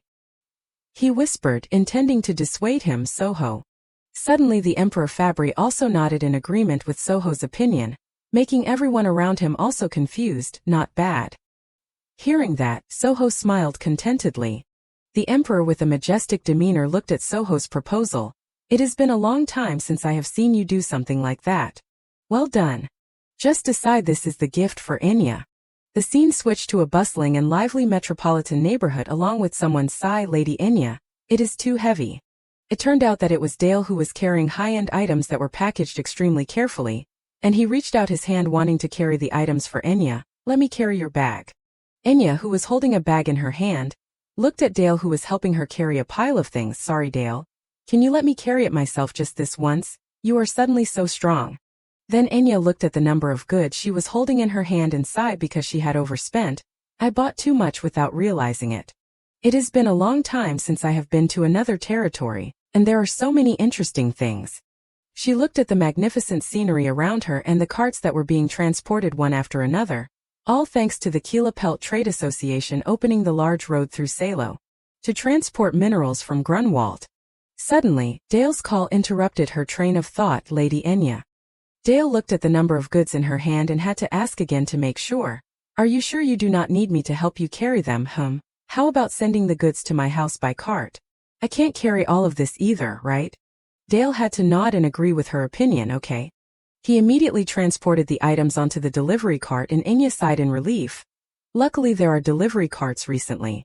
She looked at him who was busy moving things in and smiled happily. Dale sometimes has a strange stubbornness like that. Suddenly behind her, there was a citizen who was piling up goods on his hands. Suddenly there was a shout behind her, making both of them jump in shock. It turned out that the items on the citizen's hands were too many, so they had all fallen to the ground, making Enya also extremely surprised. Oh. She immediately ran over to him. He seemed to be in pain and his hand was bandaged. She asked with concern, "Are you okay?" The person also responded awkwardly, "Yes, I am okay." Enya saw this person's difficult situation and asked Dale to help. "Dale, can you come here and help me?" He immediately nodded. "Okay, Lady Enya." He pushed up his glasses, awkwardly thanking their help. "Thank you for helping me." Giddy smiled. "You two are so kind." Dale was holding a box in his hand and Enya was embalmed a pile of his books and asked, "We will help you carry the things to where you need to go. Is that okay, Dale?" She suddenly sensed something. "I just noticed. Somehow he always has the same familiar expression."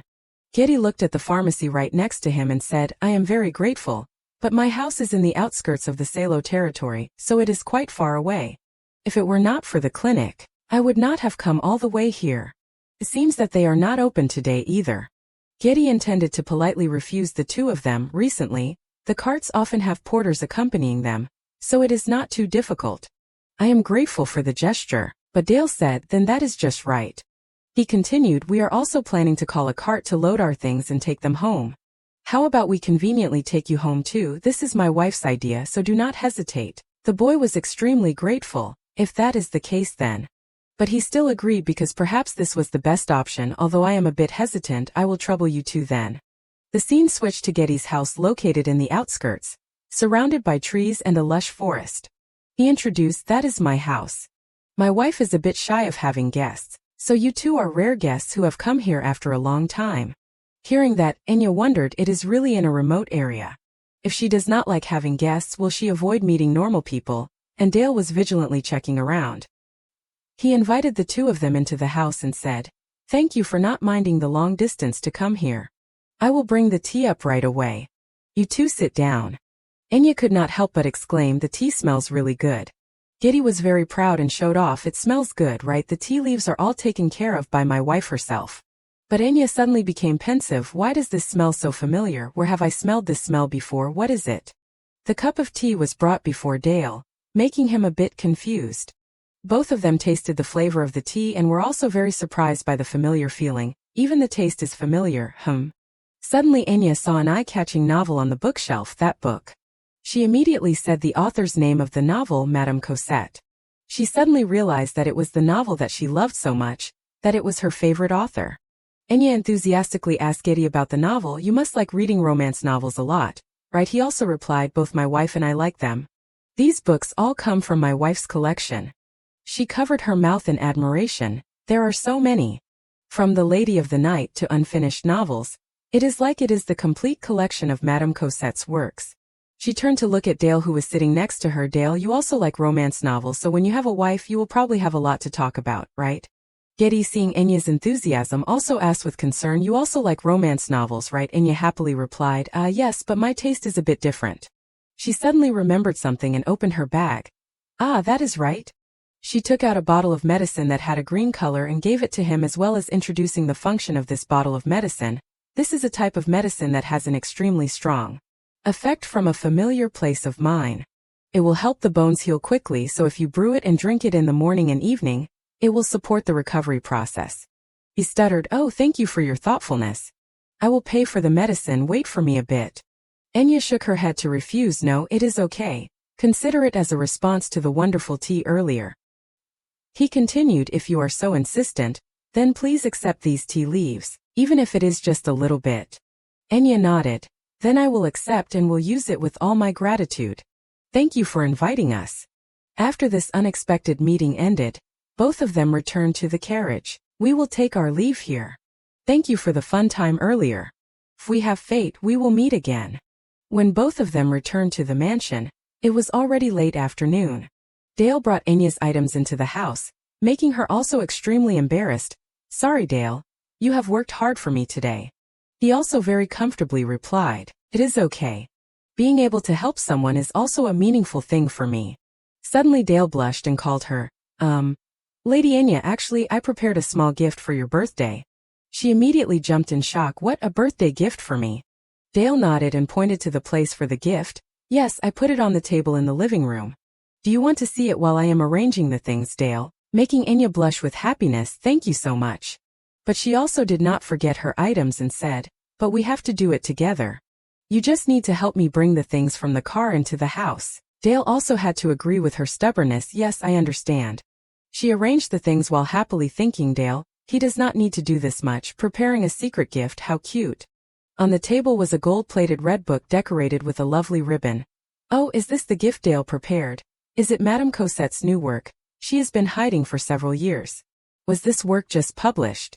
She held the novel in her hand and was extremely delighted in her heart. He still remembers that I like Madame Cosette. She found the title of the new work extremely strange, The Empress in Prison. She suddenly remembered the memories she had once transmigrated into that novel. Sounds exactly like the story I transmigrated into, The Imprisoned Empress, and the plot is also extremely dramatic. The female protagonist realizes she has transmigrated into a novel she once read. To resist the book's predetermined plot, she decides to seek out the male protagonist. The scenario entailed the suffering reserved for the female lead in the story. Facing a marriage with the emperor, who was obsessed to the point of slaughtering her entire family, she leaves her family to avoid the tragic ending in the novel that she transmigrated into. When it came to the climax, while living under the identity of a maid to avoid the emperor's gaze, she met a man. Suddenly Enya realized something to the point of widening her eyes. Memories from the time she transmigrated into the novel flashed before her eyes.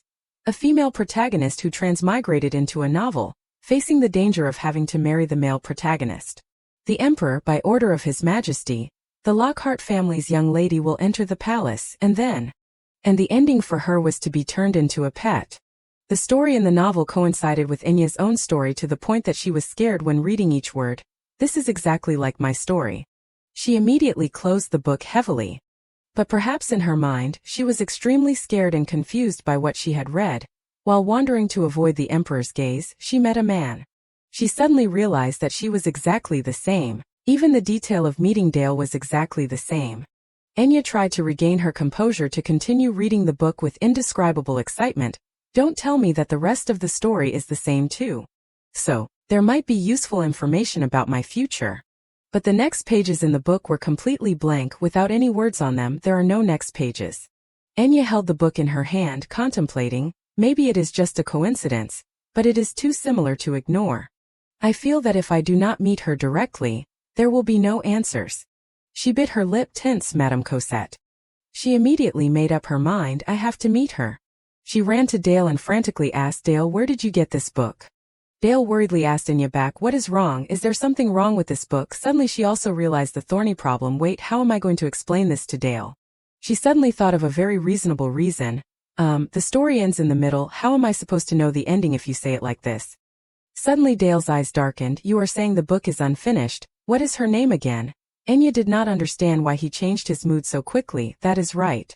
So, I want to confirm whether Madame Cosette really wrote this book. Enya also explained the reason why she needed to meet the author. An author who has stopped writing for 10 years suddenly releases a new book, but it is unfinished. Sounds really strange. Did you perhaps meet the author directly when you got the book? Who knows, it might be true. Dale hesitated. Actually. A few days after both of them went to find the traces of the book, they finally found the author's residence. So your acquaintance, the person who gave you this book. Enya stood in front of the house that was said to be the author's residence and had to confirm with Dale again. Said that they met Madame Cosette here. He nodded. That is right. But that house was actually Getty and his wife's house, but this is the house of the man we met at the clinic a few days ago. Suddenly a voice echoed from inside the house, making both of them jump in shock and turn around to look. What brings you to our house? A woman with white hair holding a basket of vegetables looked at the guests from who knows where with an extremely strange gaze. Enya also began to remember what Getty had said. She is the wife of the man we met earlier. Wait. Enya's eyes were fixed on the face of the white-haired woman and thought to herself, now that I think about it, that man once said his wife does not like uninvited guests. She decided to approach and introduce the reason she was here. Sorry for suddenly coming here. I am looking for someone. Madame Cosette saw Enya's face clearly and was shocked. Wait, you are. She suddenly exclaimed, Enya. Enya suddenly paused and began to observe her carefully. Now that I think about it, this woman, those sharp eyes, the flawless white hair, and above all that appearance. Enya was stunned. She looks exactly like my father. She suddenly felt confused by her guess. Are you my aunt? After clearing up the misunderstandings, she invited Enya and Dale into the house for tea. I did not expect to meet my niece in this situation. The world is so small, is not it? She held the teapot, chatting. So you are the person that my husband said helped him. Enya, thank you very much. Enya waved her hand politely at her. Oh, it is nothing, I just did what I should do. But in her head she was still thinking, so that man is really my aunt's husband. She glanced at the teapot she was holding and concluded, no wonder this tea smells so familiar. I must have drunk it at the main house before. Madame Cosette asked with concern about her feelings. You still like that type of tea, right? Enya immediately nodded and exclaimed, yes. I remember for sure that I have drunk it before, but not recently. She held the teacup and enjoyed it while gently laughing and recounting the story. When Enya was very young, before, I used to take care of that tea tree at the main house. It is a very picky plant, so it might be hard to have the opportunity to enjoy it again after I left. When I hurriedly left, I secretly took a little bit with me. The teacup faintly reflected the image of the gentle aunt. She asked, is Grandpa still well? Enya also nodded in response, yes. Madame Cosette laughed. Then I will visit him soon. Can you keep my visit a secret? Enya also smiled and agreed, of course. Suddenly she asked, oh, by the way, Enya, what did you come here for? Enya suddenly remembered the reason why she had come here and many speculations suddenly appeared in her head. That is right, I came to find Madame Cosette, so why is my aunt here? She turned her head and immediately found the novel. I am looking for an author. She continued, I have a few things I want to ask about this book. Enya asked about the identity of the author of this novel. Do you know Madame Cosette? When she saw the book, she suddenly exclaimed, that book. The scene switched back to a few days before the day of the gift for Enya, when two people came to her house to beg to find the novel. Please, if there is a new work by Madame Cosette, please sell it to us. But in response to him was her refusal. Sorry, but besides the published books, I do not have anything else to give you. The long-haired boy with a pitiful face sadly cried out, but was stopped by Soho from behind. Oh no. Soho's immersive acting talent was immediately turned on. Actually, my best friend wants to give this book to the person he loves. Before the confused eyes of the boy, Soho cried even more sadly. The wife of that noble friend ran away with him, a commoner, despite the opposition of her family. Even though they live in poverty, he still wants to bring her a little happiness. To show his love for the woman who trusted and ran away with him, he wants to give this book as a birthday gift to her. He immediately knelt down to shed tears of sadness and urged the other person to act along. The book by the author she likes the most, she is a fan of Lady of the Night. He really wants to get that book for her. Soho expressed, we heard that this place used to receive manuscripts from Madame Cosette's publishing house, so we came here. Even though we know it will cause some trouble, is there no other way to get it? Before the fabricated story soaked in sadness that moved her. Oh, that is so romantic. She glanced at Dale and speculated it is quite similar to my own love story, and the friend of the man I met back then he really loves Enya that much. Enya saw that Madame Cosette's eyes were directed at him and immediately introduced, I forgot to introduce him. This is my husband, Dale. She was also very amiable. Nice to meet you, Dale. Dale also politely replied, nice to meet you, Aunt. I am Dale. Enya recounted the love story and the meeting between herself and him. Actually, I left home after receiving the appointment from the Empress, and I met him right after that. She suddenly remembered the old story. Now that I think about it, Enya received the Empress's decree when she was 18 years old. She nodded, but in her head she was also thinking a lot of things. If she mentioned that matter, then Dale must also know her situation. Because they are married, they must truly love each other. The evidence for that is the image of the happy couple was appearing before her eyes as evidence of a sincere love. Just look at how happy they are. After deciding, she decided to call Enya back. Enya. She smiled happily. I am very happy that you have met a good person. Enya's face flushed red. Thank you, Aunt. I did not expect her to say something so warm. Enya also sighed in relief when the relationship between the two of them was approved and blessed by her aunt. It feels like she has officially acknowledged our relationship. I feel a bit embarrassed. Returning to the main issue, Madame Cosette picked up the novel and said, that is right, you said you came because of this book, right? Then you have come to the right place. She decided to tell the truth about her true identity. Actually, I am Madame Cosette. This made Enya extremely surprised. What? Enya was stunned, stuttering, and you are Madame Cosette. Wait, then that means you are the one who wrote The Imprisoned Empress. Enya immediately stood up and asked again. Aunt, do you remember what this book is about? The story about a woman who is reborn into a novel. She pondered for a while and nodded. I remember now. Wasn't it when you were 7 years old? Enya, I wrote that based on the stories you told me back then. She continued, back then, you often told me stories that were very mysterious and interesting. Don't you remember? Enya stiffened. I was the one who told you those stories. Suddenly everything around Enya seemed to darken. What is going on? That does not make any sense at all. Back then I did not even know I had been reborn. I just vaguely remembered talking to Aunt A lot. She slumped down on the sofa. But I completely do not remember what I said. Memories from her childhood suddenly appeared. Not only about her aunt. At first I thought it was because I was too young so I could not remember, but now when she mentions it, it is strange that I do not remember anything about the time before the age of 7. Enya gradually sank into anxiety. It is like someone forcibly erased my memory. Suddenly a voice echoed, pulling her back to reality. Enya. Dale, seeing her serious face, worriedly asked with concern, are you okay? You do not look well. Enya saw that he was so worried about her and could not bear to see him sad, so she replied, I am fine, Dale, but in her heart, she still worried about what she said. I thought that when I talked directly with Madame Cosette, it would help me ease my worries. Enya suddenly felt a chill all over her body, but that only makes things more mysterious. She also sensed her anxiety. Enya, why do you look so worried? Madame Cosette asked Enya, is it because of the upcoming fair? Enya did not understand. Seeing that, she had to tell about that festival. Every year the Lockhart family organizes a fair. She also conveniently said another detail that made Enya startled. This year, I heard that His Majesty the Emperor will personally attend. This shocking news came too unexpectedly, causing Enya to uncontrollably raise her tone. The Emperor personally. Enya felt that this was so unbelievable that she could not have expected it. The Emperor will attend the Lockhart family's fair. He does not usually participate in events like this. Madame Cosette, seeing that, also added, it seems you have not heard the news yet. She said, recently, Duke Hexagon adopted a daughter, and the reason is to arrange an alliance marriage to improve relations with the Emperor. Enya was confused. An alliance marriage? He went so far as to adopt a daughter just to marry the Emperor. Madame Cosette continued. Amidst those rumors, the emperor expressed his intention to attend the Lockhart's fair that shows. Her serious face was like a definite affirmation of the information she had said. He wants to affirm that the relationship with the Lockhart family is still strong. Enya bowed her head, thinking with countless different assumptions. Yes, you are right.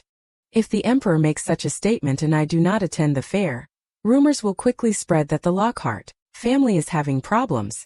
The image of the duke with a treacherous and sinister face made her feel that this did not have any good intentions. On the contrary, Duke Hexagon's influence will even grow stronger. Enya tightly closed her eyes and prayed. In that case, I have no choice but to attend.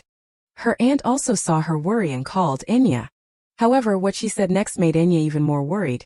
You are in a similar position as me, so I do not want to put pressure on you, but I have heard a lot of bad news. But perhaps Enya had already endured too much pressure, so she had to stop and smile gently. Why do not you visit home once? The scene switched to the late afternoon. Enya was sitting at the table with a pile of papers with tangled thoughts. Finally, Emma's warning was right. I have no choice but to return to the capital. She tightly held the letter in her hand. It seems I have no other choice anymore. Suddenly Dale entered the room with a cup of warm tea along with gentle words of concern. Enya, are you okay? Enya, seeing that, also nodded so that he would not worry. I am fine. She only said vaguely, it is just that there are many things I need to think about. Dale was also perceptive when he realized her true intention. You have to go back to the capital. Enya felt surprised that Dale could guess the thing that was giving her a headache so quickly. About that, Dale, but he did not give her a chance to continue but simply comforted her so that the worry in her would be lessened somewhat. I will be fine, so just go. What Dale said made Enya feel extremely moved to the point that she felt a lump in her throat. I do not want things between you and your family to go wrong because of me, Enya. Dale stood before Enya with a firm tone like a vow.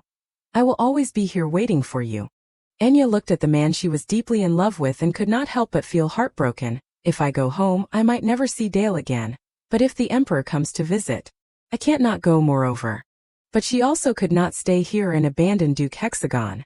I can't turn a blind eye to Duke Hexagon's actions when he is about to be released from house arrest and is trying to approach the emperor, looking at how he calmly sells poison to the people in the empire and calls it panacea. Enya clenched her palm in anger. He will do anything to regain the reputation he had during the reign of the late emperor. I feel sorry for Dale, but my family might be in danger, so I need to go back and see. Thank you, Dale. Enya seriously replied. I promise to come back as soon as possible. Dale looked at her and gave a relieved smile. Okay, take care, Enya. The carriage arrived before the large mansion, which also heralded the appearance of Enya. The maid Emma ran out to welcome her in a frantic and anxious manner. Enya had just stepped out of the carriage in a gorgeous dress and heard the call of her beloved and close maid lady. When she recognized her close maid, Enya gave a joyful smile. Emma came and greeted her with an enthusiastic tone. Are you well? Are you hurt anywhere? Enya also happily replied, I am very well. I have really missed you so much, Emma. Suddenly Marcus came out with an extremely deep and cold voice. You have finally returned. He took steps towards Enya along with a long line of servants standing on both sides. Enya, when she saw her father, immediately knelt down and bowed her head to apologize. I was wrong, father. Seeing that, he froze. Everyone is watching, get up quickly. Enya stubbornly said, I won't get up until you say that you forgive me. As expected, in response to her was still the father who loved her wholeheartedly, reaching out his hand to help her stand up. Even after all this time, you are still so stubborn. He gave a loving smile as if meeting a child who had been away from the family for a long time. It is good that you are healthy. It seems we will have many things to talk about. And along with the suggestion, let us go have some tea. Both of them sat down at the tea table, but no one spoke first, making the atmosphere more silent than ever. Marcus decided to speak first. Were you hurt or sick when you left? Enya replied politely, no. Are you still well? When he heard that his child was still safe and healthy, he also expressed his true emotions. I was very sad. My only daughter left home. This made Enya both ashamed and heartbroken for her old father, so she had to bow her head. However, Marcus did not notice that and continued, even so. He smiled. I am glad to see your face. Enya, when she saw her father smile gently, was also extremely moved. I am sorry, father. Marcus nodded. I am very glad that you realized. He clenched his hand tightly. That is right, you have come home because you heard that the emperor will visit the fair this year, right? Enya, seeing that, immediately nodded. I was going to talk to you about the emperor. But he decided to interrupt her. Enya, he said in a deep voice, His Majesty's personal visit proves that he is, publicly declaring that the relationship with Lockhart is still strong. That is also to prevent the nobles from gossiping about Duke Hexagon adopting a daughter. He looked at his beloved daughter and said, Because the Emperor is concerned about this matter, I hope the fair will go smoothly. Enya, seeing that, was so shocked that her eyes widened, but Marcus also had to speak bluntly, You are not a child anymore. Enya was still stubborn, but father, Marcus rested his hand on the chair. His Majesty has forgiven your rudeness, which also means that he does not want to cancel the marriage.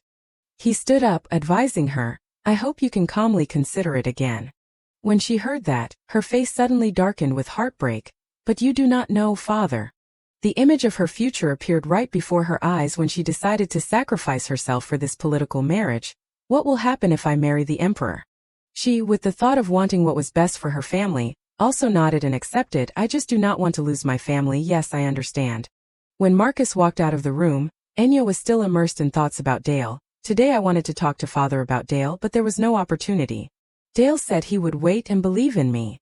The solitary image of her sitting on the sofa made that scene so tragic that it was unbearable. But what if I can never come back? The scene switched to the day of the Lockhart family's market fair. There was a woman standing angrily biting her finger and muttering to herself, Really, why do I have to be here? She stood under the tree silently thinking, Recently I was investigated by Marquis Schultz for impersonating the former Lady Lockhart.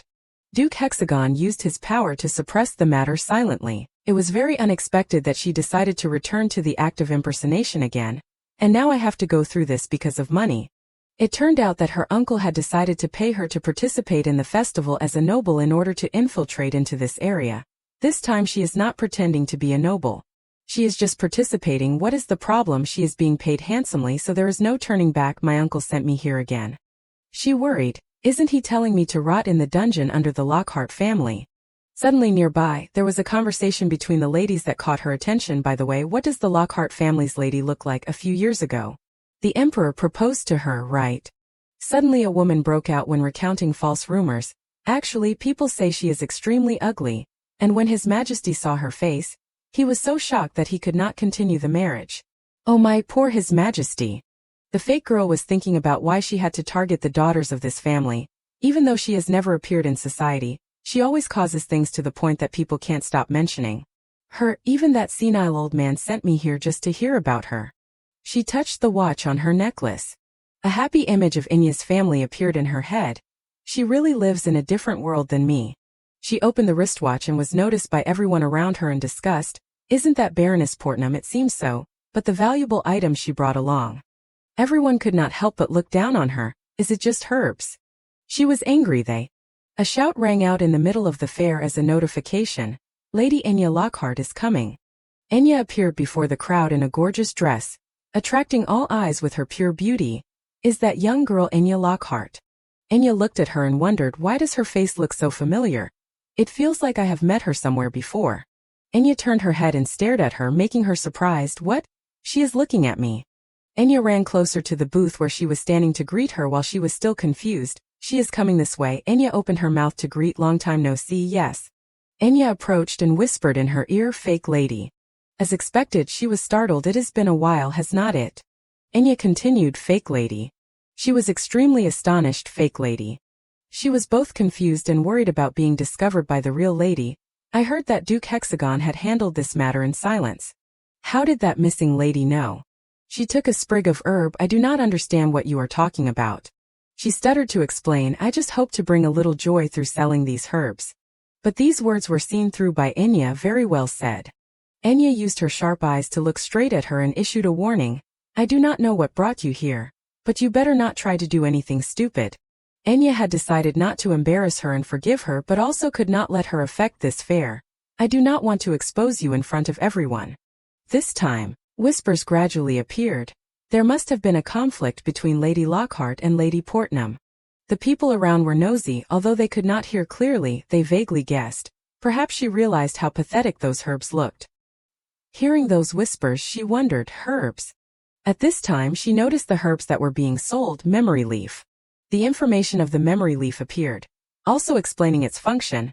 Memory leaf is a type of poisonous herb, originally used to torture prisoners, but when diluted with a small amount, it is seen as a treatment for amnesia. However, its toxicity kills nearby crops, so fewer people grow it nowadays. It is almost extinct. Enya thought, this thing can really help me recover my memory, but just a small mistake can cause serious side effects. That is why I consider memory leaf as a backup plan. She did not expect to find this herb at the fair. I never thought I would see it here, she said, Lady Portnam. Enya politely offered to drink tea with her. Do you want to drink tea with me after the fair ends? She was stunned. With me? Enya smiled slightly, her eyes shining with understanding. Just the two of us. I know you would not want them to be cut off, so you impersonated my identity. After speaking, she said goodbye and left, leaving the fake lady behind. See you later. A large mansion with classic European architecture, hexagon. He sent someone who was arrested to pretend to be a noble lady as a spy. Enya's face shone with seriousness. In her heart there were countless questions. Does he think the Lockhart family's influence is so small? She could not hold back the excitement in her heart. Thanks to that fake person, I easily obtained the memory leaf. In that case, I will take advantage of hexagon. Enya said to herself. Now then, the remaining things are, His Majesty the Emperor is coming. Suddenly Fabry appeared, making her jump. The Emperor. The people around simultaneously shouted, Long live the Emperor. We respectfully greet the son of the Empire. The mask covered the entire face of the Emperor. Enya could not help but contemplate. His face was hidden behind the mask, but that golden hair and those jade-like blue eyes. Enya regained her senses. She bowed her head to greet, just like in the original story. It is an honor to meet you, Your Majesty. Her eyes showed a look of confusion and worry. I hope we won't meet each other, but I am also curious. Enya looked up at the Emperor and wondered, so this is how we meet. Fabry's eyes were filled with sadness. Cashin said that he wore a mask because he hated showing his face to others, but is it the same with his fiancée? He must be very angry because I rejected his proposal and ran away. What should I do? Suddenly Fabry greeted, Long time no see, Lady Lockhart. She replied with a surprised face, Yes. Enya looked up with confusion. I thought he would be angry, but I did not expect him to be so gentle. Wait, he said, Long time no see, we have never met before. Behind the golden mask, his eyes flashed coldly. She slightly shivered and realized, he is lying because of the crowd. Enya gently bowed her head. It is a great honor for me to be personally greeted by Your Majesty. Fabry still kept a polite attitude to reply, I am glad you still look well. He asked in a low voice, Are you still healthy lately? Sorry that I can't visit often due to work reasons. The people around immediately whispered, Oh my. Two women standing from afar witnessed the story and exclaimed, The two of them look so beautiful together. Participating in a banquet together, does that mean that the engagement between the two has been confirmed? Enya was a little embarrassed because all eyes were on her. As expected, everyone's attention is focusing here. I want to throw everything away and go back to Grunwald. Thank you for your concern, Your Majesty. I am still healthy. She secretly rejoiced in her heart. Luckily he does not mind that I ran away. Fabry was still standing there and silent, making Enya a little scared. Is he going to meet me privately later to threaten me? According to the personality of the Emperor in the original story, he won't easily let his fiancée go. What is he thinking? Suddenly he spoke, Lady. Enya quickly replied, Yes. All the jewelry was neatly displayed on the table. He said, I heard that the Go is an event where people will donate personal jewelry. She secretly nodded, Yes, Your Majesty. All the proceeds will be donated. Fabry suddenly asked in a low voice, I have a question. That attitude made Enya a little hesitant. What did you donate, Lady? Well. She remembered the expensive gifts. The Emperor had given her all kinds of gifts, not only flowers but also countless expensive jewelry. Enya stood looking at the boxes of jewels and wondered, did he give me this and that too? At this rate I have to sell some things off. Suddenly she imagined herself being scared. If that happens, do you dare sell the gifts I gave you? The words like a bolt from the blue struck Enya, making her confused. Pay with your life, Lady Lockhart. Enya was tired of contemplating. I can't let this happen. Suddenly Emma came over to coax, Lady, what about this? She looked at the stuffed rabbit in front of her and fell into thought. Emma brought the stuffed rabbit that I liked as a child, but it is still better than donating the gifts that the Emperor bestowed. I washed the stuffed rabbit very clean and tied a ribbon around its neck. The two of them, Enya and Fabry, stood silently without saying a word. A large ruby and 10 small diamonds should be impressive enough. At least they still help me affirm my position as the organizer of the banquet. As if to break the atmosphere, she happily introduced the small stuffed rabbit. I am not sure if you will like it, but this is the stuffed rabbit that I brought along. He was silent, looking at her with a pensive gaze. As if realizing something, Fabri's eyes widened. This thing.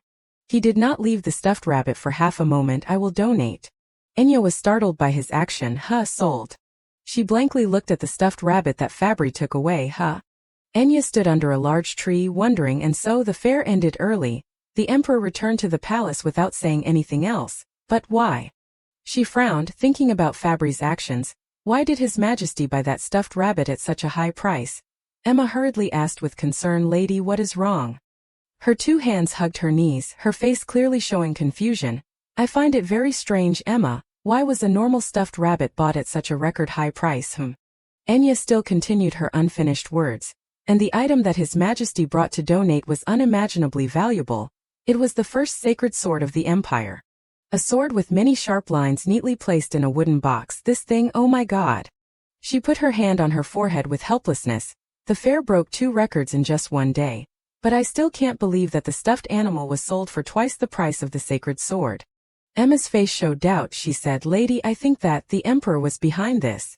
Enya, hearing that, rested her chin blankly. Really? Emma explained further. The highest bidder will enjoy a special privilege from you. Her eyes shone brightly. That is the right to request. She seemed shocked after listening, and unintentionally uttered a sound. Ah! Enya gradually understood everything. In fact, the real value of the Lockhart family's fair lies elsewhere. Because this is a charity event, the highest bidder will be granted a one-time right to request anything from the Lockhart family. She slumped down and buried her head in her knees sadly. This is a part in the original story I forgot because Mom always organized this event. She suddenly shouted, Emma, why are you just standing there? She replied a little awkwardly. How could I say this in front of His Majesty? Enya was helpless to the point of speechlessness. So the emperor will have the right to request, so this is what he wanted. Suddenly, her eyes shone with determination. It is still not enough to lure me back home. He even made sure to get the right to request anything from me. Enya was cornered. She screamed in vain. There is no turning back anymore. Do I have to get married? Fabri hugged the stuffed rabbit tightly in front of him, recalling the greeting earlier. Long time no see. The two of them sat chatting in the reception room. Thank you for waiting until the fair ended, Lady Portnam. Of course, because I promised to drink tea with you, lady. Enya could only smile wryly. In her head there were lingering bad scenes. Actually, it is more like I can't escape. She hid behind the carriage, peeking at the 2 guards who were chatting with each other. While the emperor's attention was distracted, I tried to escape by carriage.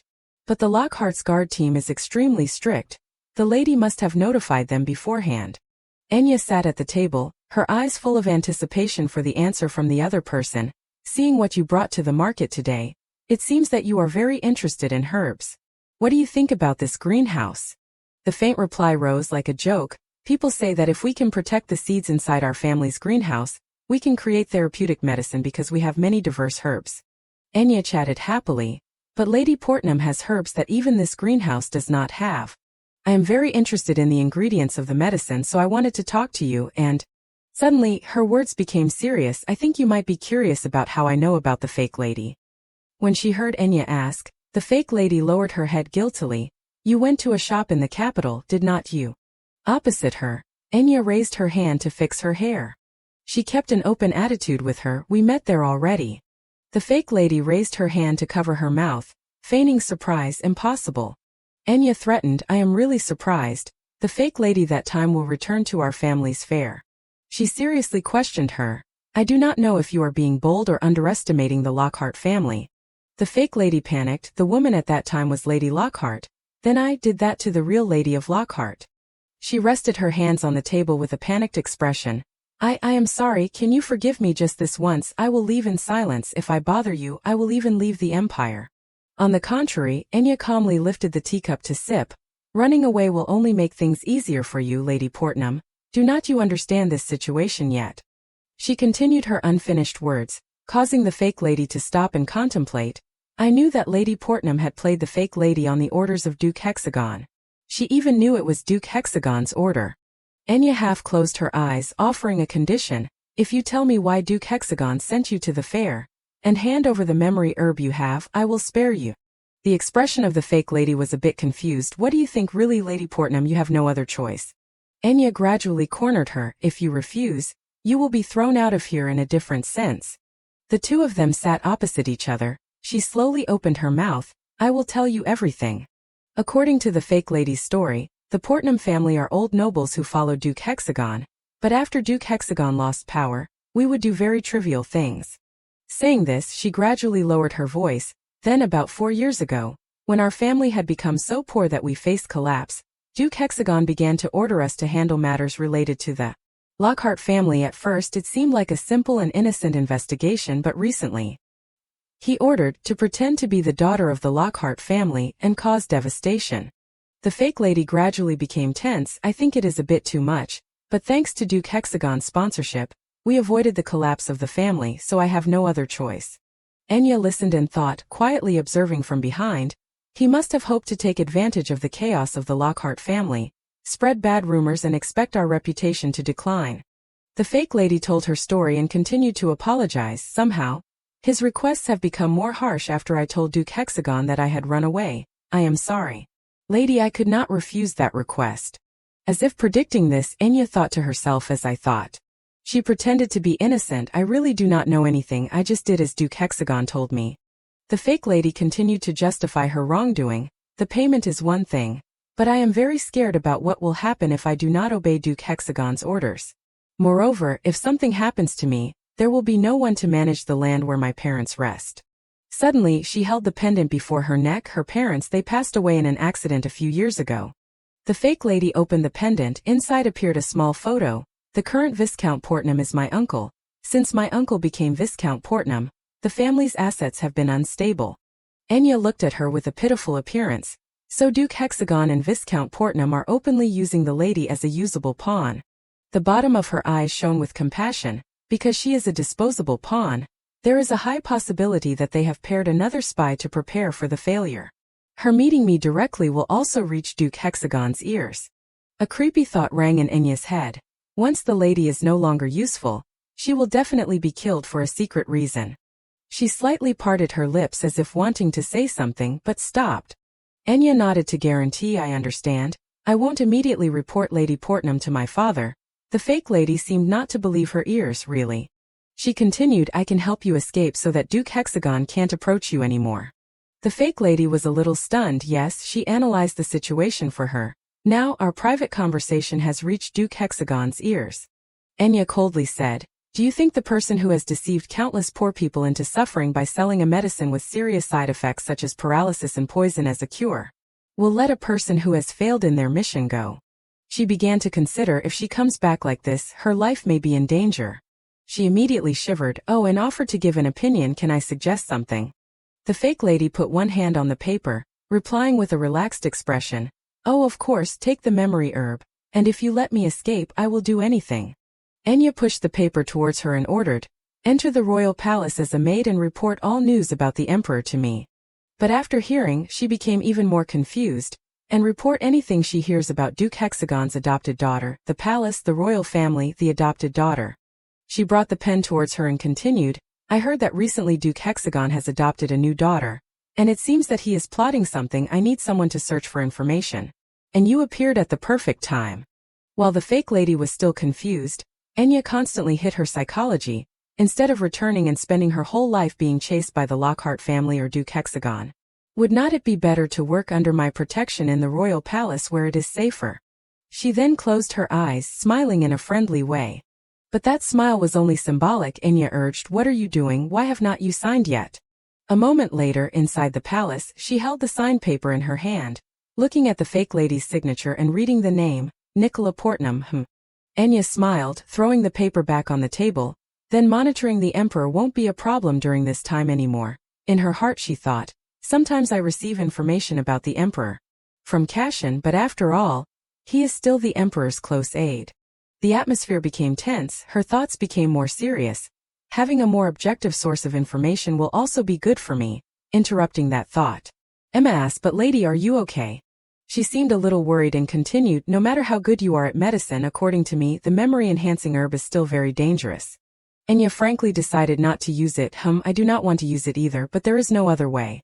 She again carefully reasoned out the things that would happen next. Danger is one thing, But there is an even more difficult problem to see the effect of the memory herb. During the effective time of the medicine, you need to go to a place connected to the memory. Enya leaned back on the sofa, sighing a troubled sigh. Because the memory-enhancing herb acts as a stimulant to the part of the brain responsible for memory. The more you wander in the mansion, the more forgotten memories will be reborn. After a moment of clear thinking, she also realized, but if I take such a valuable herb and just wander aimlessly, just to recall useless memories, it will be a waste. Enya immediately turned to Emma, showing a curious face and asking, Emma, you have been with our family since I was young. Is there a place I often went to at the age of 7? She carefully remembered the past and replied, around that time, I had just started working as a maid. I could not accept you carelessly, because of my circumstances. Emma also did not hesitate to reveal, now that I think about it, I guess you often went to the royal palace with Duke Lockhart. This made her a little surprised. I went to the royal palace. Enya received the information just now and thought complicatedly. As expected, I can't remember anything, but, thinking about the contents of the imprisoned empress, there must be some connection between me and the royal palace. Suddenly she turned again, her voice firm, and called, Emma. Enya, with wide eyes, looked expectantly at Emma while giving a request. Can you talk to father for me? She also just thought of her own reason for that sudden request. I want to see him off when he enters the royal palace. Even so, Enya was still very nervous. Returning to the family on my own is still not enough. And now I have to go to the royal palace. I hope nothing happens. Switching scenes at the royal study, Fabry was silently working when on the table were displaying stuffed animals. Someone looked in and exclaimed, His Majesty seems to be in a good mood today. The story was recounted by Soho not long ago. He severely scolded us because the book that the lady received as a birthday gift was unfinished, and he is currently standing there observing. Getty did not forget to assess. It seems that he is satisfied with the items he obtained from this fair. Soho again criticized His Majesty bluntly. In the end, because she returned home safely, is not everything for the best, but these statements were all heard by him. Someone immediately shouted a warning, Hey Getty. He immediately corrected his voice, ahem. Getty put his hand on his chest, beginning to seriously ask, Your Majesty, will you attend the hunting festival this year? Fabry replied with 2 words, That is right. He continued, saying his suggestion we have discussed. What if you attend the hunting festival this year? Getty's last sentence mentioned Enya, and invite the lady to be your companion, right? After hearing it, he stopped writing and questioned the lady. Before he could explain, Soho had replied on his behalf, slightly bowing his head and saying, Because His Majesty failed to give the princess a birthday gift. We thought it would be better if you showed your excellence at the hunting festival. Getty, after hearing this, had high blood pressure and immediately shouted loudly, Getty, watch your words. But Soho still continued stubbornly, not only not stopping but also adding, But that is the truth. You must quickly admit defeat and look for better ways. And in the end, both of them were made to sit facing the wall by Fabry because they were too unsightly. He calmly concluded, Thanks to that we also suffered punishment. Soho thought of his suggestion, feeling it was reasonable and agreeing. Moreover, there is a tradition that the winner of the hunting festival will be asked for a date with the person they like. Right. His face darkened. Then in his heart, there was a little suspicion. Should not His Majesty gain the princess's support as the emperor? After a little reasoning, Soho had soon thought of the reason. You can't hide your identity from the lady forever. Imagining the events of a long time ago, every spring at the royal forest, located in the outskirts of the capital, the empire will hold a hunting festival. Because not only are there animals but also monsters living there. This place is known to be extremely dangerous, but through the hunting festival, monsters will be eliminated, increasing the pride of the citizens of the empire. And the person who achieves the highest score will be awarded a bag of gold and a medal. Because the hunting festival allows people to receive both honor and wealth. Usually the winner will confidently propose to the woman they like. And this has now become a tradition. He, based on that basis, recounted to Fabry, Now that I think about it, even Duke Lockhart, when he was still the son of a viscount, successfully married the current duchess through the hunting festival. At that time Marcus had bravely knelt down, offering the bouquet to propose to the lady. If the lady of the baron is not bothered, could she marry me? No, date me. Thinking of such a beautiful scene, Soho also gave advice. Perhaps this could be an opportunity to build a good relationship with Lady Lockhart. Even Getty agreed. That is right, because it is a very famous story in the empire. Of course, the lady must also know that her parents came together through the hunting festival. They then took turns finding a good plan for Fabry. While he listened attentively, And because she loves romance novels, would not she also have a romantic longing for the hunting festival? Above all else. And just at this time, Fabri's expression became serious when one of the two of them said that, what if some stranger suddenly proposed to her at the festival? What if some rich man dared to propose to her? He seemed determined and encouraged. For whatever reason, the lady avoids marrying his imperial majesty. This may be a great opportunity to leave a good impression. Soho closed his eyes tightly, emphasizing each word. So at this hunting festival we must. He raised his hand in a very devoted way, loudly exclaiming, conquer the lady's heart. The nobles in the back also unanimously shouted, that is right. Finally came a few days later outside the imperial palace. Enya was indeed invited. She looked up at the scenery around. Wow, as expected, the imperial palace is really vast. Enya again thought quietly, even 48 hours is not enough to visit everything. Recalling that time when she just requested the maid Emma, she hesitated a little, but lady, according to the encyclopedia, the effect of memory grass only lasts 48 hours.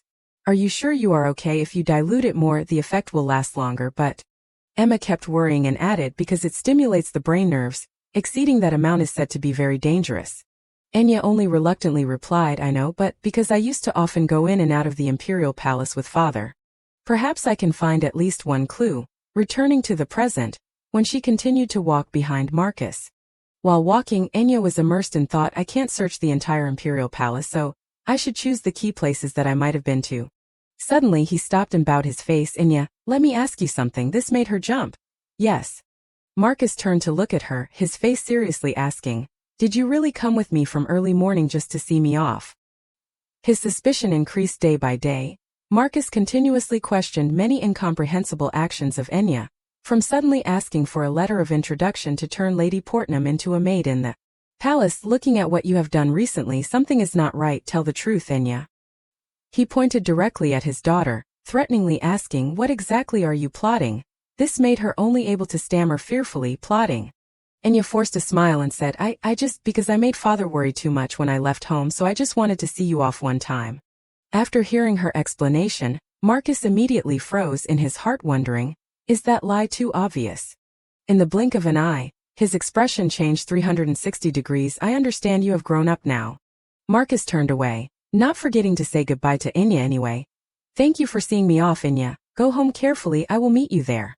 She smiled and waved back, but the feeling still was not any better. For some reason I just feel guilty towards father. Enya showed a bright face and said the last words. Yes, see you at home, father. In her heart now there were only two words, family, but if I want to protect the family that I love, I have no other choice. After seeing him off, Enya had to sigh, I thought I would remember quickly, but this is harder than I thought. She again remembered when she was still in the palace with the butler, from the reception room to the banquet hall. At that time, Enya was completely lost. I have been to every place that the honored guests in the palace can come to. The butler followed her everywhere, but she still can't remember the map.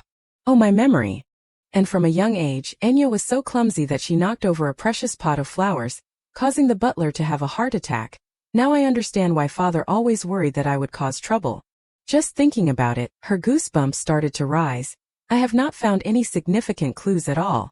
Enya then bowed her head, contemplating. I told the palace staff who recognized me to keep this a secret from His Majesty, but sooner or later, the Emperor will also find out that I have come here. She slowly looked up. I need to remember something before that happens. What was before Enya's eyes was again a large castle. She observed its architecture and said in her stomach, that old building does not suit the magnificence of the imperial palace much. Looking at its height, it looks like a watchtower. Or perhaps a prison. But Enya knew more than just the appearance of that castle. One thing is clear, it looks like it has been abandoned for a long time. When she approached the main door, a feeling rose within Enya. It is so creepy, but it brings a strangely familiar feeling. She slowly opened the door, peeking in curiously. Could it be related to my childhood? As expected, the room inside the castle still had some dust. Inside it looked strange, like a dwelling. Looking at the items and the smoke-stained walls, it seems that a fire once happened here. Enya walked and asked questions. Who could have lived in a place like this? Until she saw something and stopped. Before her here, a large painting was hung on the wall, depicting the scene of a royal family. This is a portrait. Enya seemed familiar with the portrait of the son. She slowly analyzed. Blonde hair, eyes like the sea. The person with this appearance and wearing magnificent clothes can only be the emperor. Enya came closer, putting her hand on the large painting and changing her mind, but he exudes a different aura than the current emperor, so the owner of this portrait must be. A question appeared in her head, the previous emperor, or the one before him. The historical milestones gradually formed again and were recounted. The late emperor and the one before him, those who are no longer in this world, did not have the same mother. Even though they were brothers, it is said that they were not the same in appearance, personality, or temperament.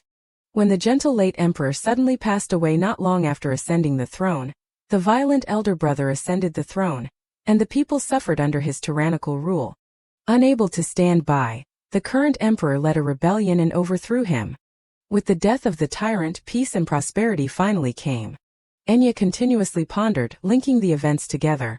Although he was praised as a hero for killing a notorious tyrant, considering that he killed his own father.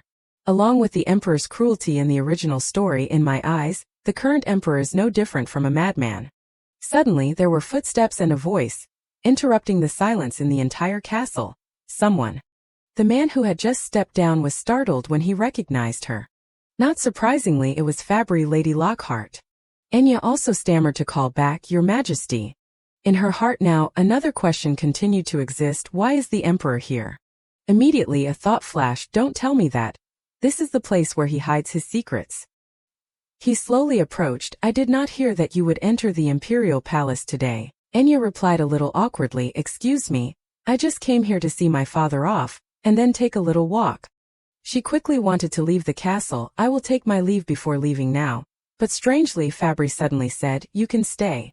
Enya was even more confused. She questioned, But would not that bother your Majesty's sleep?"